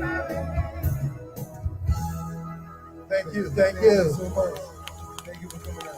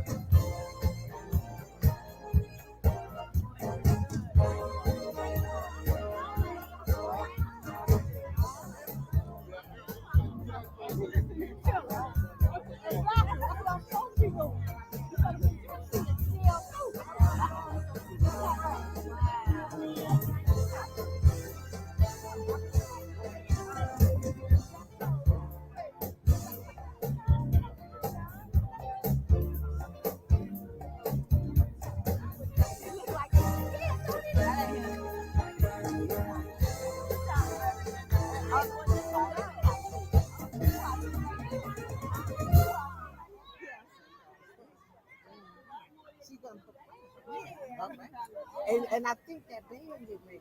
Yeah, man. Damn, boy, you know, what time is it? You need to be eating something. I know. Mills and them. Well, they didn't need them, but they Did I? I used to have wow, that's the only thing missing. That's all right. You know, we getting them blessings. Yeah, that's right. That's more important. That's what you got to keep in mind. That's what I do keep in mind. After what I've been put back here. I don't want to like bad taste. So weird. Yeah, they really do. Oh my God. They got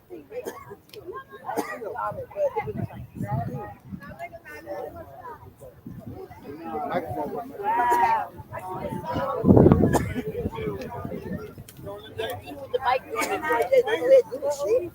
one of them did they just stuffed it right on off.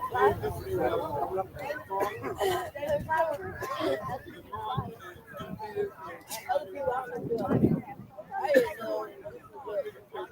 Oh my God. Other guys here. That guy, he was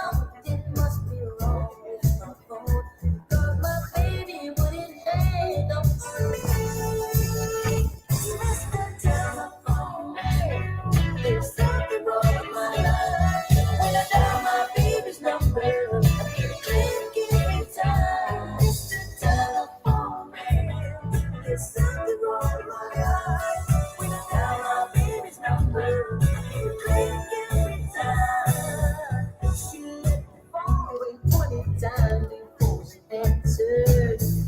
Let me tell you what happened. A minute later, I got the operator singing, please hang up and place your call again. Baby, Mr. Telephone Man, there's something wrong with my life. When I got my baby's number, I get a click every time. Mr. Telephone Man, something's wrong with my life. I got my baby's number, I get a click every time. Some strange man is on the telephone. Keeps telling me my baby ain't got shit. She ain't got no fun in life. The situation's blowing my mind. I just can't take this anymore. See what you can do. I told you right now, but I still couldn't get through. Just jumped around, just one more time. I'm pretty sure my phone is about man. Mr. Telephone Man, there's something wrong with my life. When I dial my baby's number, I get a click every time. Mr. Telephone Man, something's wrong with my life. I try to dial my baby's number, I get a click every time. Must be a bad connection, but my love and affection. I just can't take this no more. This situation blowing my mind. I can't get my baby on the information. Must telephone man. I can't get no information. Must telephone man. Sister on the phone, telling me my baby ain't at home.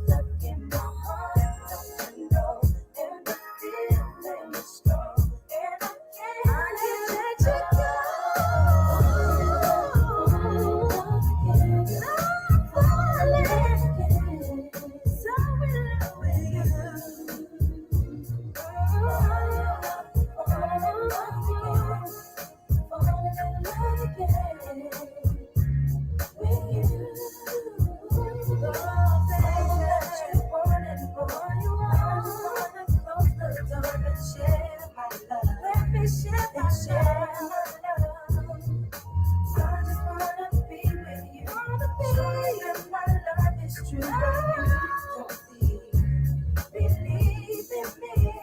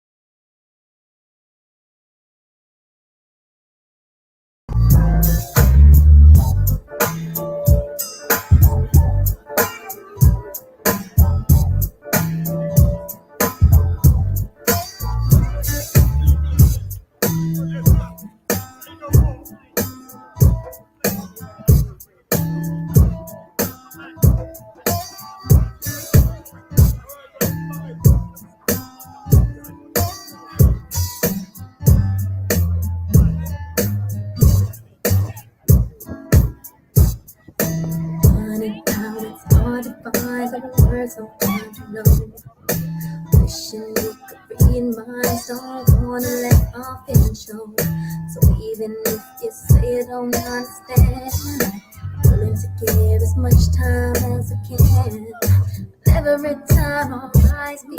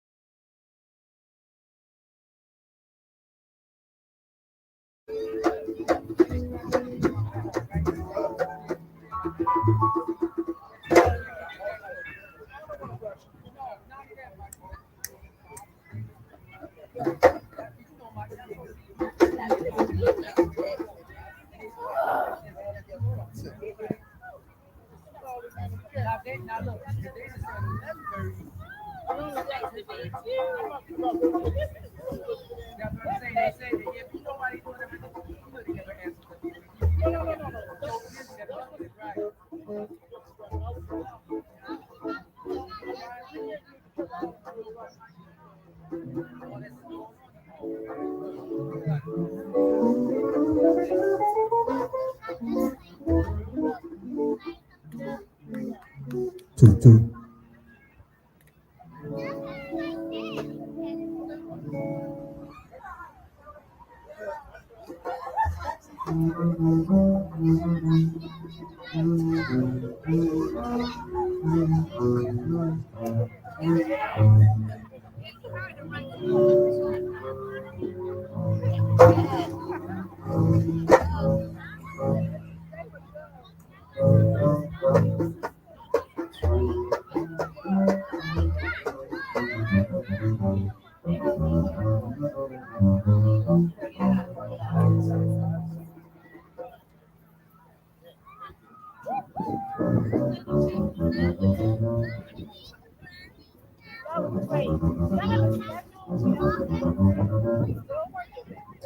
Makes you say by myself. I don't have a schedule. Now, this is matter. I'll get it.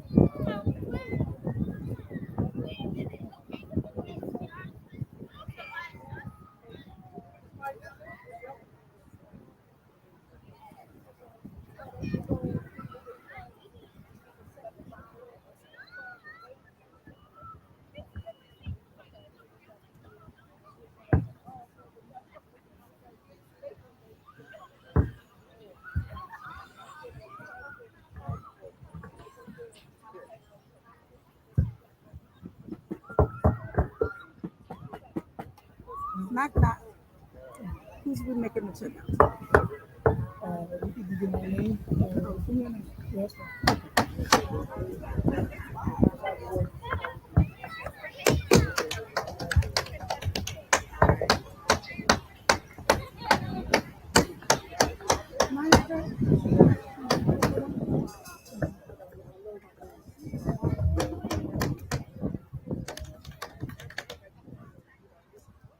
Good day.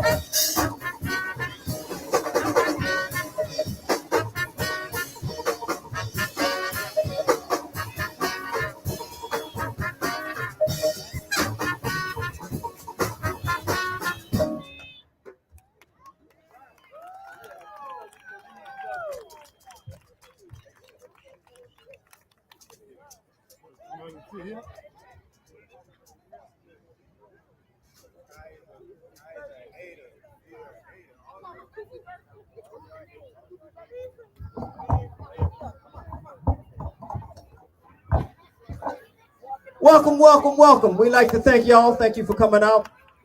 Before we continue on, I want to tell you a little bit about the guys that are playing for you. This is Winard Harper and the Jelly Posse on trumpet, all the way over from New York, Mr. John Williams. On tenor saxophone, Newark, New Jersey's own, Mr. Jalen Shiver.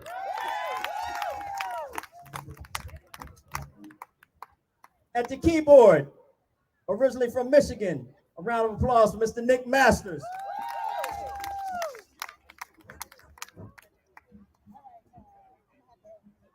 On guitar from Maryland, now residing in Jersey City, New Jersey, Mr. Charlie Siegler. On the country bass fiddle, originally from New Orleans, in Whippany, New Jersey now. A round of applause, Mr. Thaddeus Expose. On djembe from Burkina Faso. A round of applause for Ismail. Amandilo on Shankaray. And this next young man has become a very, very dear friend. We've done quite a few projects together here lately, and he's one of our great tap dancers of this generation. And how many of you kids out there seen Happy Feet 2? This is the man. That's the sound behind the movie Happy Feet 2. Please, yeah, for real, a wonderful round of applause. Newark, New Jersey's own, Mr. Maurice Chestnut. And also want to acknowledge my grandkids and my family sitting right down in here. We have a whole bunch of treats for you today. We decided to condense and compile things, but we're going to try to accommodate you. So we're going to continue on with some Charlie Parker. I hope you enjoy it.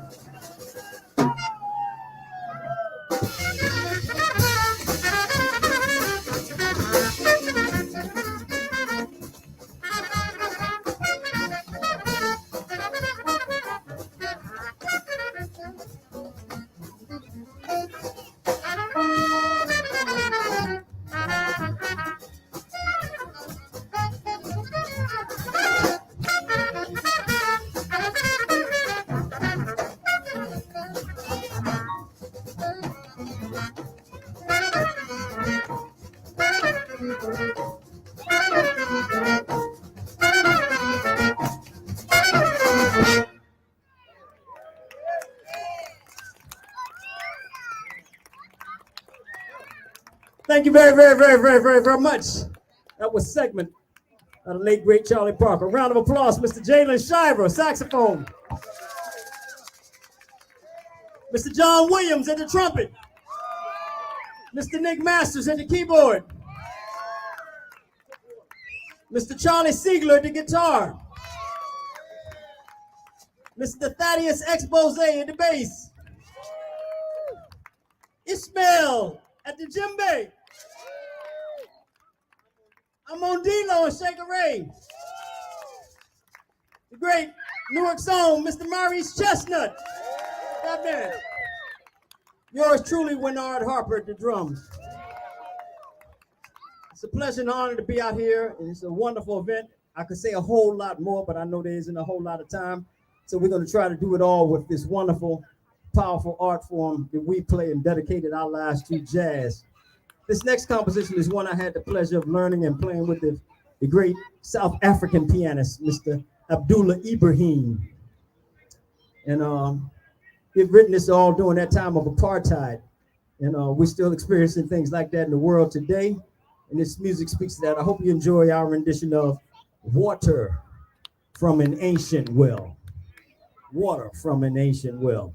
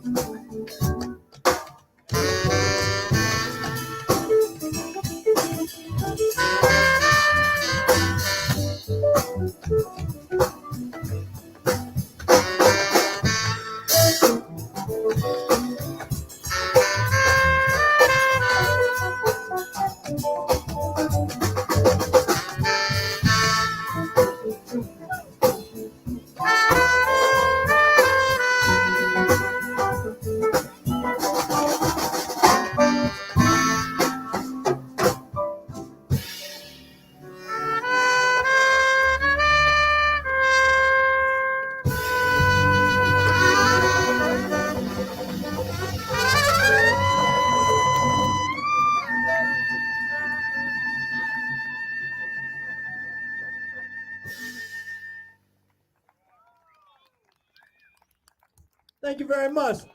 Abdul Ibrahim's Water from an Ancient Well. How about a round of applause, Mr. Maurice Chestnut. Mr. John Williams on trumpet. Mr. Jalen Shiver at the saxophone.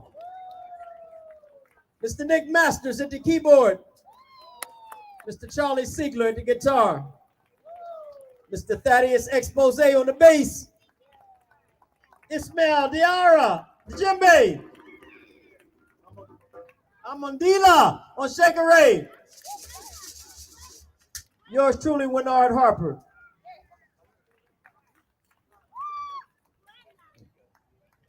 We have some other guests coming up right now. We want you to put your hands together. We're going to welcome Bahati to the bandstand. Give him a round of applause.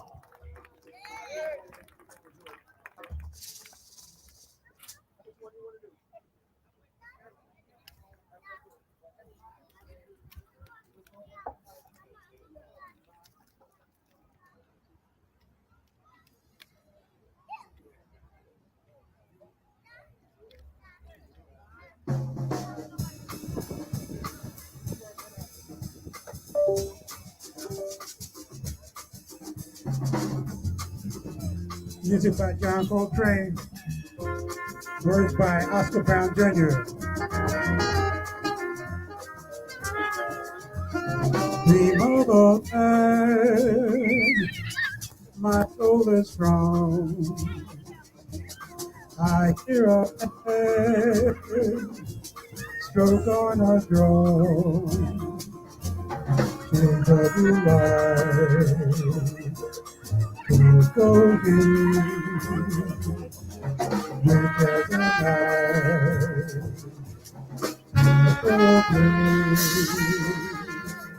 elegant boy, beautiful girl, dancing for joy, delicate world, shades of your life. Go, go, go, look at your life.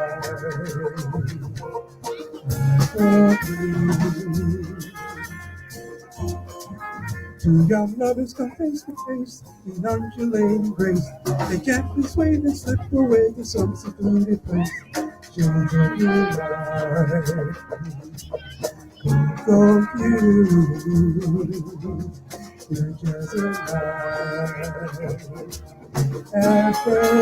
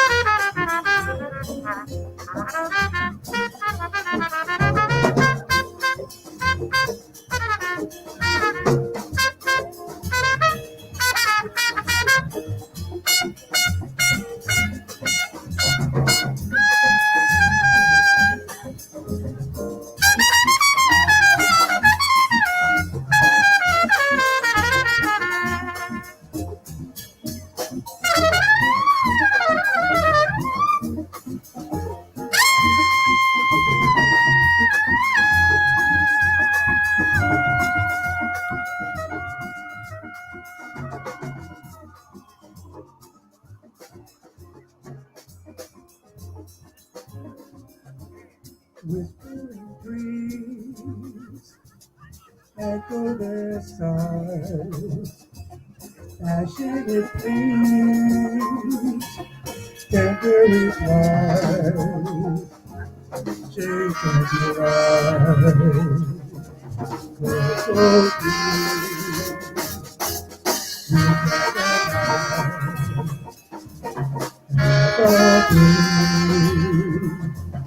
lovers and flights, upward they glide. First at the high, slowly subside, shaking the light. So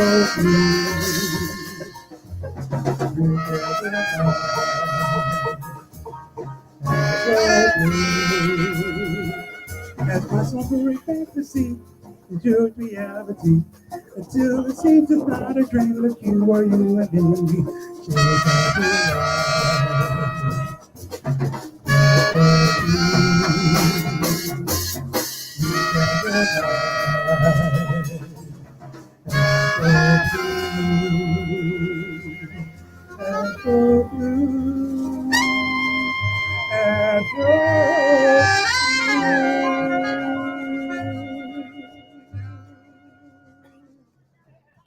Thank you.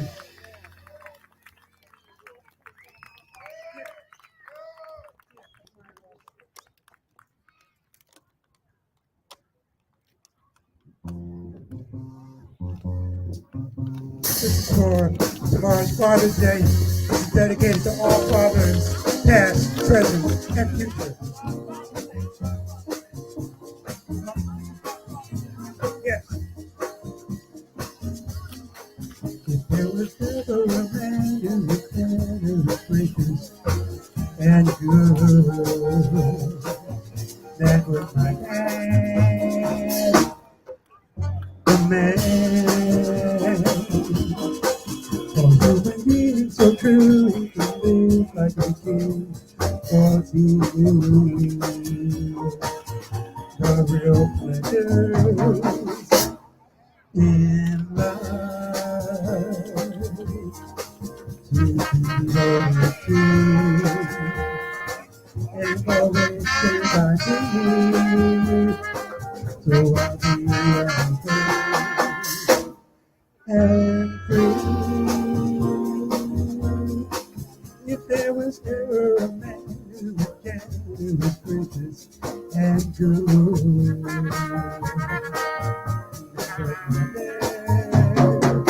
oh man,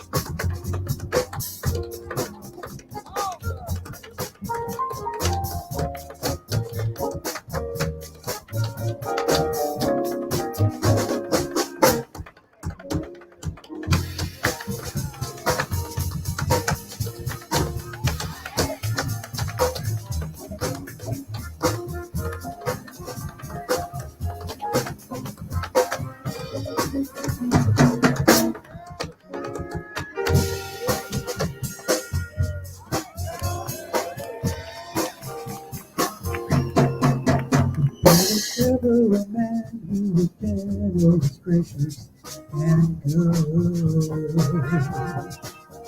That was my dad, the man. Human being so true, he lived like a king, 'cause he knew the pleasures in life.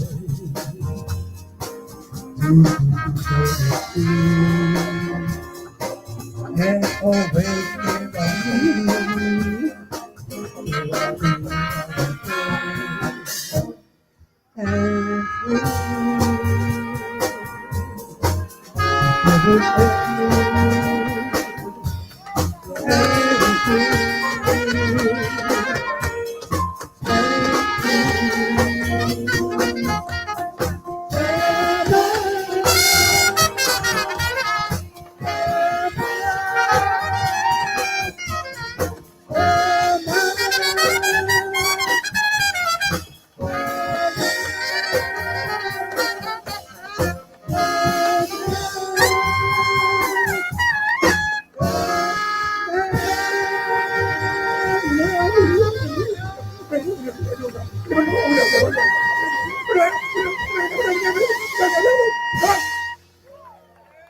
Thank you. Mr. Bahati. Mega Madera tap dance. That it. We hope y'all are enjoying yourselves. We appreciate you coming out. Like I said, this is a very important and a very, very wonderful event. We hope that they keep building on it and keep doing it every year.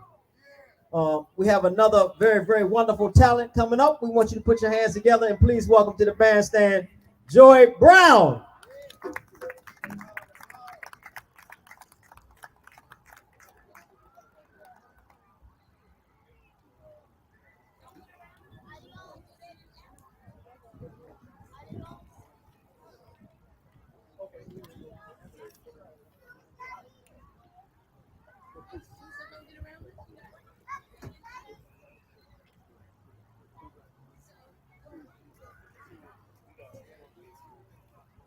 How y'all doing?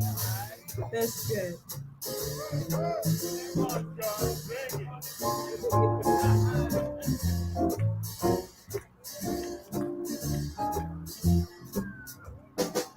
Missed the Saturday dance.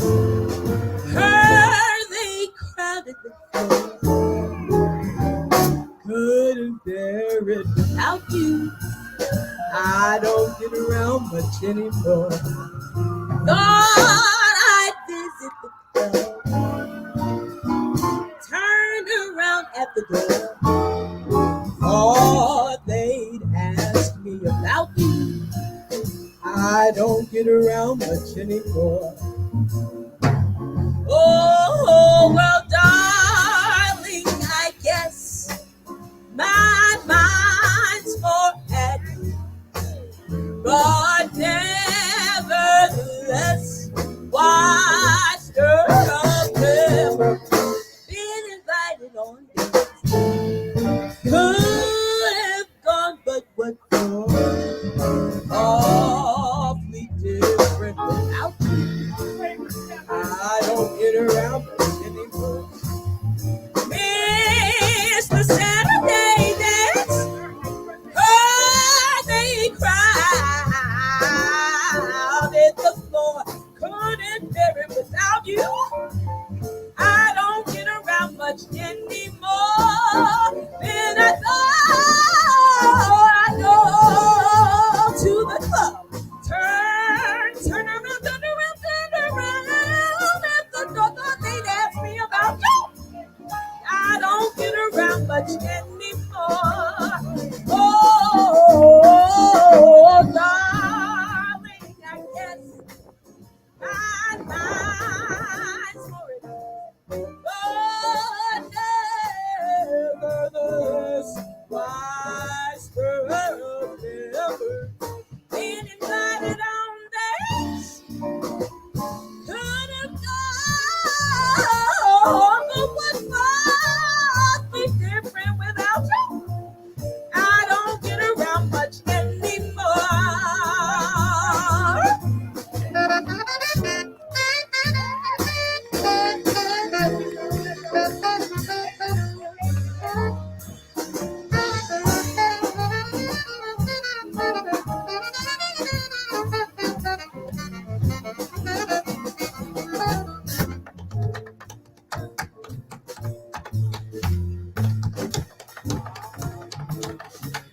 Been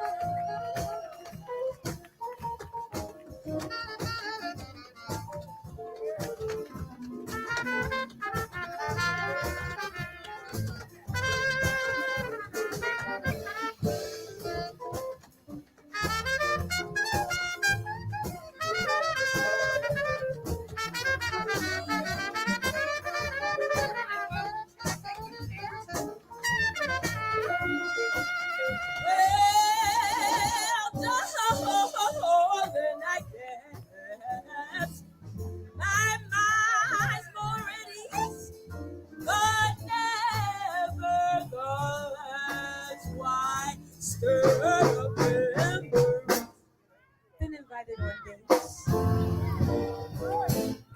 Could have gone, but what for?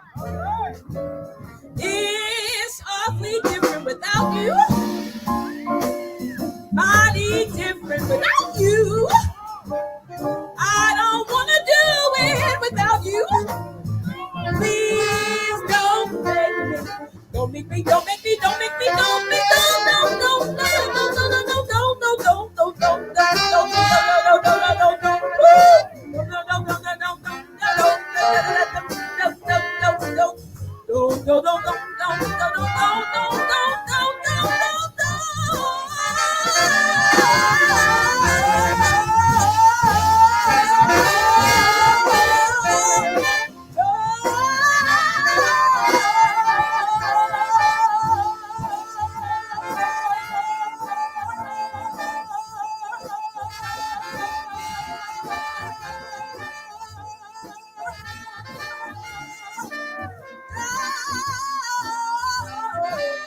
Don't make me do it without you.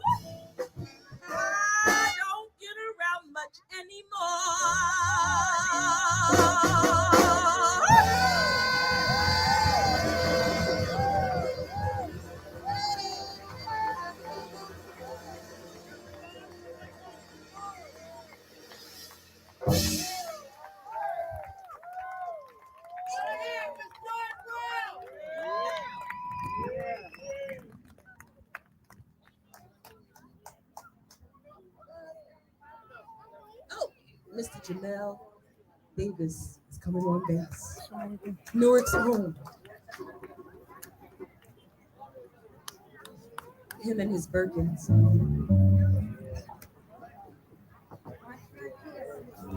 A round of applause for Jamal coming up to join us. Let him hear it. And a round of applause for Mr. Thaddeus Expose.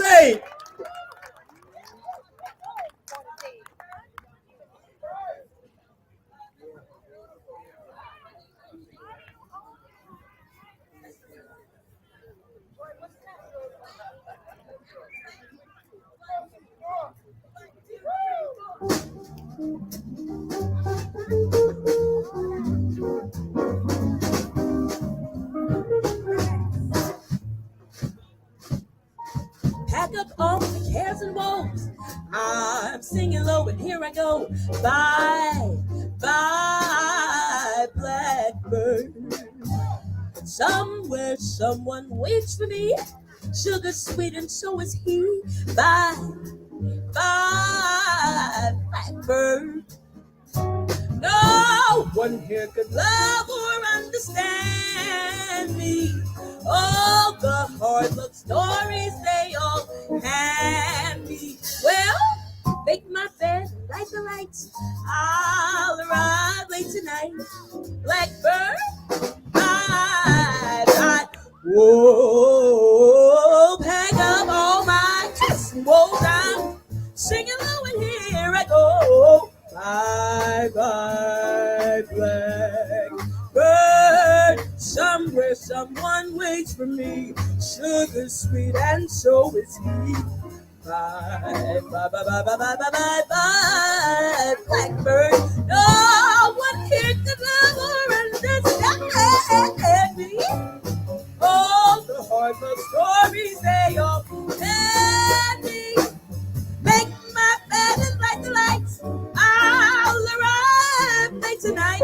Blackbird, bye, bye, bye.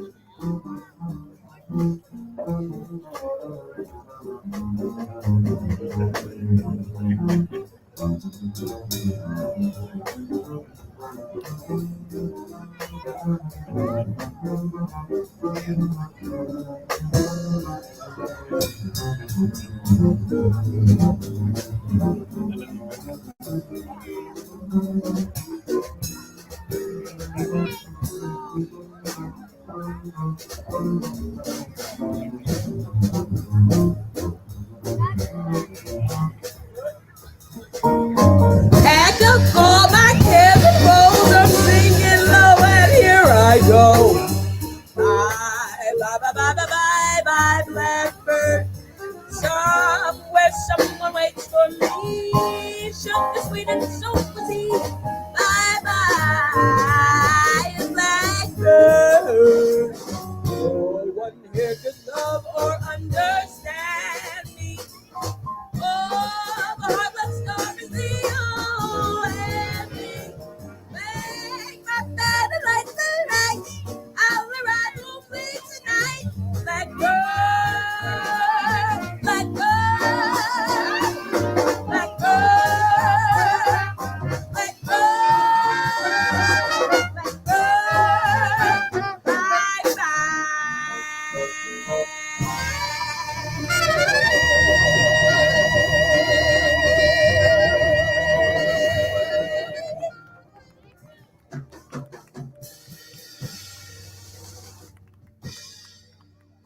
A round of applause for Miss Joy Brown, Mr. Nick Masters at the piano, Jalen Shriver saxophone, John Williams trumpet, Charlie Siegler guitar, Jamal Davis bass, Daddy X Expose bass, Ismail at the djembe, Mr. Maurice Chestnut, Miss Mega Vadera, yours truly, Winard Harper.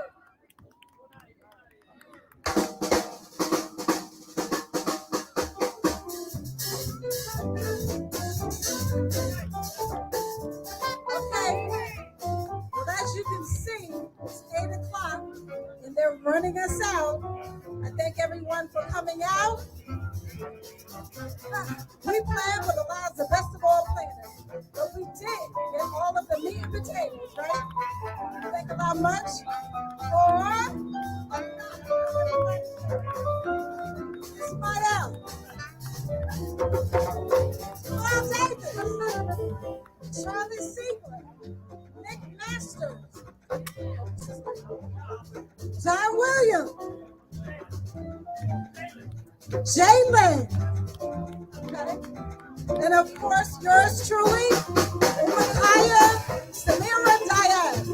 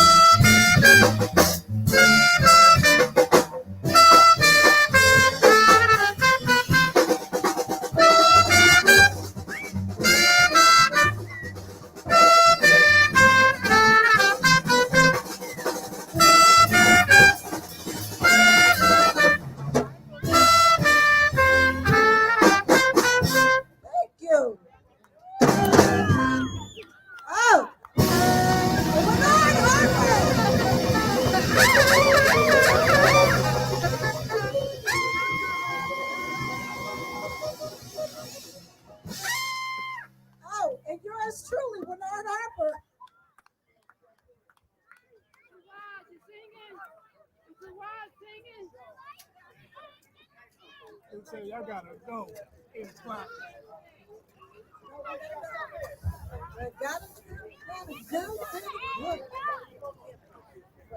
So why are you coming? You not gonna sing?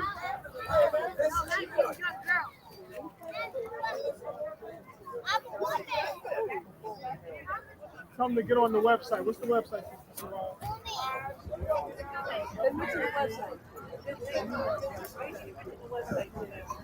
Come live on the website.